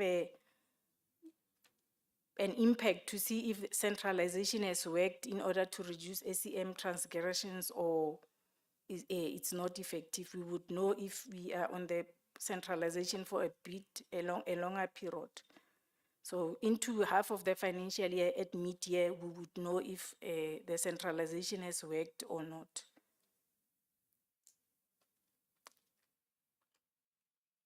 Also, the issue of UIFW, which is currently under investigation. MPEC is scheduled to sit on the 22 of October 2025 to look at the remaining UIFW expenditures and possible preparation of a report for council to write off some of the remaining UIFW, though the municipality has written in the majority most of the UIFW expenditure. Thank you. Thank you, CFO. Treasurer, the performance of the municipality.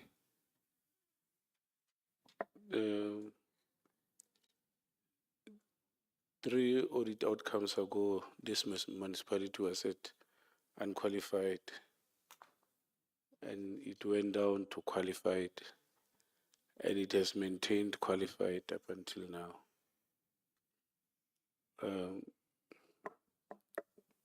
What can you say about the municipality in terms of financial performance?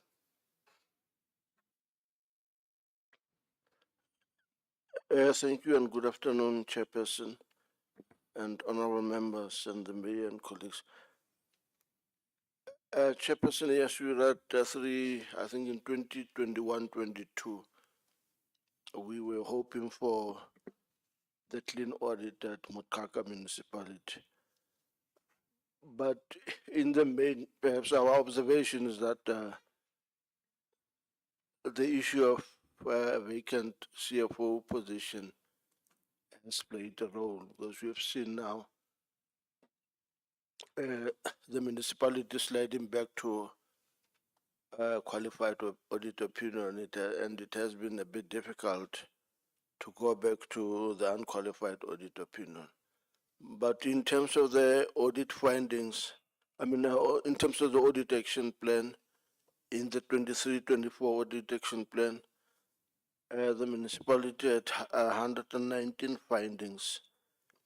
As at end of the 23-24 financial year, 6 findings had not been started. The municipality had 50 findings that were in progress, and 63 findings were completed. Chairperson, thanks. Thanks, honorable members.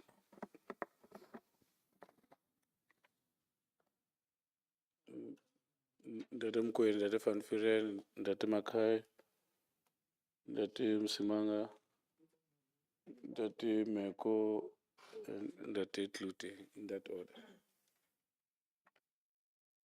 Thanks very much, Chair, and the presentation is welcome. The municipality must help me understand this, Chair. A municipality that came earlier here indicated that it is cheaper to have own fleet than to hire. Now, this municipality is contracting services for refuse removal, maintenance of lights and that. And they say the reason for this is because they cannot afford that. I don't think it's correct. They must just help us with that. When going to the UIF share, we see UIF is written there, but no values are given. Why not? We want to see what is the unauthorized, fruitless, and all of them. We want to see values. And we also want to see the report on consequence management. We are told that the MPEC is working. And what worries me around MPEC is a question, a statement that says MPEC is working on this so that it can recommend to council what should be written off. I don't think that is the critical mandate of the MPEC. MPEC its work must ensure that whatever the municipality lost, if anything, that money must be recouped, not write off. Can write off those things that are not, those amounts that are not retrievable, but it must make sure that whatever is retrievable is retrieved and recouped. Another thing that I want that I request, Chairperson, that we be highlighted on is the South African Human Rights Report. Did the municipality get that? If yes, did they deal with the recommendations? If yes, did they submit their report to the Human Rights Commission?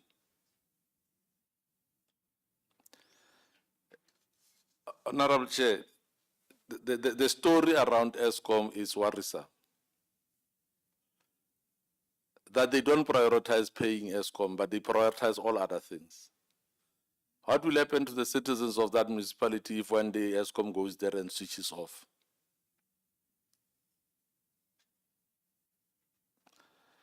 Lastly, Chair, maybe it's important that we are told that what is actually the priority of this municipality in terms of the usage of the finances of that municipality. What does they put first to pay every month? Thanks, Chair. Thank you, Chair. Let me welcome the presentation. I've got just one question on the financial health of the municipality. They did indicate the 1.8 billion owed to ESCOM. What other creditors have you got?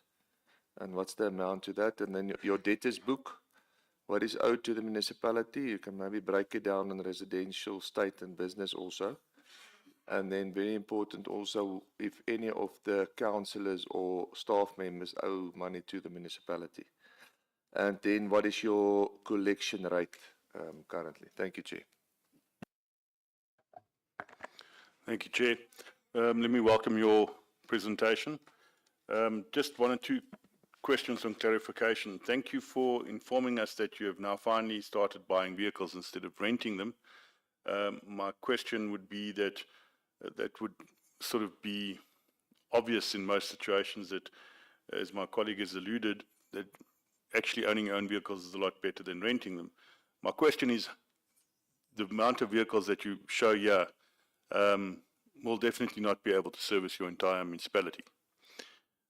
So what is the current spend that you're still spending on renting, because you couldn't only be using those? So how much money are you still spending on renting vehicles?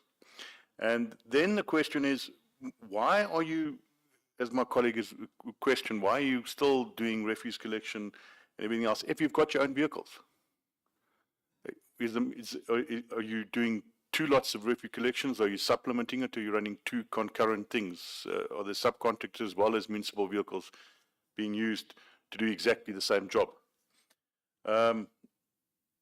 Then I see that the steering committee the budget steering committee has finally been approved. It took the joint NCOP and our committee here to actually get you to have a steering committee.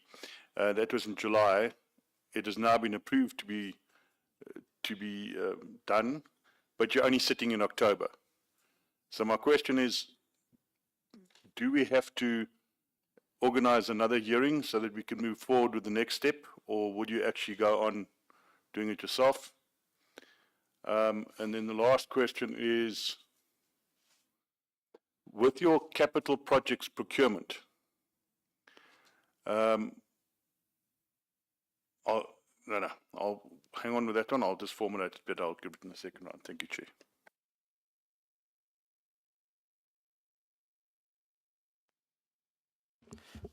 Thanks, Chair. Let me welcome the presentation by Mukaka Municipality.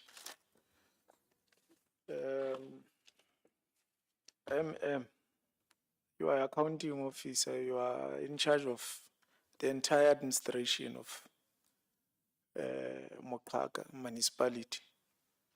At no stage, when you get asked about issues that relate with administration, where you will say the speaker must answer. It's entirely your responsibility or issues of administration. You can't pass it back. So we'll want to know. I see you have made a nice presentation as far as UIF is concerned, but it doesn't have figures to say in terms of consequence management, you attended to the following individuals. But what we see there is that people have been expelled, people have been suspended. the very same section 32, subsection B, it talks to issue of recovery. People must be liable. Whether you did it deliberately or negligently, it's have to roll to an extent that you are able to recover public purse. And I think all these municipalities of Free State, they are running away from recouping money that has been lost as a result of people's actions. And I'm happy you managed to implement this between then when COCTA Portfolio Committee, when it was here up until now. At least there's a movement, and you have been able to identify people, and you managed to act, but you have not been about collecting, ensuring that we recover where we have lost. You have been able to identify people whom their actions resulted in us losing. You have been able to ensure that they go to disciplinary hearing, but issue of recovery is a problem. But not all of them are part of that, because you would remember in July when Portfolio Committee of COCTA, when was here, there was an issue of a mayor of a car, which must fall in the very same scope of people whom you identified. There's an issue of a car where executive mayor was involved in an accident with that car for more than 5 times, to an extent that it amounted to 2.5 million. Surely there's a loss of money, and that can be characterized as fruitless and wasteful expenditure. Why the money has not been recovered? Because we are empowered by piece of legislation by form of MFMA. We must not apply this law selectively. It doesn't say you can recover from the executive mayor. It doesn't say you can recover from the speaker. Why are you not recovering the money from the executive mayor? Because these actions are such that we found ourselves with a huge bill of 2.5 million because of accidents.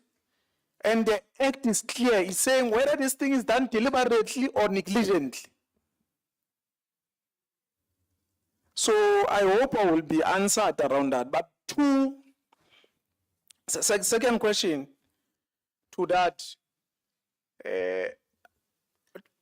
Provincial Treasury is saying your debt that you have not, irrecoverable debt, the debt that you have not recovered, it amounts to 1.7 billion.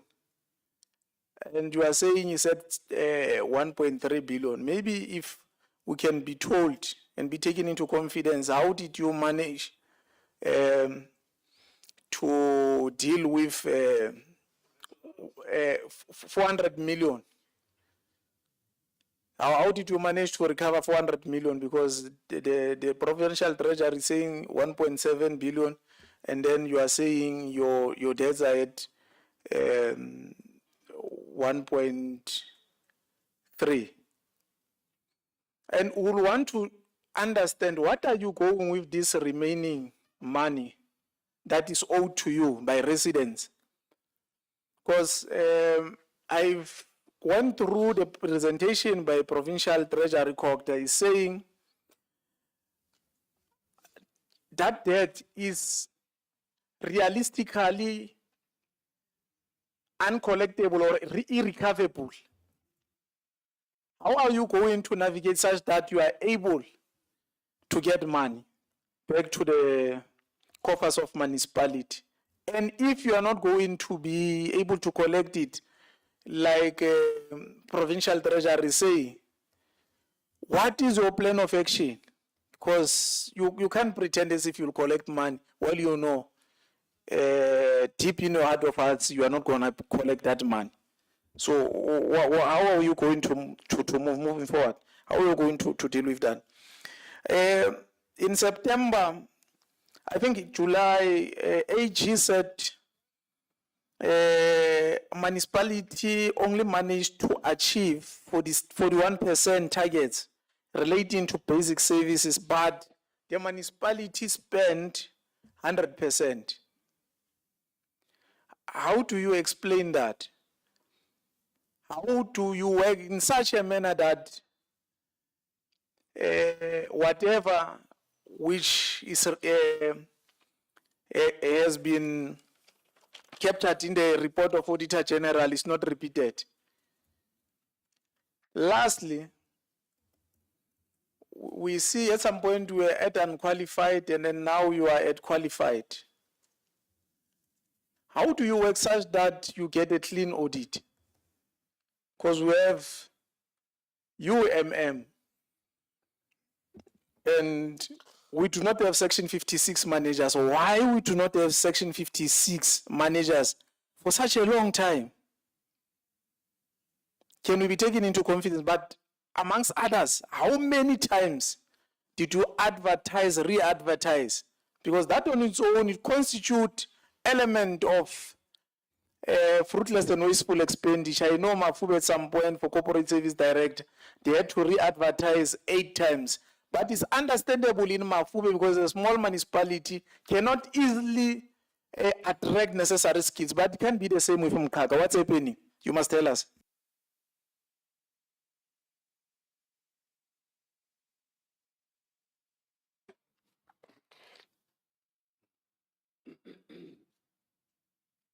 Chair, thanks. Let's welcome the municipality to our meeting oversight by the provincial legislature. Quickly, let me dispense of the questions which have been covered, maybe through my input to place an emphasis. Number one, Honorable Msangu is correct. The issue of Section 56 managers at this municipality is historical. Why?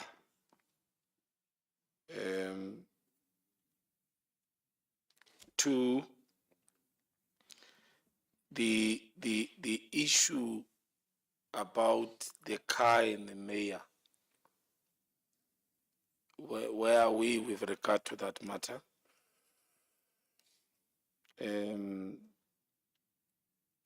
Three, I hope the question of the CFO also was asked, because I also want to place some emphasis. Why such a long time, such a critical post? Why is the municipality unable to conclude the issue of the CFO? 3 years, as per the report.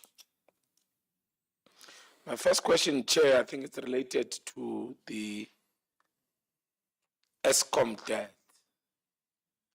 What other debts which were supposed to service and there are problem, for instance, third parties. Where do we stand as a municipality with regard to that? 3, employment of general workers. They cost a stir. It was all over in terms of the public discourse. Where is that issue now? Is it resolved? MPEC Chairperson, I see you. 4, I suppose is the last or the second before the last. Throughout as well, you have been struggling to pass the budget. If not 3 consecutive years in a row or so. The municipality was battling with that. Why and where are we now? Are you able to sort your house in order? MFMA locates the mayor as the custodianship. Mayor, I suppose you'll take the committee into confidence. Why is that an issue? And have you resolved it? The last question.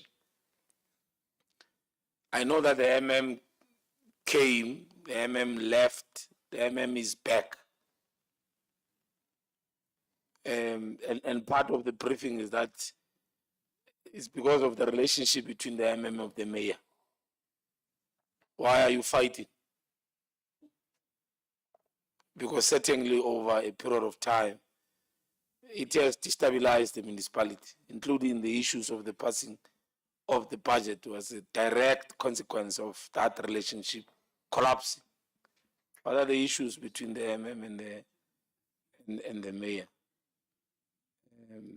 And what are the issues? You know, when the National Portfolio Committee was here, certain mayors and MM are in front of us. It's a demonstration that we have been collapsing and we have recalled ourselves. Or the relationship indeed has not been helping, and what doing something about it, Chief Whip? Where is the issue now?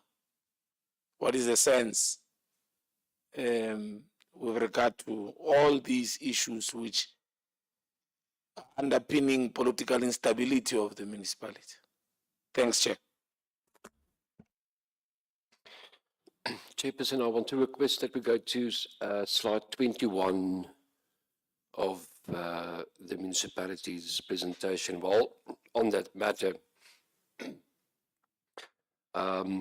it's good to see that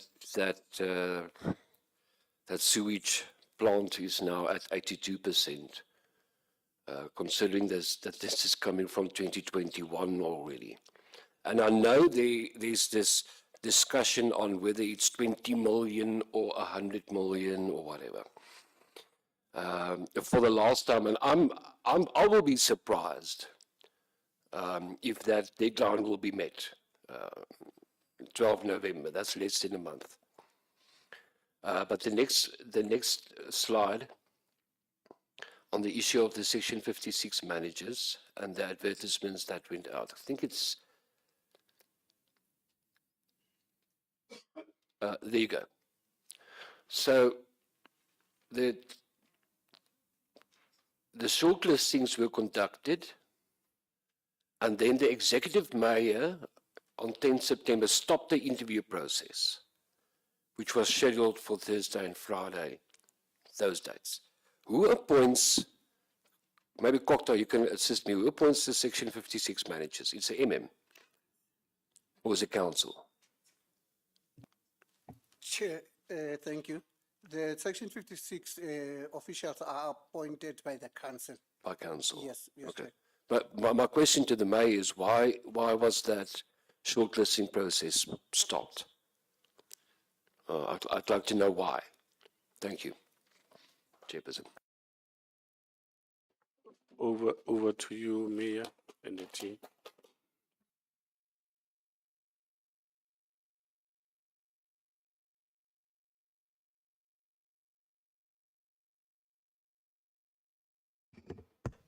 No, thank you, Chairperson. Let me try to deal with this one first, Chairperson, which is the question that has been posed by Honorable Meko. Chairperson, I don't have any Major, method. let me request something. All the responses come to me. I'm the person who asked all these questions. So you respond to me. Yes. Yes. Not to any person, whether he's called Meko or is called Van Vieren. All of them were asked by me. So all of you respond to me. Okay, no, thanks, Chair. Let me just respond to that one for now. I do not have any matter that can be that can influence somehow my natural feelings against the MM. We have never been in Olkayet in any stage, and I don't remember us having to deal with matters that we could not resolve. Personally, I don't have any matter. So, an expansion of the submission of the question was that has actually impacted on the political instability in the institution. I beg to differ on that one. As I'm saying, I have never had any negative feeling against the MM whatsoever. if matters that one had to deal with, which were necessitated by some other sources or grounds, those were not based on anything that has to be personal or anything that has got to do with personal feelings against any person. Thank you, Chair.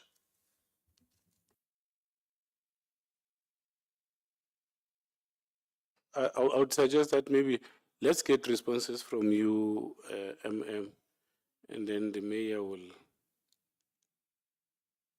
then come after.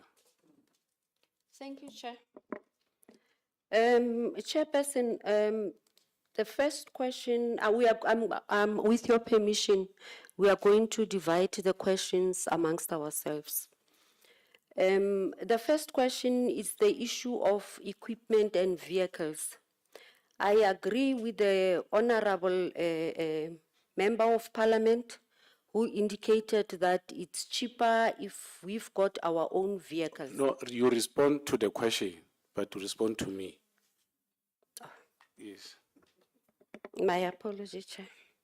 Chair, on the issue of using our own vehicle, according to our presentation, it's quite correct that we've been using a lot of contracted services, which are costing the municipality a lot of money. To ensure that we overcome that challenge, we have already spent 27 million in for us to ensure that we get our own vehicles. It's quite correct, it's not enough, but it has made a significant impact because some of the service providers, they are no longer being used.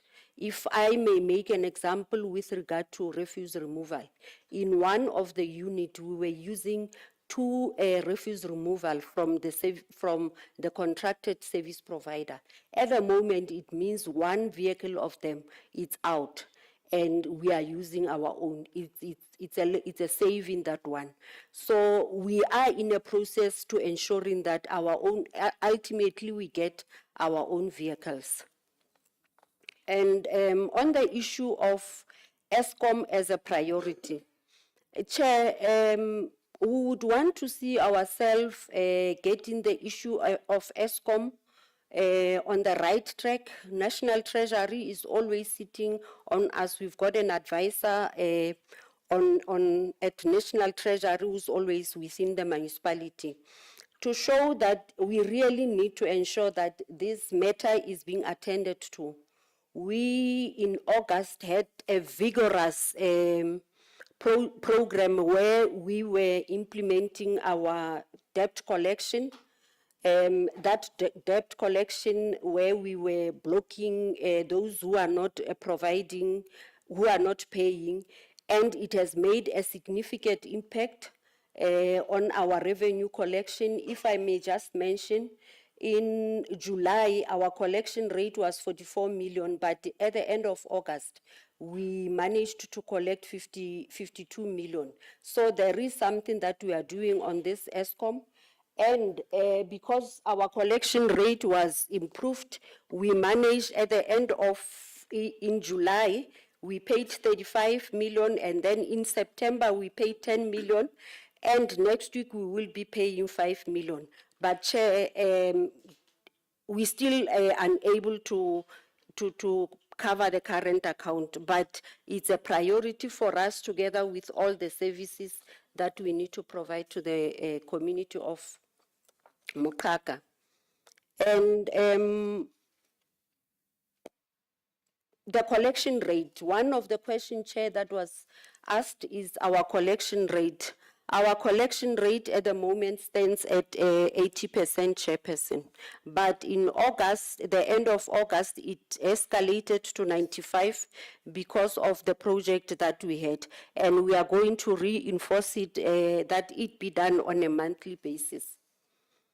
With regard to the debtors book,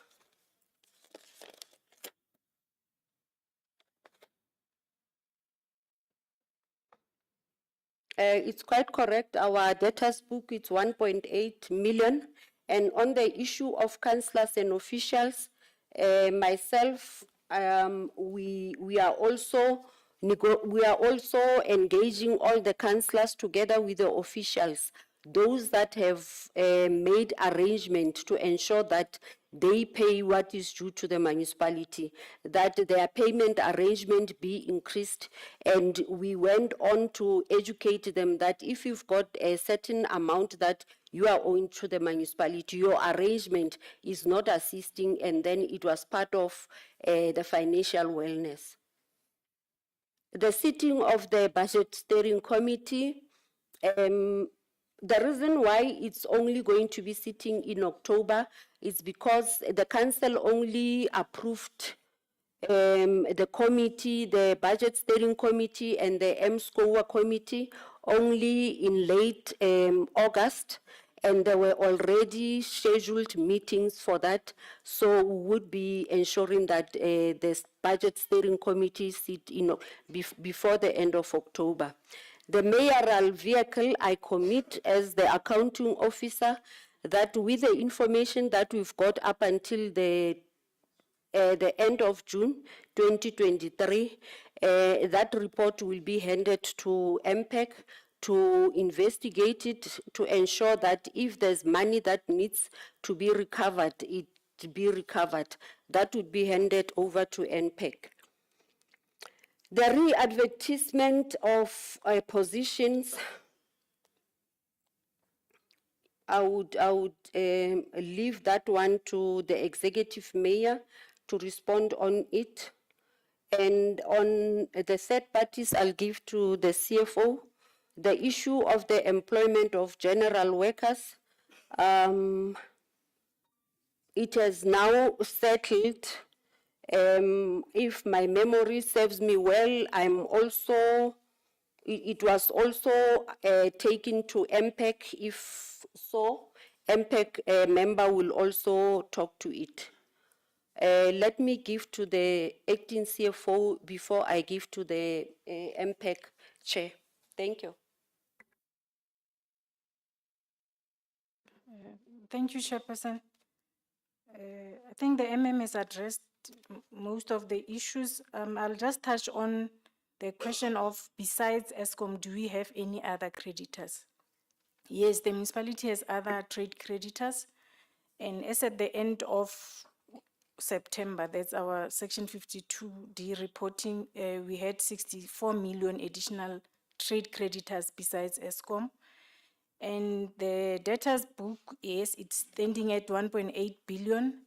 Out of the 1.8 billion, 1.4 billion relates to households, 134 million to government debt, 226 million business debts.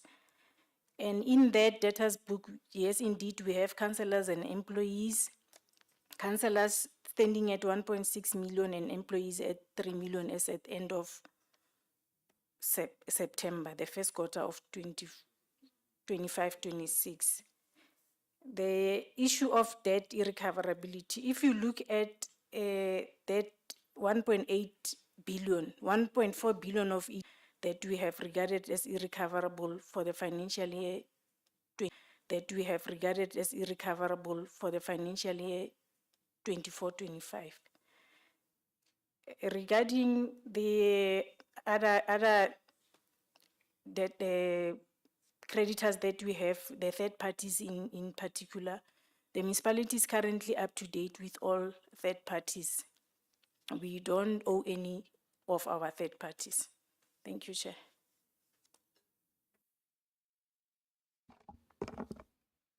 Thank you, Chairperson. MPEC Chairperson of Mutaka. Chairperson, on the question of figures and values, this is a progress report that was compiled that also needs to be updated for all the investigations that we have conducted. But I'm going to go over this progress report, which is dealing with the unauthorized expenditure. Now, for the year 2021-2022, Chairperson, the unauthorized expenditure that was before MPEC was 104,156,374. Now, out of this amount, Chairperson, I don't know if you will allow me, Chairperson, to go over all of them. It might take some time. It Might take some time. Yeah. This is a progress report that can be forwarded to you, Yes, Chairperson. my suggestion would be that maybe if we can just collate those issues and submit to Major Key. Yes, Chairperson. Maybe what you can indicate is that any decisions taken thus far by the committee, and maybe what are the key matters that you have referred maybe to institutions like the police. What were those cases involving, if ever there's such a case? Thank you, Chairperson. Chairperson, when we dealt with the first round of UIFW expenditure, specifically, let me go to the unauthorized expenditure, as it was found that it was mostly non-cash items that contributed towards that, but there was also overspending on budget. So MPAC was also looking at preventative measures on how we can curb this. So one of the preventative measures that we have put in place on the unauthorized expenditure was to do a research and a study on because our supply chain was decentralized, and that was also a thing that MPAC have addressed for it to be centralized. We then did a study on after the centralization of supply chain, then we need to have a tool, supply chain management tool. And this tool was before MPAC, and it was through MPAC that it went to council for council approval, and the implementation of that tool have taken place. Now I can report to you, Chairperson, that as far as I know, our irregular expenditure, especially now for the last quarter, is at zero. And that is the contribution that the tool is bringing forward. We have also dealt with matters that is related to the fruitless, which is the fruitless and wasteful expenditure. Fruitless and wasteful expenditure was, the contribution to this was mostly because of the third parties that is not been paid, your ESCOM and your AGSA, your SALGA, all those things that then curb interest on that. So the explanation was that the financial state of the municipality was not allowing for such to be paid. Preventive measures have also been put in place to see, and we are dealing now also with fruitless expenditure and wasteful expenditure, where we believe the items before us now, there is definitely some of the officials that will be held accountable for that and will have to repay because of negligence of not paying the third-party accounts that have now resulted into fruitless and wasteful expenditure. The irregular expenditure... Don't anticipate the outcome of your meetings until you... There's a possibility, Chairperson. Oh, okay. Yeah, I'm not saying it's going. There's a possibility by what we have looked into. Thank you, Chairperson, for the rest. The irregular expenditure, Chairperson, irregular expenditure, what we found is that there was value, and the municipality did get services. It was not unfinished projects. It was not where the municipality have lost. And some of them was, if I can quickly go over mostly 3 of the irregular expenditure that was pointed out by AG.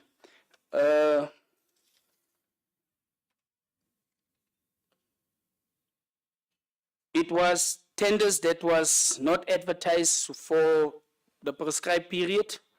And we must understand that if this was identified by AG in 2018, and then it's a multi-year tender, then for that 5 years or 3 years, it will still continue to stay irregular expenditure up until the tender is finished, and then it will be taken off. So those was one of the irregular expenditure that we have looked into. It was also related to non-compliances with the PPPFA Act and the Section 112. This was also, there was value that was received by the municipality, services was delivered. It was also a multi-year tender that went, and it will also be be closed when the tender basically it's finishing. The local, this will be the last one, but there's a few of them. The local contact instructions notes were not followed.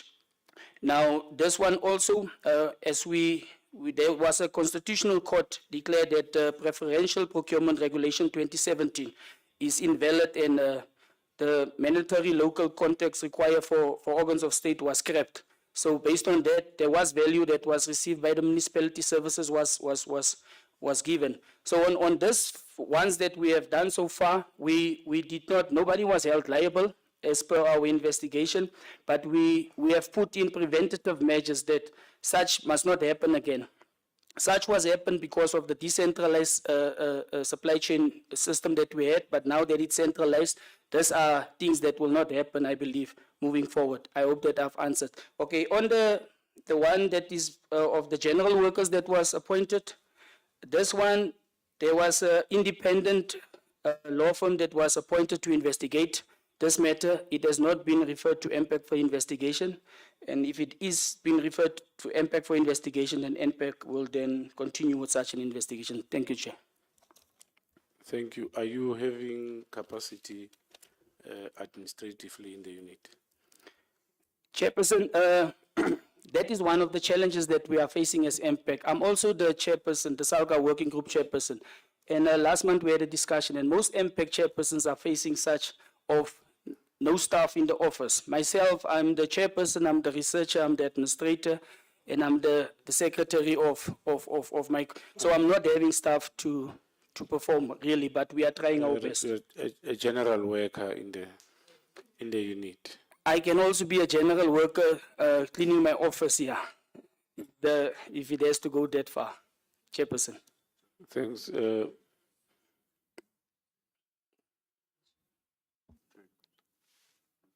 I'm getting concerned, Chair. Are you aware that questions have not been answered all? Oh. Yes. Hey, we are raising hands because someone is.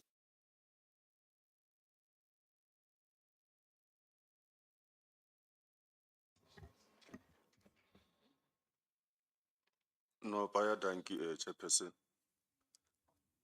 Let me go directly. One of the things on the question of having to consistently getting not to table the budget on time was actually the personnel in the finance department. There was like a silent kind of a war between the colleagues in there, because when one was acting, the others were getting to be on leave. When the other was acting, the other ones were getting to be on leave. So that is a matter that I believe is a matter that's purely administrative. But for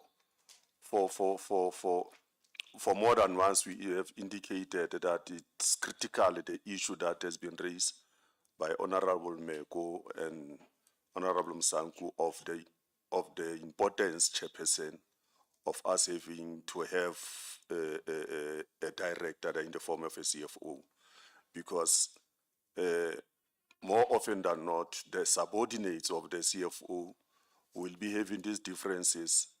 When the one is acting, the other one will be on leave, or the other two will be on leave. So at times the work is not being done properly. But unfortunately, as per how you are dealing with senior managers in terms of discipline, one who has to discipline must be of senior position to the other one. So if that is not happening, that is the problem that we'll be faced with. So we are getting into that space to deal with that matter, which I believe will assist us in being able to deal with, because one of those people who are forever being absent when others are acting is the budget manager, which is a very critical position, of course. What is the MM saying when that happens? Sorry, Chair? What is the MM saying when that happens? Why does it have to be picked up by you at a political leadership when administrative leadership is silent about it? No, Chair. Actually, I was not getting the response from no. with the roots of it. No. I understand what you are saying, Yes. but I'm going back to the administrative leadership. According to you, why is the administrative leadership quiet and silent about it? The answer that I'm providing, when Menzepe was acting, I approached her when she was acting as the MM. I approached her and told her, as council and as myself as the executive mayor, I have a problem about how these people are behaving in the finance department. Then I must also mention that she is the director. I take that the absenteeism is not as high as before. Now, the MM came back. Did you sit the MM down and give her that scenario so that it should not recur? Because the person who was acting did not take leadership. Did you take the matter to the MM? Actually, I know that the MM is aware of it, but the person I agitated on was the one who was acting, that she has to brief the MM on all of the developments that transpired when the MM was not there. MM, have you developed an intervention measure to avert the recurrence of such problems? Thank you very much, Chair. Chair, on the issue of budget stuff, I can safely indicate to you that last week we managed to appoint a presiding officer and the prosecutor specifically for the budget manager. That issue is being taken, I've taken it into my office to address it. Thank you. Thank you, Chair. That was the first question. The second question is, I have to mention with absolute truthfulness, there has been some hiccups, Chairperson, at our institution in terms of filling the post of the Section 56 managers. Two critical things is that at times we ran out of time. On other times, we had to deal with the non-availability of the concurrence. So those are two critical matters. And then from that background, we also in line with what the dictates of the MFMA, it is important that when you pick the possibility of that can be a waste of institutions' money, one has to step in. In answering the question as to why I had to stop the imminent interviews, was as a result that we are sitting with a situation whereby we have a possibility that the sitting MM might not have or may not complete the process.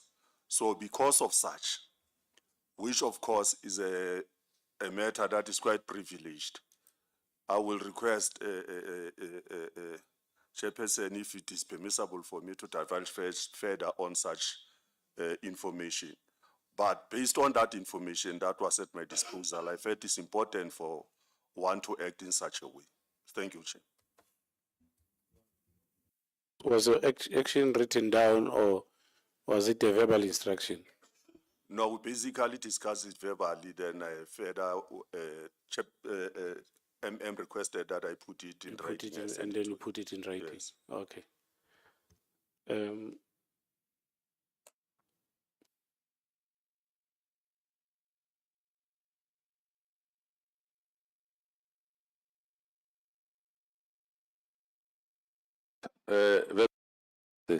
I'm worried about the 80% collection, but municipality has got no money. That worries. But I'm not surprised because if the budget originally was not funded, it means the figures in the budget themselves are not correct.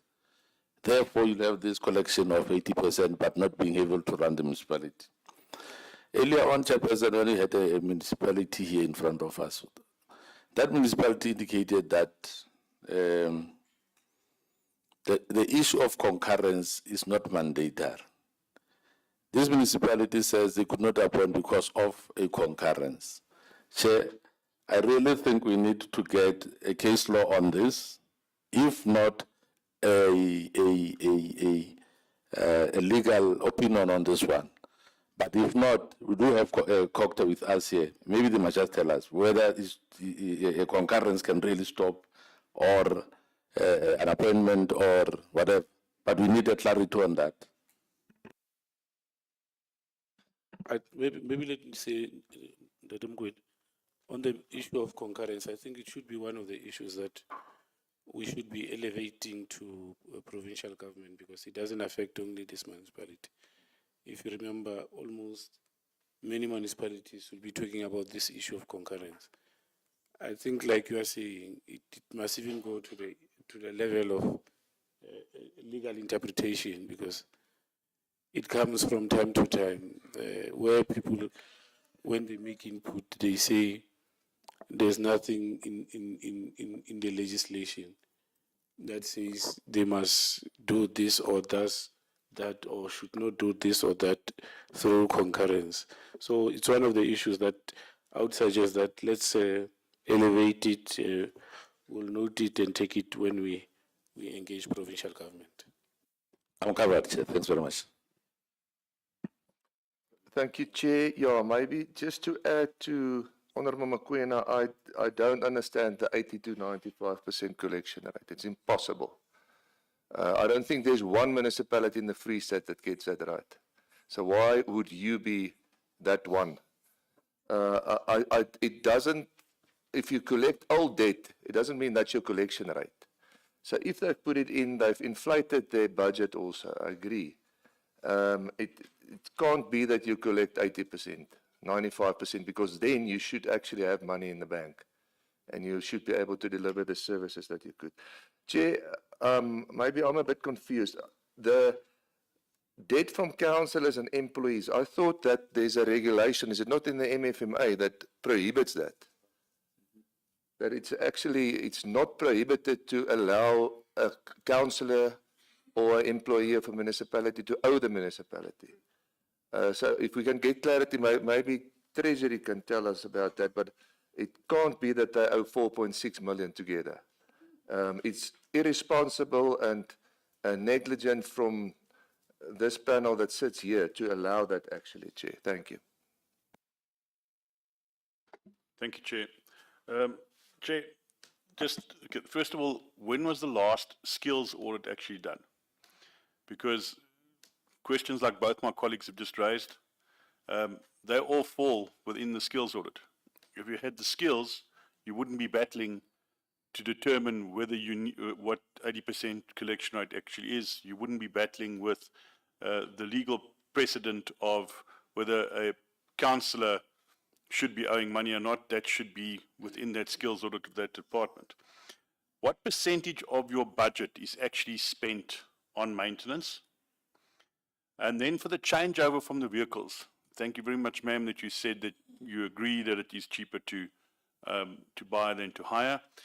But the fact that you are in the process of doing it could be in 10 years' time.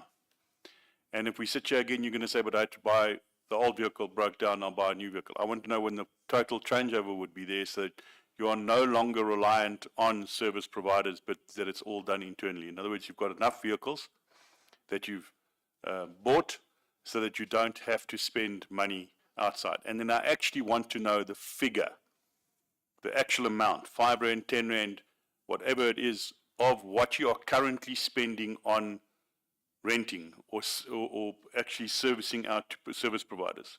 Because that'll give us a very good indication of why your municipality is in trouble. Because you are spending far too much money. If your services are being rented out, as well as your vehicles are being rented instead of your own, and using your own internal capacity, it would be halved. So those are the things we need to know. And then I'm battling to understand. For 3 years, every 3 months, you've been appointing a new acting chief financial officer for 3 years.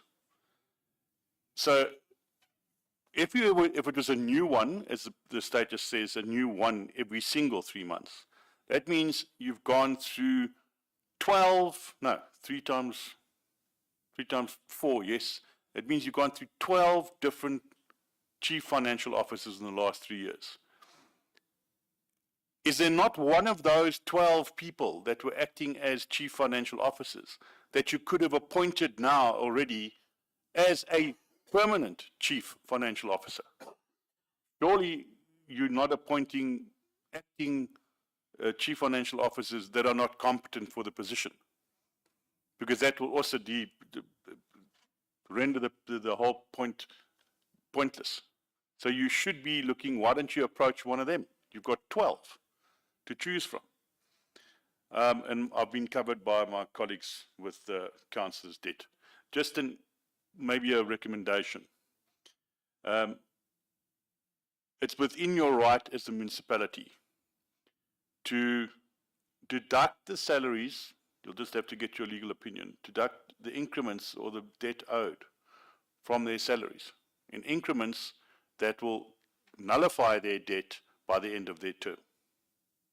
Let's have a look at that and you get the legal opinion. Thank you. Roy. Thanks, Chair. No, Roy.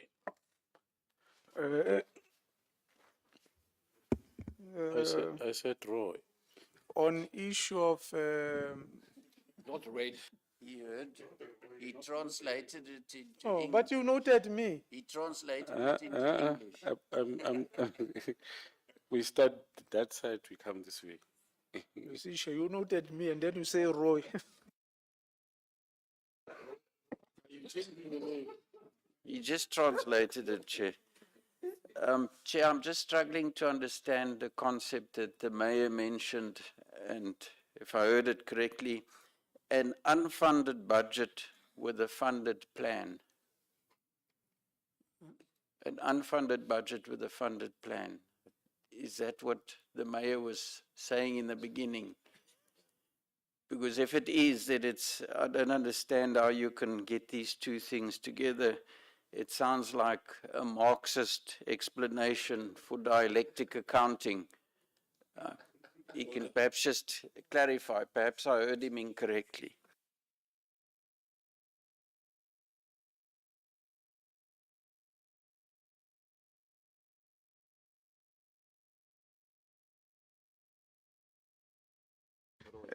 Chair, I don't agree with Honorable Dr. Roy around the issue of Marx dialectics. But we'll discuss it outside. Is a different red. Red is red. Yeah, red is red. Chair, I thought I would get an answer around the issue of a car. As to whether does it not constitute fruitless and wasteful expenditure? And if so, as you dealt with others, why this one of Executive Mayor is not attended to MM? I'm listening to the argument why you do not have Section 56 managers. To me, it doesn't make sense. You are saying you ran out of time, as if you don't have time frames, and reasonable time frames for that matter. Regulations are clear on as to whether, when are you doing interview, when are you going for all that process up until you finish it. It can't be an excuse. It's another fruitless and wasteful expenditure, MM. And that money must be recovered. You are saying to us it's because of concurrence. Concurrence means, in terms of Section 56 of Systems Act, it will mean the MEC has a role to monitor as to whether you complied with necessary piece of legislation. Upon realizing that you have not complied, within 14 days of realizing that you have not complied, he can go to a court of law and apply for declaratory order. In absence of that, there's nothing that prevents you from operating as if it's business as usual. So to say, unless you have not been complying, And if you have not been complying, MEC have every right to tell you, I'll comply, go back and do things in a proper manner. And if you have not been complying, it's another fruitless and wasteful expenditure. And I partly understand why you are not getting it right. Because you have an MM who will run away from responsibilities of taking charge of the whole administration. And we have executive mayor who have a tendency to interfere with administration. I'm listening here. Executive mayor goes to an extent of talking about a budget, budgeting manager, a junior post. You are not even supposed to be there. It's the MM who must report to you that I have a problem in the administration. Not the other way around, that the mayor reporting to MM that he has a problem in the administration. Who's running administration? It tells us, why do you have this confusion? And why should you continue to lead that municipality? Because clearly you do not even understand your rules. Maybe we must also, you must be put under administration again, such that you are able to understand your responsibilities. You are playing with public purse. There are so many fruitless and wasteful expenditures as a result of your actions. But we need to monitor as this committee that we do recover, such that we teach even others in other municipalities how serious we are. We have a problem here, colleagues.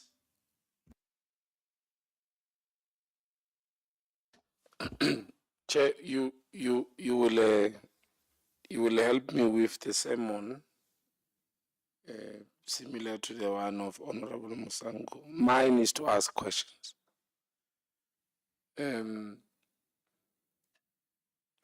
Perhaps Cooperative must help us. The mayor writes to the MM and says, stop administration processes. And the MM agrees.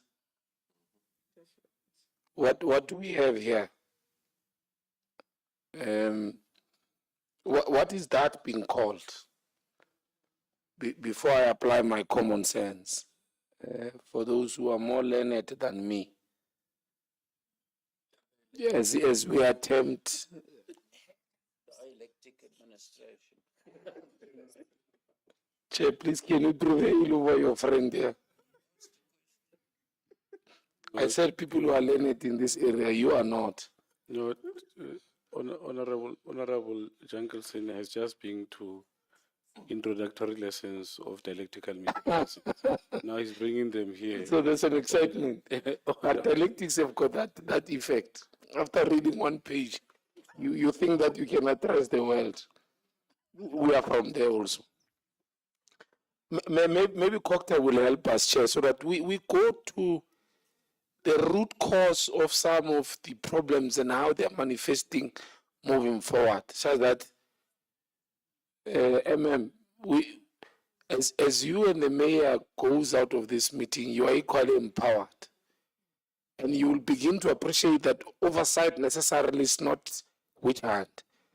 It also helps, in as much as it is intended to fast track service delivery, but it also helps to empower you, the leadership of especially in municipalities, because in this province we have huge problems. Number two, I'm picking up that there were also challenges of transitional arrangement. Where was the MM? As far as I recall, the MM was suspended. And then she came back. And handover was supposed to be done, and it was not done accordingly. And this is by the mayor. And that's why some of these things are in the manner that they are. The struggle to conclude the process of Section 57, let alone the confusion of concurrence, let alone this one, which I think honestly, it was unfortunate that such an historic problem, and when it's supposed to be solved, it is the mayor who says, stop the process. Huh? And Honorable Msangu captures my emotions quite well. Unauthorized expenditure, which must be recovered. Because you went about for so many years advertising, and there was concurrence problem. You also re-advertised, and then the mayor says for some reason with the issues with me, I saw it fit that this process has got to be stalled. And a letter to that effect is written. I don't know what the Auditor General has said or is going to say. A letter is written providing evidence of whatever that in that lobby will help us with. Is it an overreach? Is it interference? I'm not interested in that English, but the consequence of all of that conduct and how is it impacted on the effective and efficient running of the municipality. Thanks, Chair. Thank you, Chairperson. We hear the importance and even the cry from the municipality regarding the 56 managers and how important it is to bring stability to the municipality. And then we hear that there were, on face value, there were issues with the process to appoint these people. And the screening was then halted by the mayor. Unfortunately, I'm seeing a pattern, and this has been going on for quite a while. And unfortunately, Mayor, you've been implicated in allegations which is in the public space. I think you know about this. I'm not making those allegations. I think you know about them. So what we are seeing here is the municipal manager was instructed by the mayor to not continue with the screening process. And then the mayor said he doesn't want to go into that space because for some reason or other. If it is so that you were trying to protect the integrity of the system, let us know. You spoke about sending letters to the MM. Inform us what went wrong. But if that was not the case, then it is, in my mind, political interference. So if there was something you wanted to protect, please let us know so that we can move forward with this. Thank you. So are you saying that in this case, we don't have invisible hand here? We have a physical hand. Let's start with the MM. Thank you, Chairperson. Chair, I would want to firstly address the issue of councillors and officials who are owing the municipality. Chairperson, some of these debts, it's historical debts. It's quite correct that there's a code of conduct for councillors as well as officials that you cannot owe the municipality more than 3 months. Then the municipality has the right to deduct it from your salary. A community cannot be paying and then we are drawing salary out of that while we are owing. Most of these debts, it's historical. You'll find that one of the councillor is staying with the parents after when he was elected into the position. And the parent's account is a very huge account. Then the councillor concerned will have to make an arrangement. So that arrangement, it's not going to go away as soon as possible. It's the same way with the appointment of staff.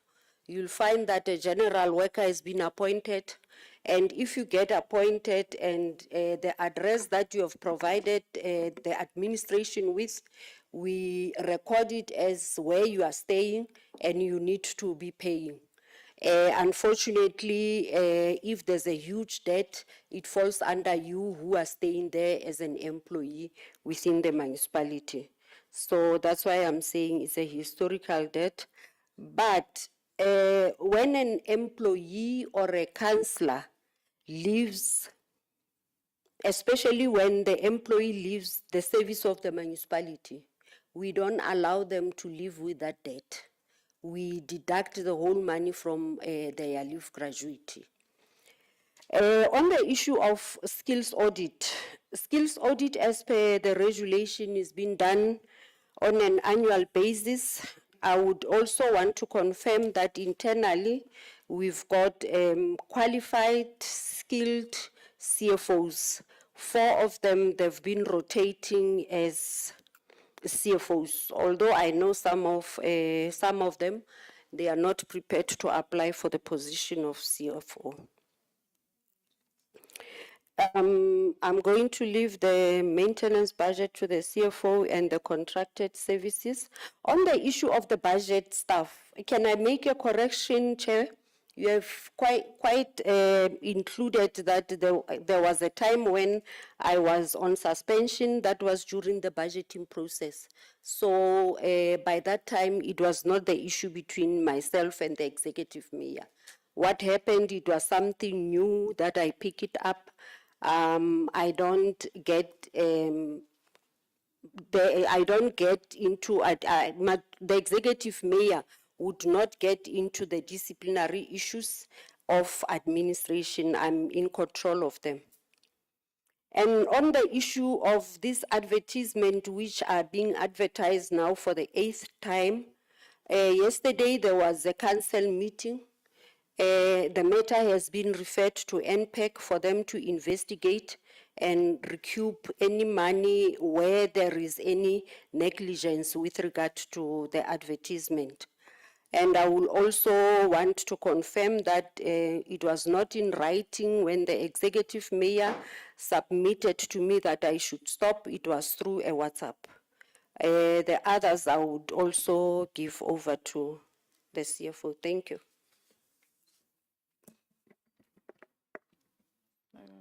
Thank you, Chair. On the issue of the repairs and maintenance budget, for the 2025-26 budget, repairs and maintenance is 10% of that budget for 25-26. And on higher charges, looking at the reporting as at end of September, the first quarter, we have spent 11.3 million on hiring. In the main, the biggest contributor is hiring on refuse removal trucks. And contracted services, I think it's one item that I can submit, because included in contracted services is security services. That's one of our monthly contracted services, and it's a big contributor to that. As at the end of the first quarter, we have spent 25 million on contracted services. So hiring is separated from other contracted services that is inclusive of security services. Thank you.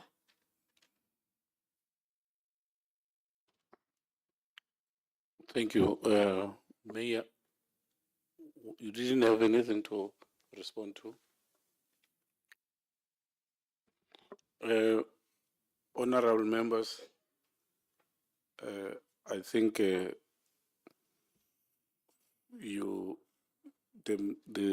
issues have been exhausted. Maybe lastly from myself, how often do you meet with the mayor in a week?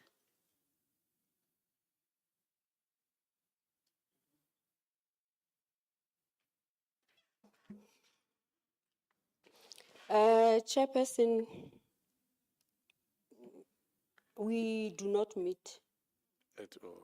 So, do you? Not unless we've got a weekly meeting. Do you discuss finances of the municipality with the mayor? No, Chairperson, we don't. Who's the MMC for finance? It's Councillor Tau. Oh, he's not here? Yes. Do you meet with him? Not on a regularly basis. He normally meets with the CFO. Okay. Yes. Who's the chairperson of your audit committee? It's Advocate Moyeng, the last lady there at the corner. Can I put you on the spot? Yes, sir. From your memory, in your last report, what were the key recommendations that you gave to the municipality? Thank you, Chair. All protocol observed. Chair, the new audit committee started on, well, in February of this year, 2025. And when we assumed office, we then found out that the previous audit committee did not sit or provide council with reports for the past 3 quarters, around 9 months.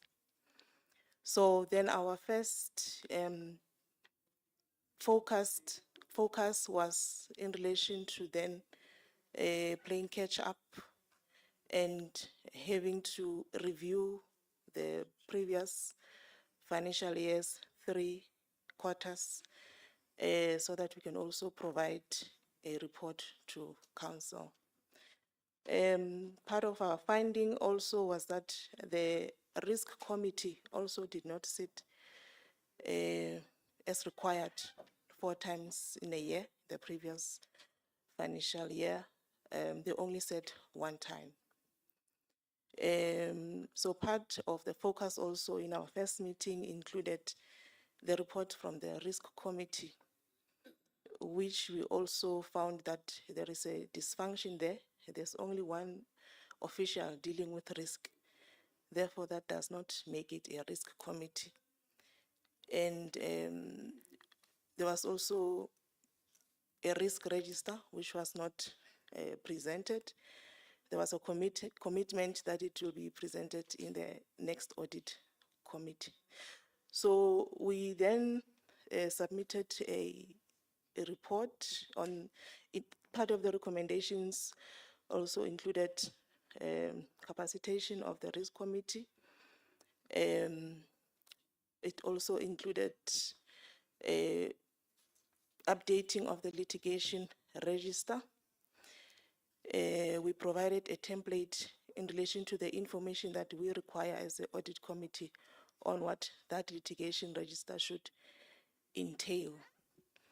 We also made recommendations in relation to the establishment of the Financial Misconduct Board, also known as the Disciplinary Board, which will then deal with issues on investigations on financial misconduct and the recovery of money lost. We have submitted a name to the MM in relation to a member of the audit committee forming part of that financial misconduct board. I think it was around August. So we are expecting in our next audit committee a report in relation to the functionality of that financial misconduct board. And part of the findings, also the AG raised in the previous financial year, was that the audit committee, the previous one, had operated without an audit committee charter, your audit documents in relation to your 3-year audit plan. And we also then had to focus on that in our follow-up ordinary meeting, wherein I can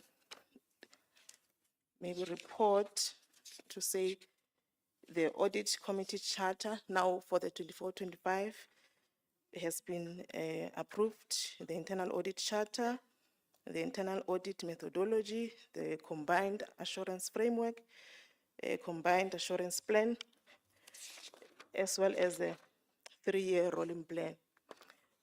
Those were approved. We also approved the audit strategy. So we are expecting in the next committee that we should be getting work done so far. Maybe I should make a comment in relation to the HR related issues. We made a recommendation.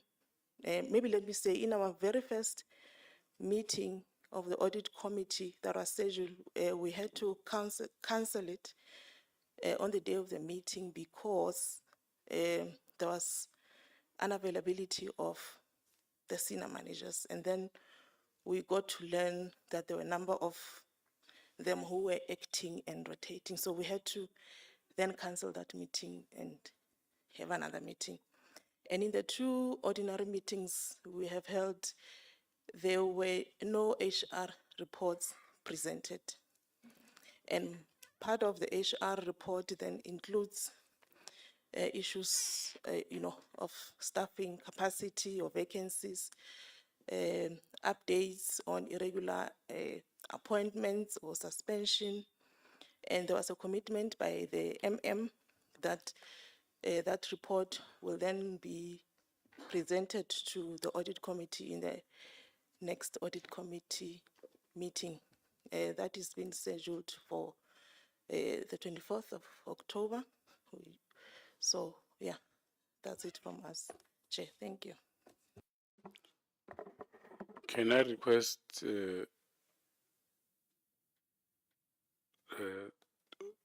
you, Madam, that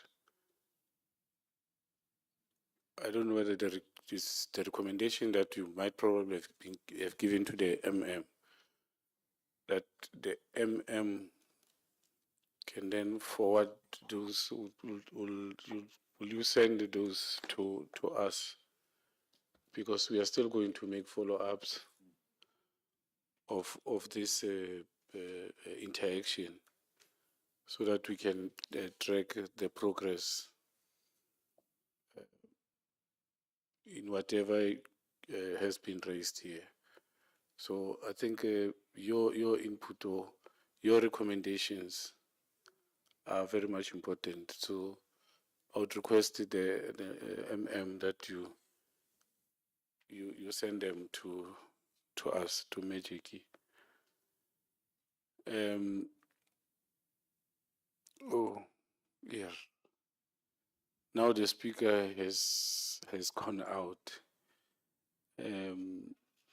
I wanted to check something with the speaker. Yeah. No, maybe we'll just follow up, make a follow up with that afterwards. Honorable members, I want to dismiss this municipality so that we can get the next one. But clearly here we have to find a way of unlocking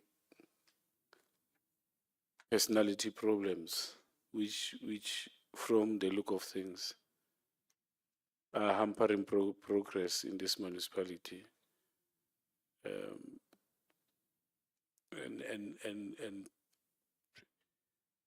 I think it's very clear that it's all those minor issues that are causing these unnecessary tensions. And despite the mayor denying it, but through interaction, it comes out that what was alluded to earlier on in relation to tensions now plays itself out in relation to responses that comes out. So we will make follow-up and request that Mayor, MM, and Speaker, the Council Whip, can we have weekly meetings?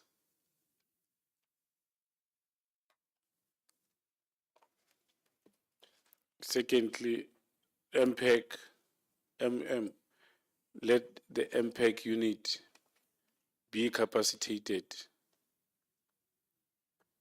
There are a lot of educated people in Kronstadt. And I so believe even in that municipality. Historically, Kronstadt has been one of the places where people will be able to get even higher education, like you had the College of Education. But we can't have a situation where you struggle to get people with skills in that unit of MPEG. And all the issues that have been referred to, like the report of MPEG on the issues that have been referred to MPEG, the issue around the car of the mayor. Yes, I think those are the critical issues that have been raised. Ladies and gentlemen, honorable councillors, thank you. See you next time when we make follow-up meeting with you. And I believe that meeting will be in Kronstadt. Thank you. Thank you, Chair.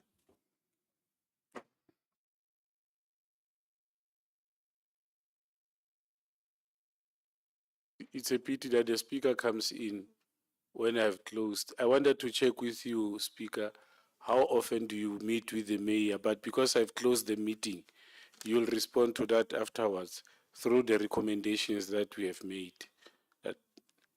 They'll brief you about the recommendations we made. Thank you, Speaker.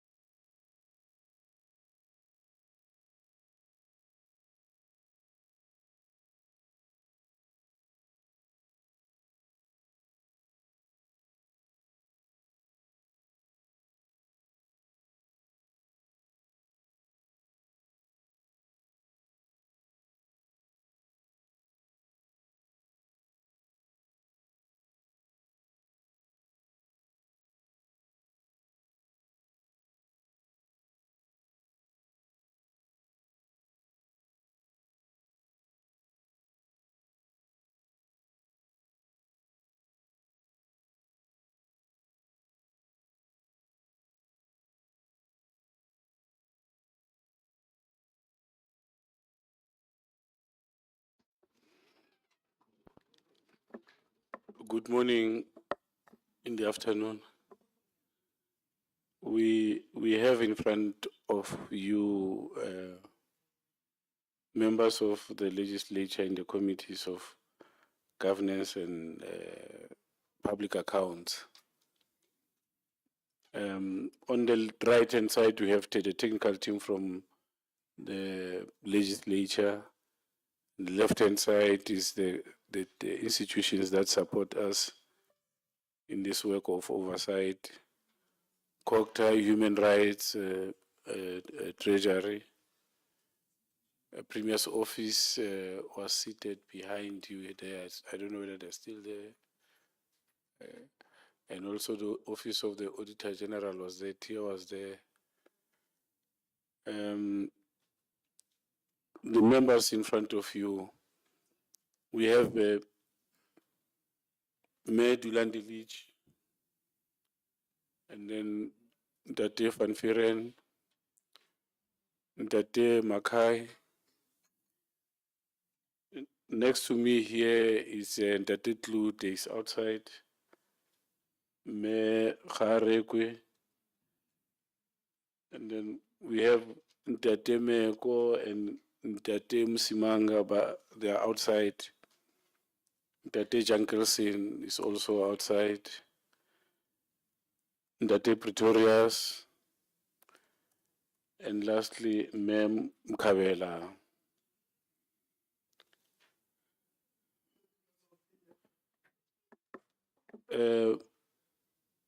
And the one behind, this is Ndatem Simanga, the one behind him is Ndatem Kwena. Majoro, over to you. Tell us who you are with. And those that are undercover, when you introduce them, they must be out of cover so that we can see whether really they are here or not.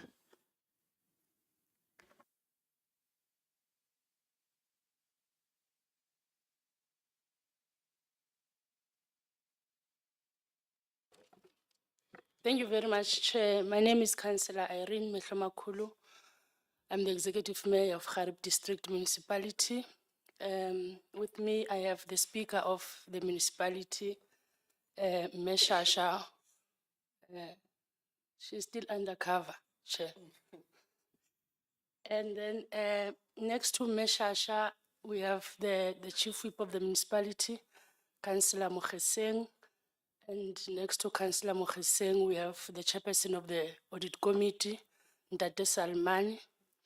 And then on my right, I have the Municipal Manager, Memuletsani. Next to the Municipal Manager, I have the CFO, Ndate Tamasani. And then next to Ndate Tamasani, I have the Chairperson of MPEC, Councillor Patswani. Thank you very much, Chair. Thank you, Mempuse. Thank you, Chairperson. Memo Letani.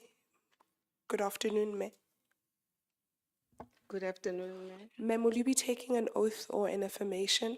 An oath, Ma'am. And do you consider this oath binding on your conscience? Yes, I do. Please state your full names for the record. Lebohang Yvonne Moletsane. Do you swear what you're about to tell the committee is the truth and nothing but the truth? If so, please raise your right hand and say, "So help me God." So help me God. Thank you, Memo Lozani. CFO. Good afternoon, Dad. Please switch on your mic. Good afternoon, Mayor. Will you be taking an oath or an affirmation? An oath? And do you consider this oath binding on your conscience? I do. Please state your full names for the record. My name is Mpho Matthews David Tamasani.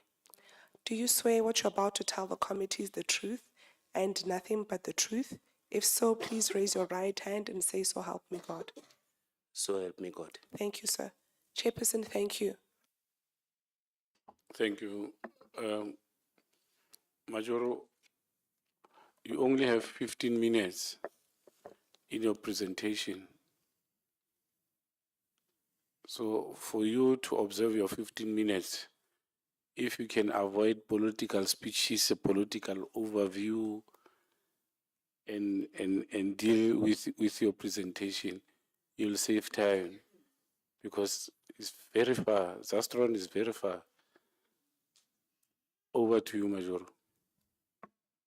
Thank you very much, Chair. Chair, without wasting time, can I request the municipal manager to take us through the presentation? Thank you.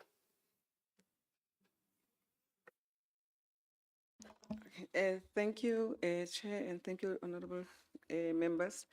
As Cooperative municipality, we were sent 5 sets of questions.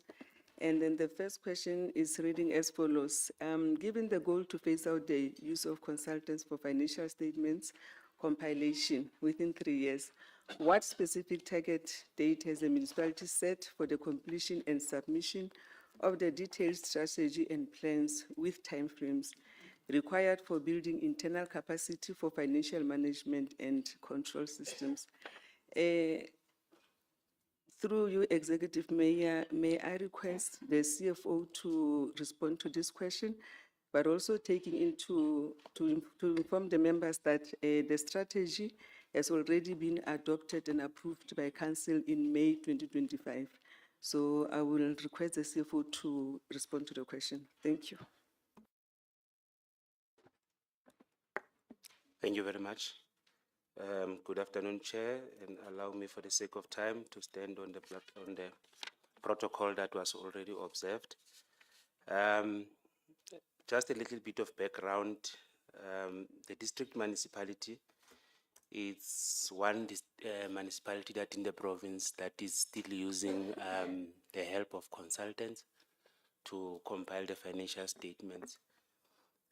This practice has started in the year 2018-2019 when there was a high vacancy rate in the Office of the Budget and Treasury Office. So, but before then, the municipality was well capacitated to compile its financial statements. So what we have done when we took the budget-related policies to council, this year we tabled what we call the consultancy reduction strategy, whereby we are setting ourselves a target of phasing out consultants over the period of 3 years.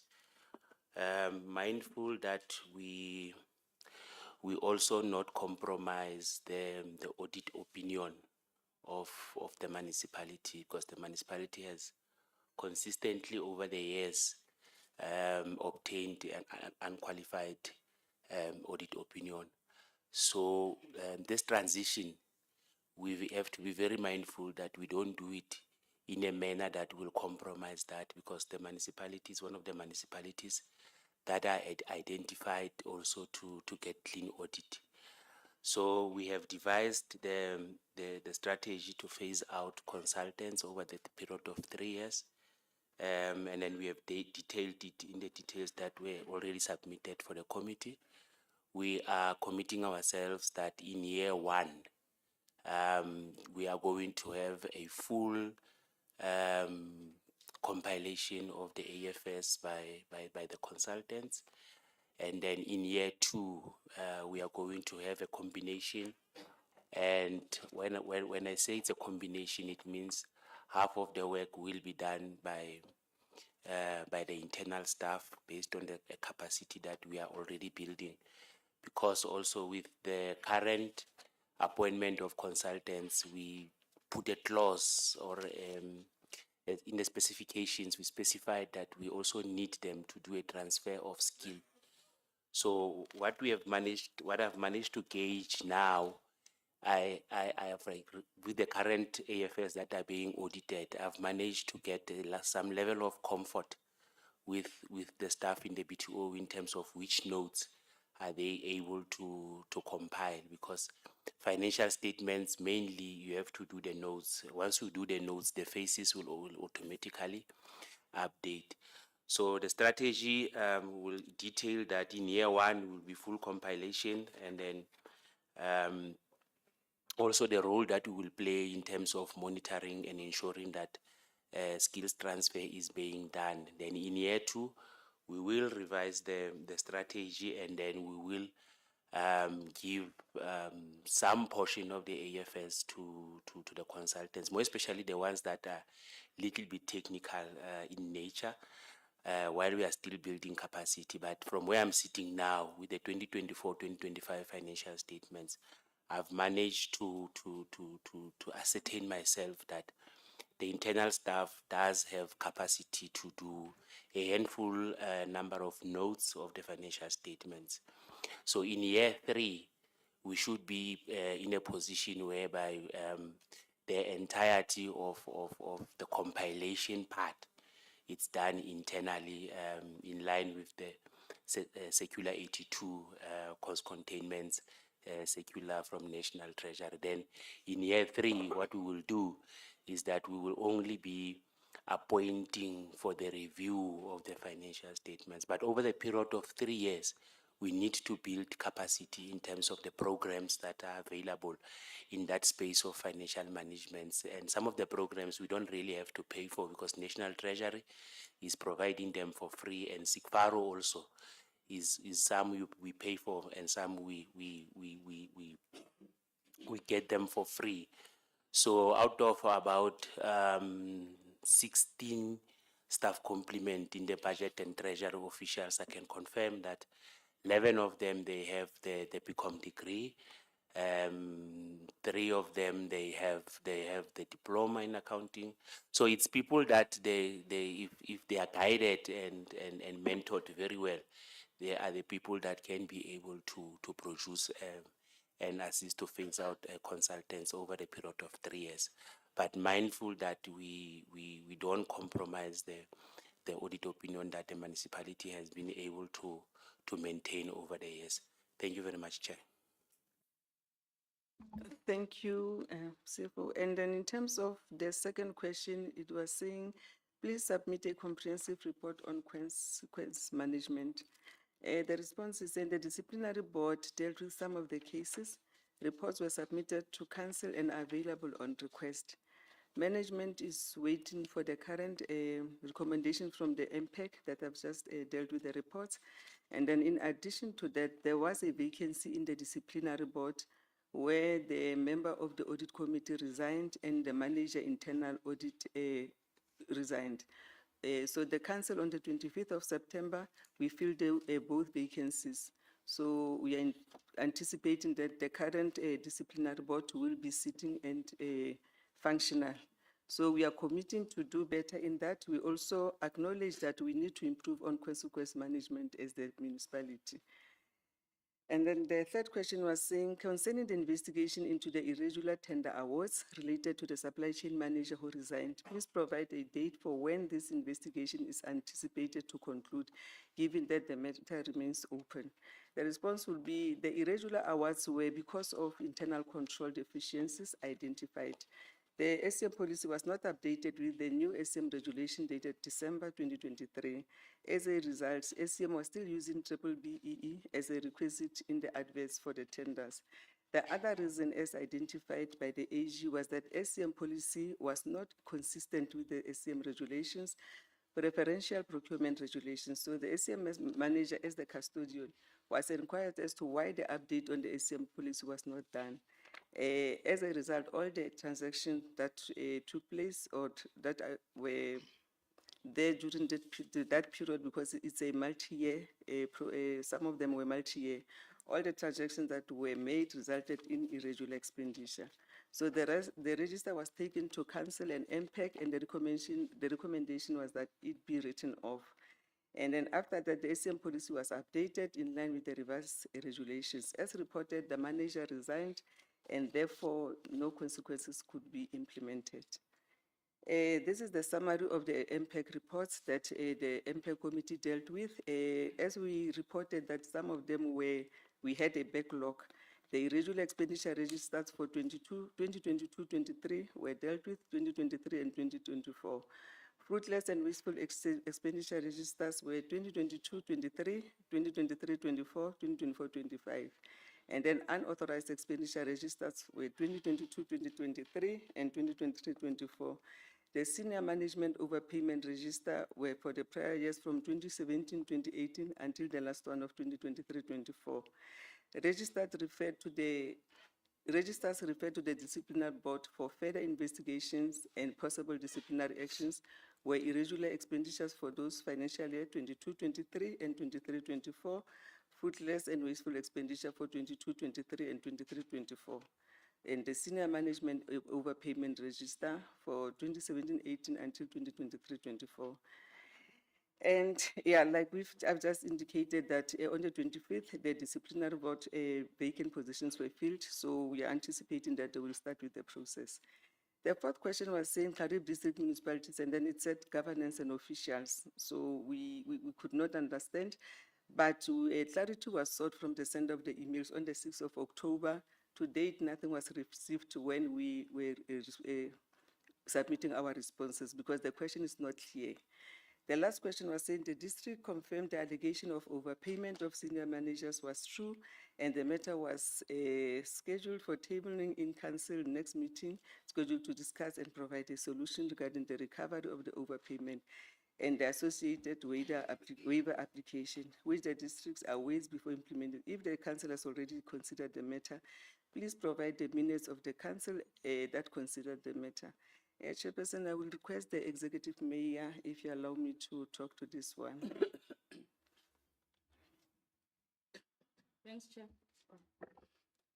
Thank you, Chair. The troika of the municipality and the affected senior managers and COCTA official met on the 14th of August 2025, where it was resolved that further opinions in the matter should be sought from SARGA. The Municipal Council met on the 22nd of August, wherein MPEG report was tabled by the MPEG chair, and part of the MPEG report was the overpayment of salaries of senior managers who were appointed in 2017 and 2019 respectively. The Council, after consideration of the MPEG report, coupled with inputs from the disciplinary board chairperson, Council resolved that the municipality must consider all legal avenues to protect the municipality against any litigations in a process of recovery, Chair.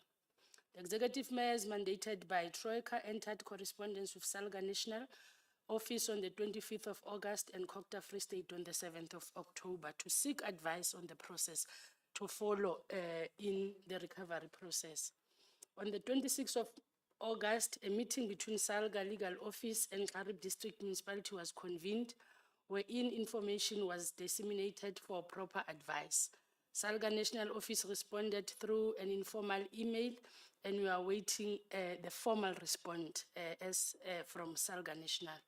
And then as of the 8th of October, COCTA has not yet responded to the issue of the legal opinion. Upon receiving the formal legal advice from Salga National and COCTA Province, the municipality shall convene the special council meeting to deliberate on the advice and resolve the issue at hand, Chair. Thank you very much. Thank you, Executive Mayor. Chair, those were the only 5 questions that were sent to Clarib. Thank you, Chair. Are you suspecting, or should I say, don't you suspect something that you only have 5 questions when other municipalities have 20, 15, 30 questions? Doesn't it ring a bell?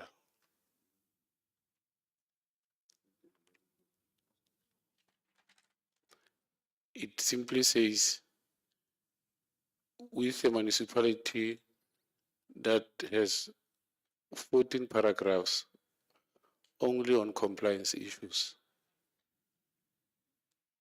and any other municipality in the Free State with a better audit opinion is the one that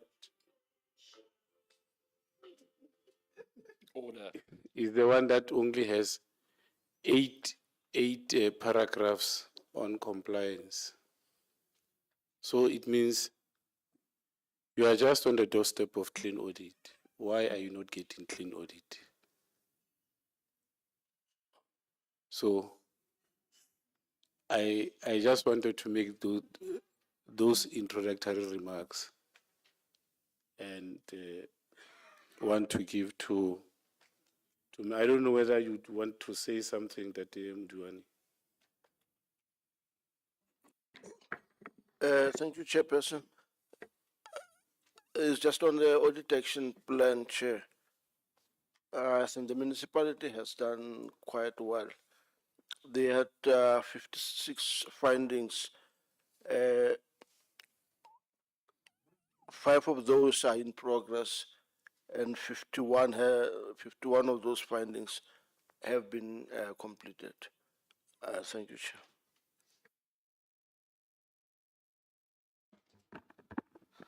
No, Chair, thanks very much. We welcome the presentation. I just want to find out, Chair, what is the staff complement of this municipality? Given that I think the CFO spoke about 11 people in dealing with finances of the municipality. What is the staff complement? Secondly, what percentage of the total budget is allocated for salaries? The third question, Chair, is what caused the overpayment to the officials? I also want to say, Chair, I heard the process or the road process that the municipality is taking, but the manager is intended to be called to a disciplinary, resigns, he runs away, or she runs away. And then the municipality said there's nothing we can do about that. There's a lot that can be done. Firstly, he still has his pension fund with the municipality. If the municipality is convinced that there was wrongdoing on his side, a notification can be sent to him to say, listen, if you don't come and account, okay, it's fine, but we're going to deduct what you owe us. Thank you very much.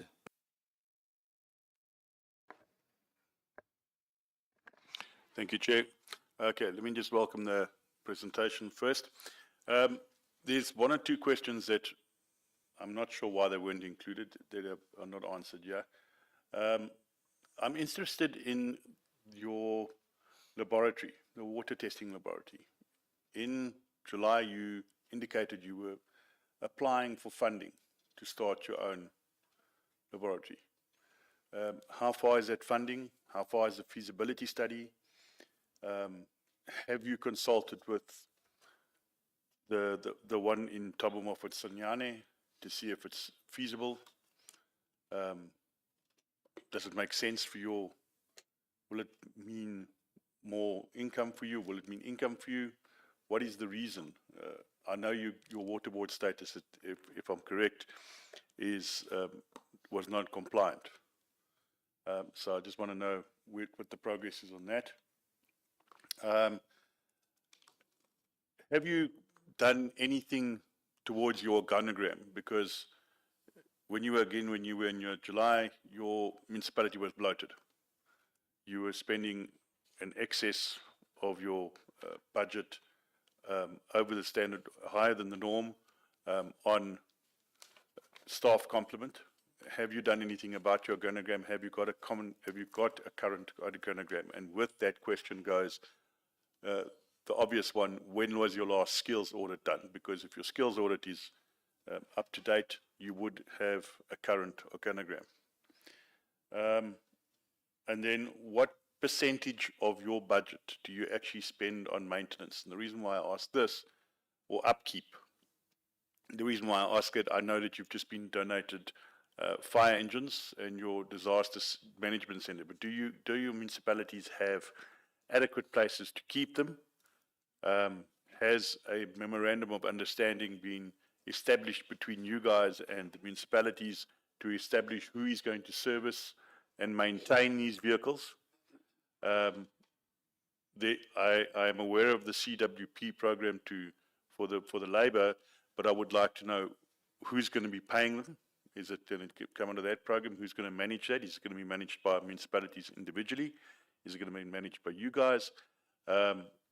What is your plans to expand that? Because we're on water season now, and it's coming up December with the roads. What is your plans around that? Thank you.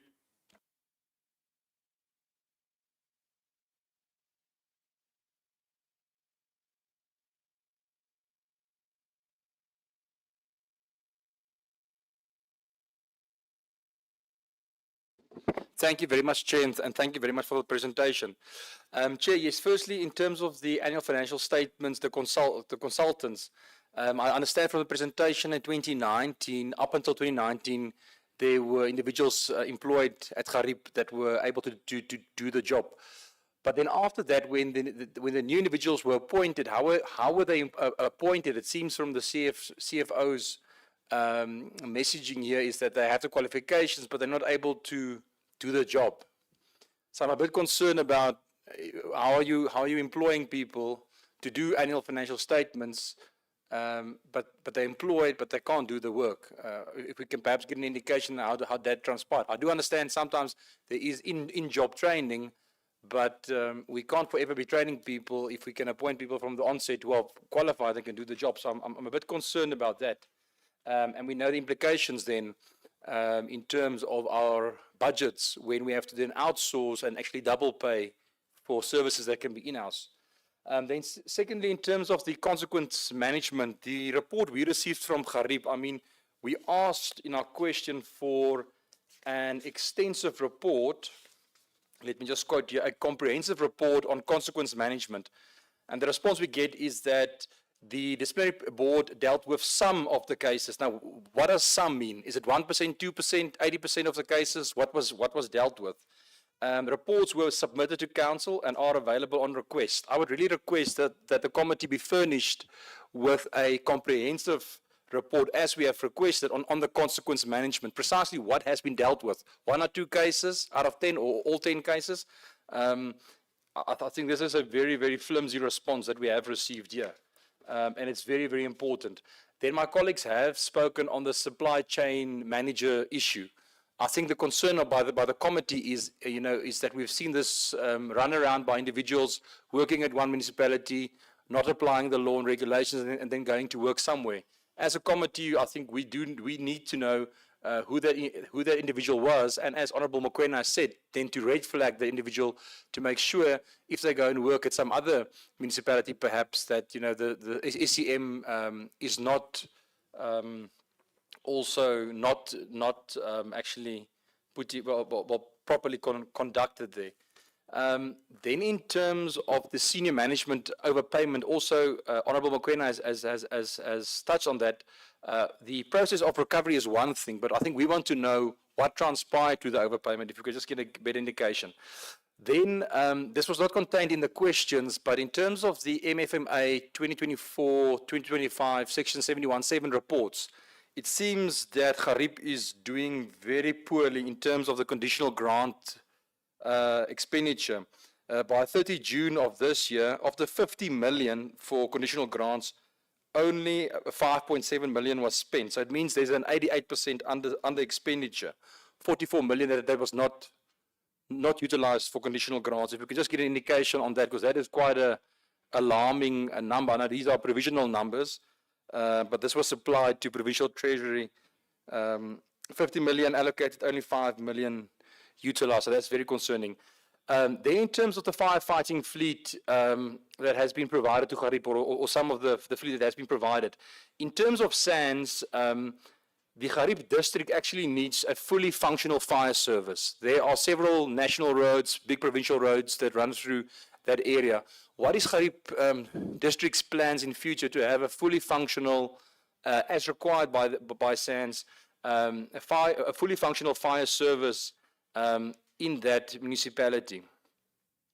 And then just lastly, in terms of the MIG projects of all the municipalities, Kopanong, Muakare, and Letsemeng, Garib district involvement with monitoring MIG projects in those municipalities. Are you also going on the ground, attending and overseeing MIG funding in those municipalities?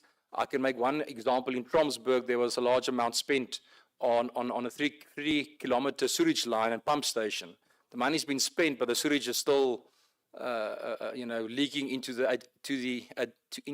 adjacent spruit. So I'm concerned about the district municipalities' involvement, because remember, after those infrastructure has been upgraded, the mandate is with the Garib district in terms of the environmental health practitioners to go and oversee if there's spillages. And we know there are spillages into the Garib Dam, into the Orange River, as I said, in Tromsburg, in Philippopolis, all over the place there are sewage leaks into the natural environment. So I think from the onset, if the money is being spent properly in terms of the grant funding, it could curb a lot of the other work that Garib district has to do. And I'm concerned about the environmental health practitioners, if they actually have sufficient, vehicles and kilometers, funding to travel to go and do those oversights. Because why are we finding then, if we go to those small towns, that our fresh water is being polluted? Thank you, Chair.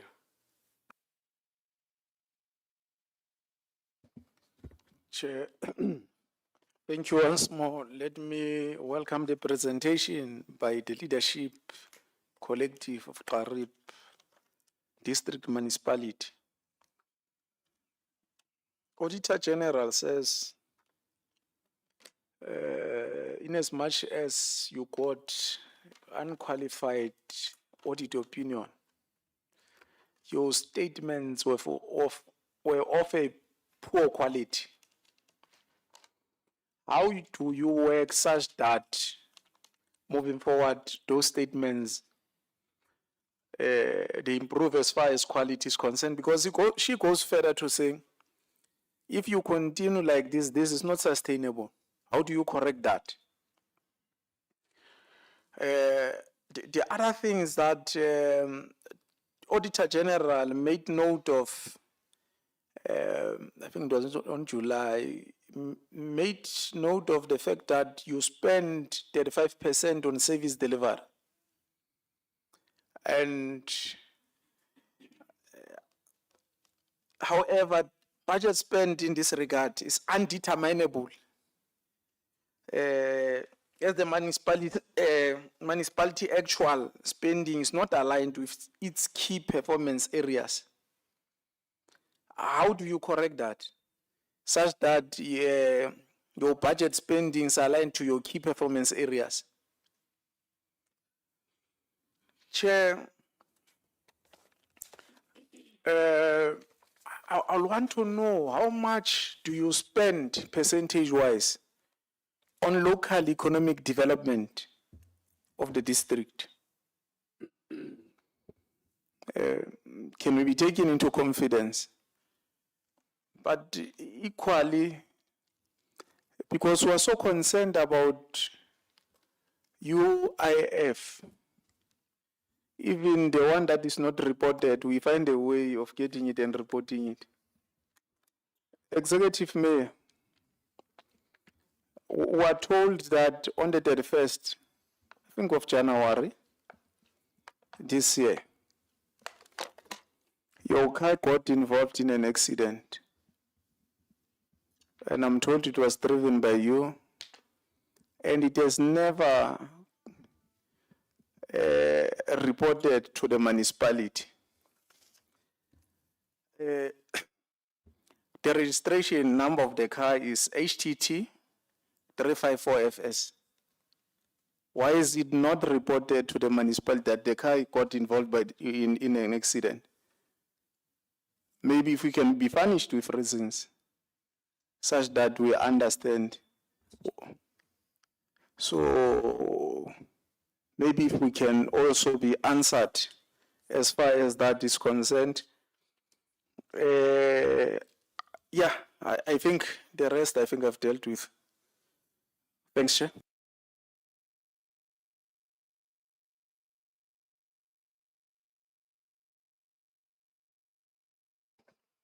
Thank you, Chairperson. 81%, according to your submission in July, is spent on employee-related costs. It's 81%. And then you said there will be some actions to bring that down. So I would like to know, what have you done to address this? Now, we know from district municipalities, they all have the same the reasons for these high percentages. It's all about the powers and functions that were taken away and all that. So we know that. But 81%, has there been any changes in lowering those excessive employee-related costs? You also said last time you were here, you have no disaster management center. None. Have you spoken to either COCTA or Treasury or on a national level to be able to fund this? Although I think with 81%, you'll be able to fund this, but be that as it may. Have you discussed this with anyone, either the Premier or Treasury? Because we also want to know, so that if those discussions pop up with those departments, we can also, from our side, have those discussions. So has there been any attempts made to get a fully functional disaster management center? Because it's not a nice to have. The Act actually says you must have a disaster management center. Thank you, Chairperson. Thank you, Majoro. Over to you and your team. Thanks, Chair. Chair, I'm going to respond on the issue of the overpayment. Ukuthi, how did we get here? In 2017, Chair, the council appointed, I'm sorry, Chair, I'm just trying to open the report here so that I can give the committee the correct dates.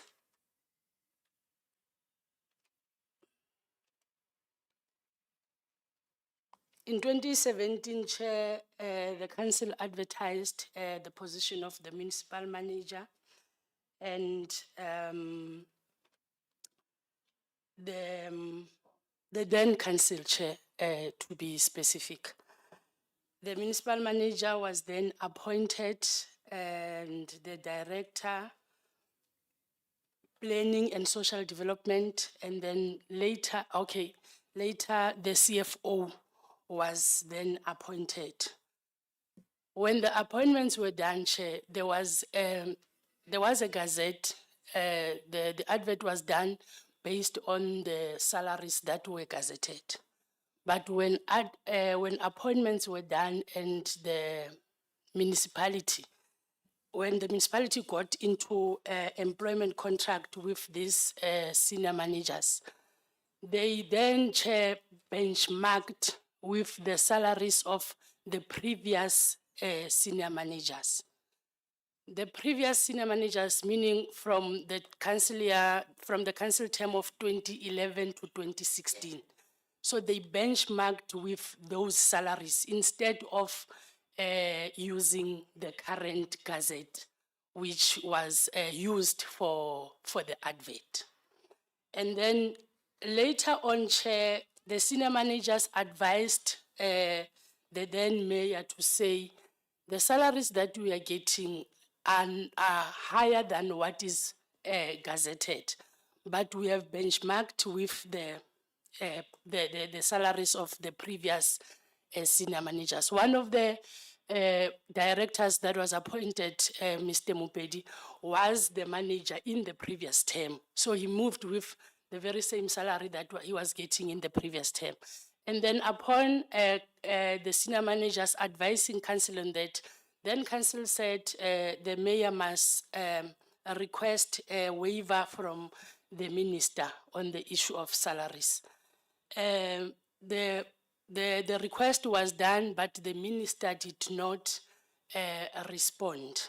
So for the whole term, from 2017 up to the end of their contracts, which is 2021, they were earning that amount that is beyond what the Gazette was saying. They've tried to request a waiver from the minister, I think about 2 times, but there was no response from the office of the minister. That is how we got here, Chair. That is how we got to the issue of overpayments of those former senior managers. But as this new council, when we got in, Chair, we worked strictly with what the Gazette is saying. They are earning as per the Gazette. Now, we had a meeting, like I've said in the report here. We had a meeting with the senior managers, the affected individuals, because fortunately all of them, they are traceable, they're still within the province, except for one, who was the director of corporate services. And we agreed to say, let the municipality get more information or maybe advice in terms of the legality of the matter, so that we don't see ourselves being litigated as the municipality. So we are on the process, Chair. We have met Salga National, we have also met Cogta National, but the issue now is what Salga National is saying, Salga and Cogta Province, they are both saying they contradict one another. So we said, rather, let's have this advice in writing so that I take both these advices, Salga and Cogta, to council so that council can consider the matter and finally approve or decide on the matter of these overpayments. So that is how they came about. Thank you, Chair.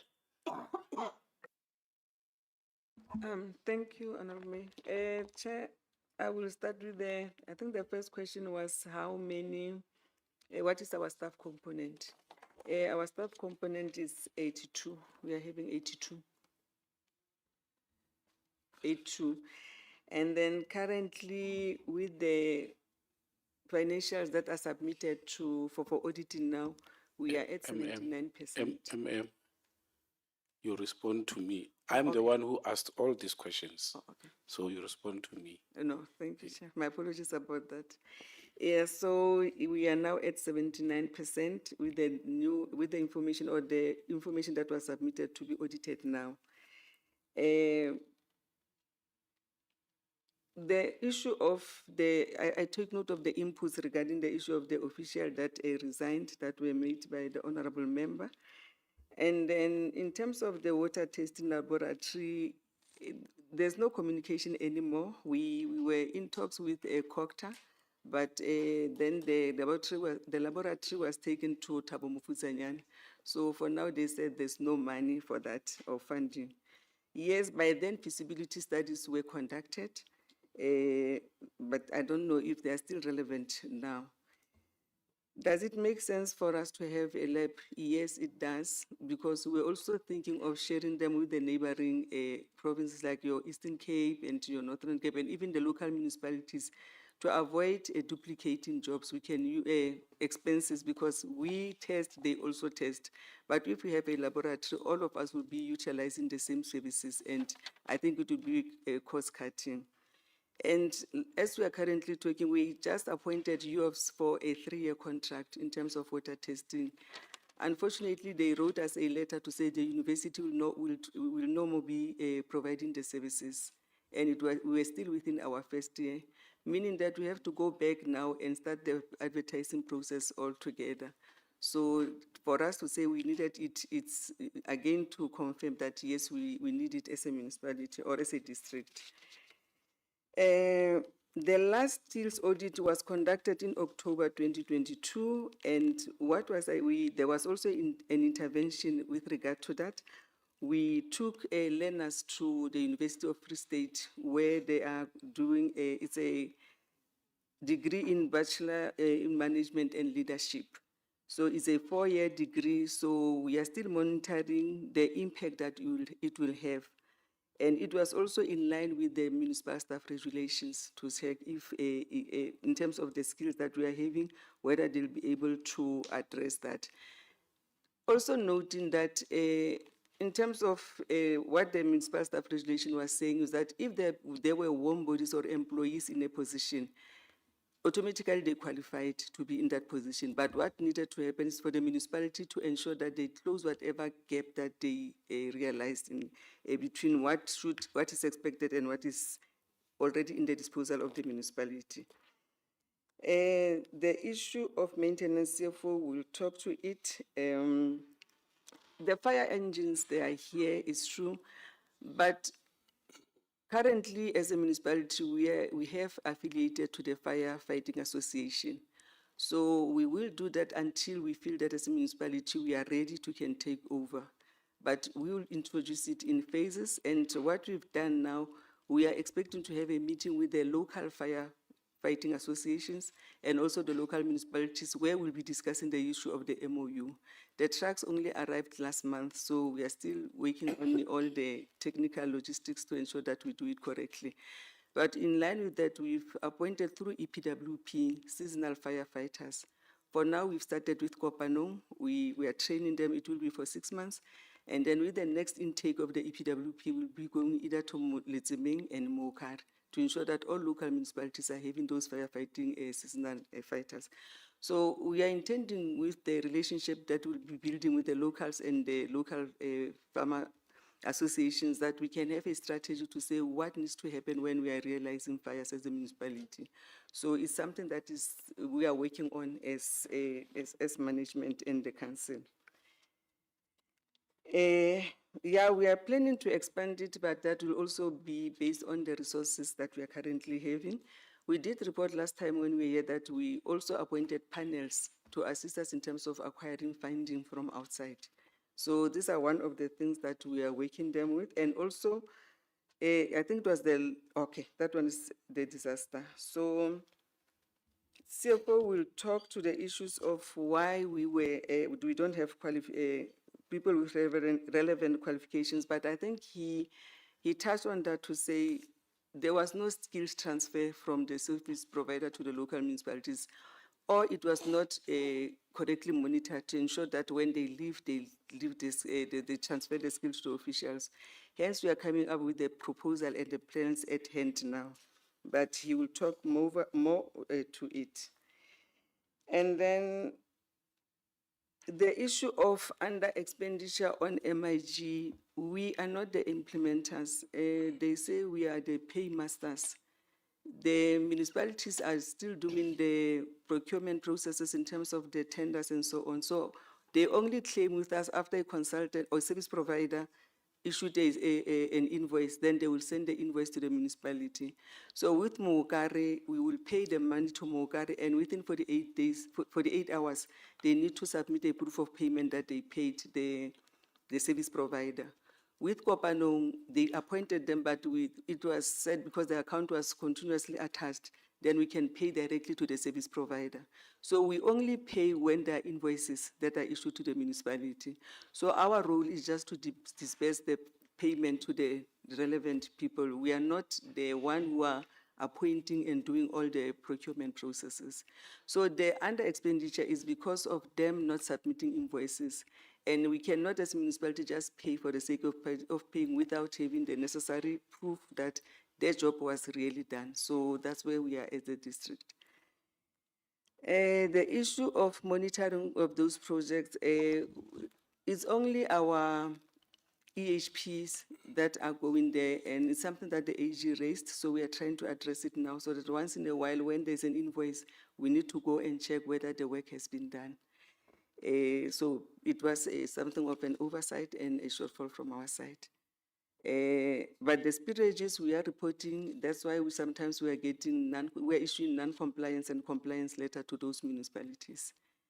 The issue of the undeterminable amount on the 35% chairperson, we discussed it to say the AG raised it across all municipalities. But the thing is, we said the differences was that as the district, we are not like the local.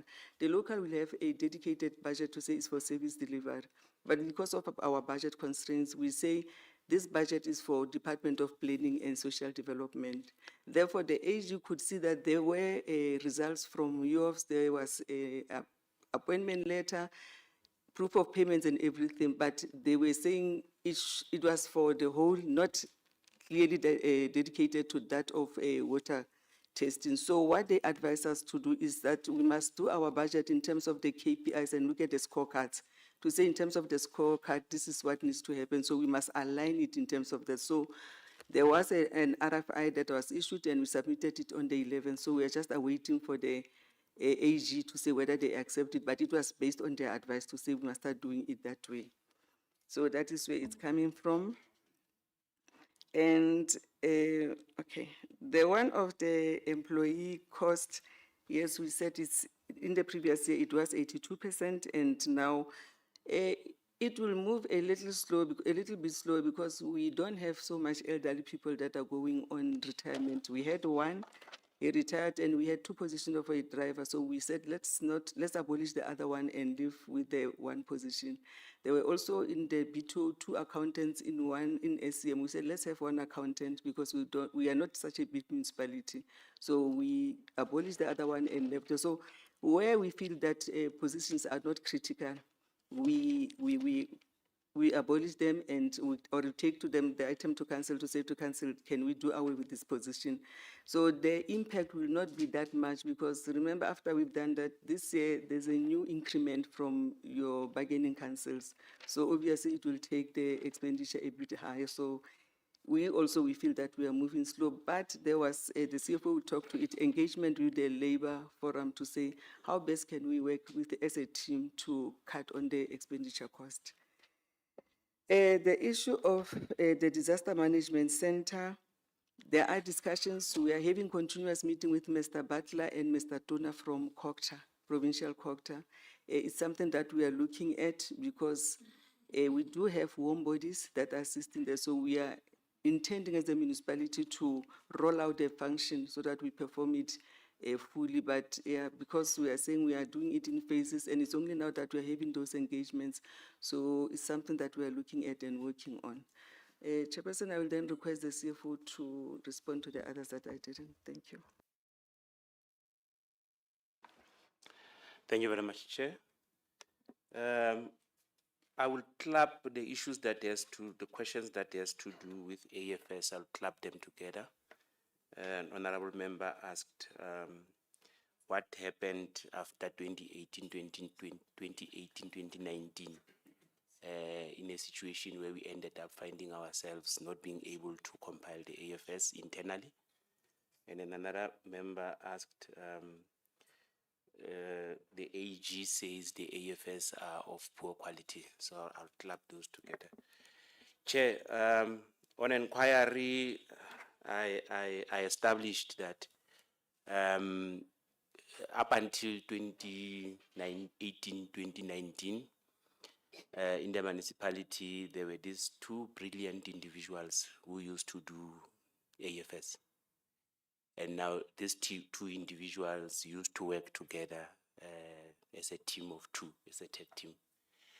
And due to skills migration, these individuals since left the municipality.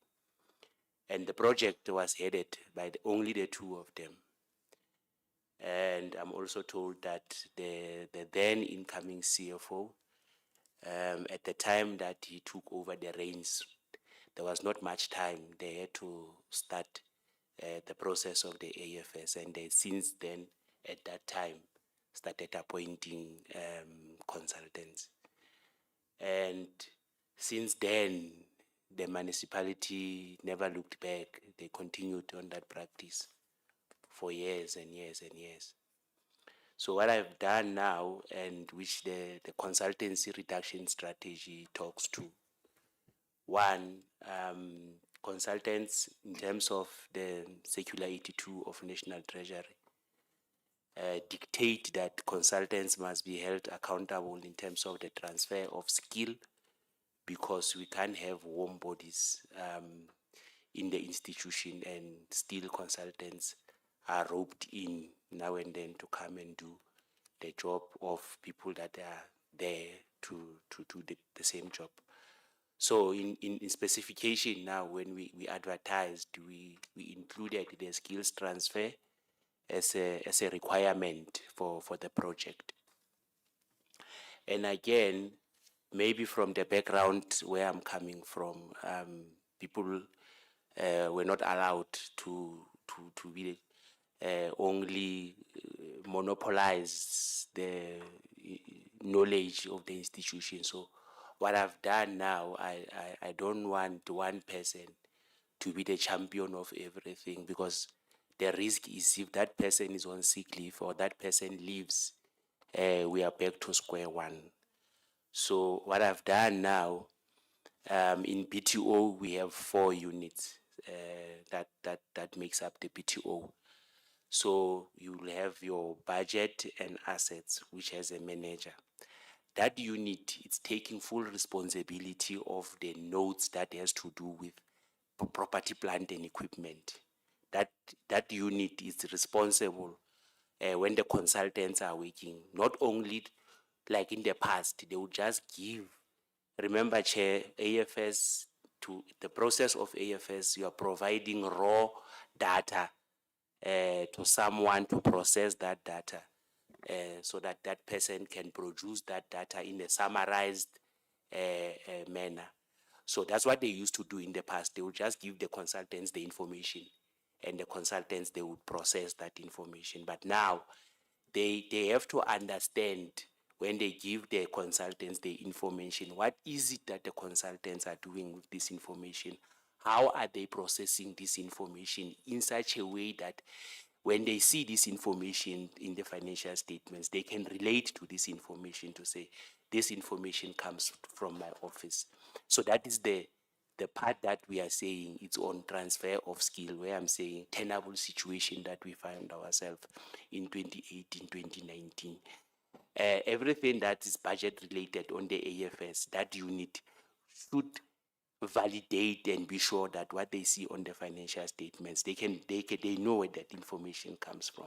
We have the unit on revenue and compliance.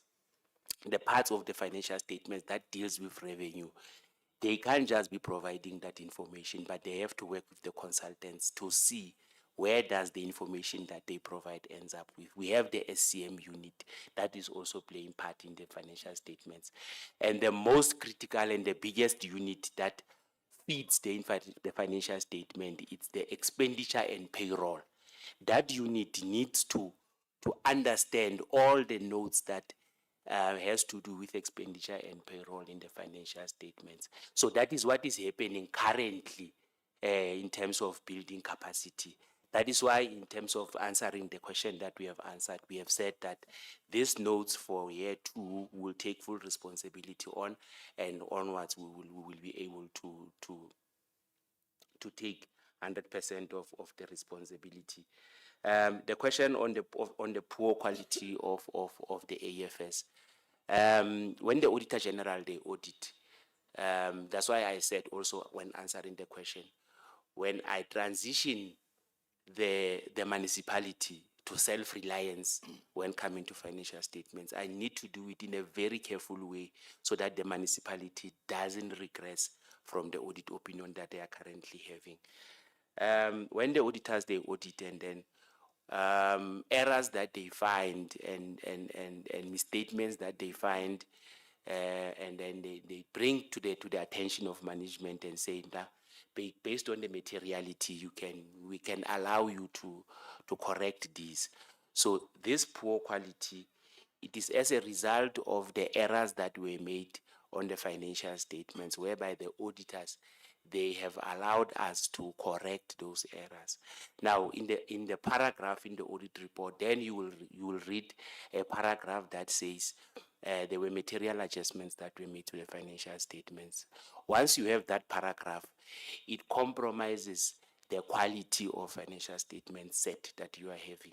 So as we transition to self-reliance, we also need to be very mindful that we don't commit errors in such a way that we will end up having material misstatements in the financial statement, Chair. And then on the issue of the 81% that we are spending on the ERC, and what is it that we are doing, adding already to what have said. You would find that when I arrived there also, I found out that people are getting car allowances, and I asked, where are they going? where are they driving to, where are they traveling to. So you would find that, they are just here with me in the office. So we are reviewing that. We have taken the travel and subsistence policy to council for approval, so that we can check who really needs this traveling allowance, because the traveling allowance in that municipality share amounts to about 2.8 million. And when you look at the audit fees in that municipality, they amounts to about 4.7 million that we can't even afford. So we need, from where I'm sitting, that municipality, in our municipality, we can't really grow the sources of revenue. What we can do is to play around the expenditure, drive the expenditure drivers down. So we are looking into that in terms of how can we reduce unnecessary expenditure, so that, because this 81%, it includes car allowances, it includes allowances for one thing or the other. And then the other question was on the percentage of expenditure on LED. I can confirm, Chair, that we are spending about 5% of our total budget on LED. Thank you very much. Thank you, Chair. I think I omitted the question around consequence management, that it was not responded according to the expectation of the committee. Chair, we don't have that much. I think I've acknowledged in the presentation to say we are not doing that good, but the reports that we are having, and I have them with me here, we had issues on Misau Pond. It was one company that was overpaid, and then the other one, Friday Management Solution, that was the way there was a double payment. The second one, Friday Management Solution, we did open a case with SAPS. So it was the process of the bank to say we need to get what first before they can give us the information. But it was still ongoing. And then Misau Point, he had an arrangement to say how he was going to pay the money back. He would pay, and then after some few times, he would then disappear. So with the CFO, we said maybe we need to take the legal route in terms of that. And then the other report was in relation to the overpayment of salaries that was referred to the disciplinary board. However, the disciplinary board said there was no financial misconduct. However, the item should go back to council so that the council can pronounce themselves on how they are going to recover the overpayment. So those were the reports that were submitted to the disciplinary board. But I've also alluded to the fact that there were vacant positions in the disciplinary board, but on the 25th of September, council filled those positions. So next time when we come around, we will have a report that will satisfy the members. But currently, we are only having those, but I do have them in my possession here. Thank you, Chair. Yes, Chair, sorry, I forgot to respond. One of the vehicle accident, Chair, I was never involved in an accident driving the municipal car.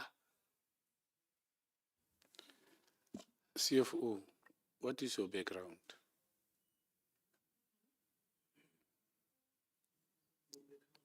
The background you come from.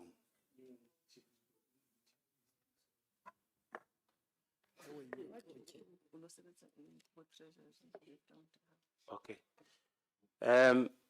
After I didn't ask you, I asked the CFO, what is the background, your background you come from? Okay, Chair. Thank you very much, Chair. After I graduated from the University of the Free State, I joined the No, it's because when you gave an answer, you said from the background you come from. So it's like where you come from. There are so much lessons that you can give. So that's why I want that lesson, that background. What is that background where you come from? Okay, Chair. Thank you very much. Chair, The second one, do you know the word verbosity? Look at it and don't answer me. We'll talk afterwards. Thank you. I wanted to close. Wait, before you close. Chair, around this issue of a car, maybe I must give the executive mayor last chance to answer on this one. Executive Mayor, last year, January 31st, a car, okay, let me put it as allegation. Allegations are saying you were driving a car and you got involved in an accident, and that accident did not got reported in the council. Are you saying you never got involved in an accident? And if so, you must not, when you answer me, you took an oath of office. And this might lead you into trouble where you'll be charged with perjury. So as you answer, please take all these things into consideration. It's a very serious thing because we are parliament here.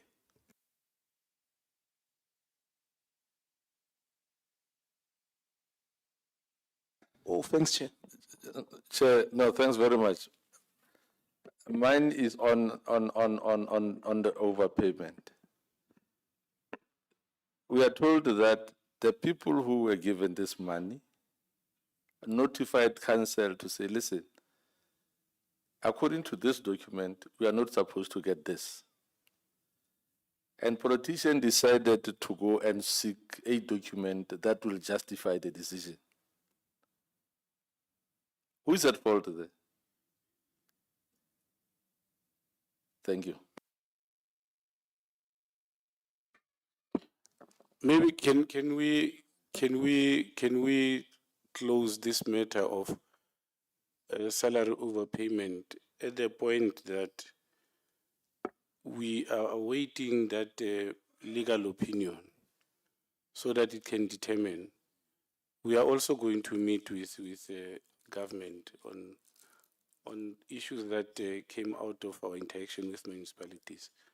We will also make follow up on this so that they can help municipality on that matter. That's how I want to summarize it. Thank you. I think the question that Msimanga. Thank you, Ntate. Chair, ke kopa ho araba hantle ka Sesotho, Ntate Msimang. Ntate Msimang, ha ke so ka ba ke kganna koloi ya masepala ke e kenya accidenteng.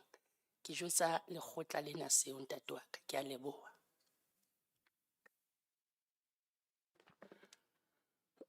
Honorable members, I think this brings us to the end of our interaction with the municipality. The municipality must develop a clear human resource plan that must assist in dealing with the high salary bill. And from what comes from the treasury is that the municipality is performing well in terms of responding to audit action plan. And then obviously you will then have to fight harder to ensure that we get clean audit. Like I said, you are just at the door. It's only that you don't want to get into. You are at the door of the clean audit, you don't want to get into the. And maybe lastly, recommendations of the audit committee will also assist you to improve in your performance. Thank you, and thank you. Zastron is very far. Ruvel is very far. Romsbeck is here, just near. Thank you.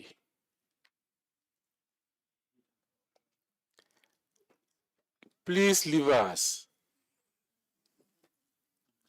in peace and not in pieces.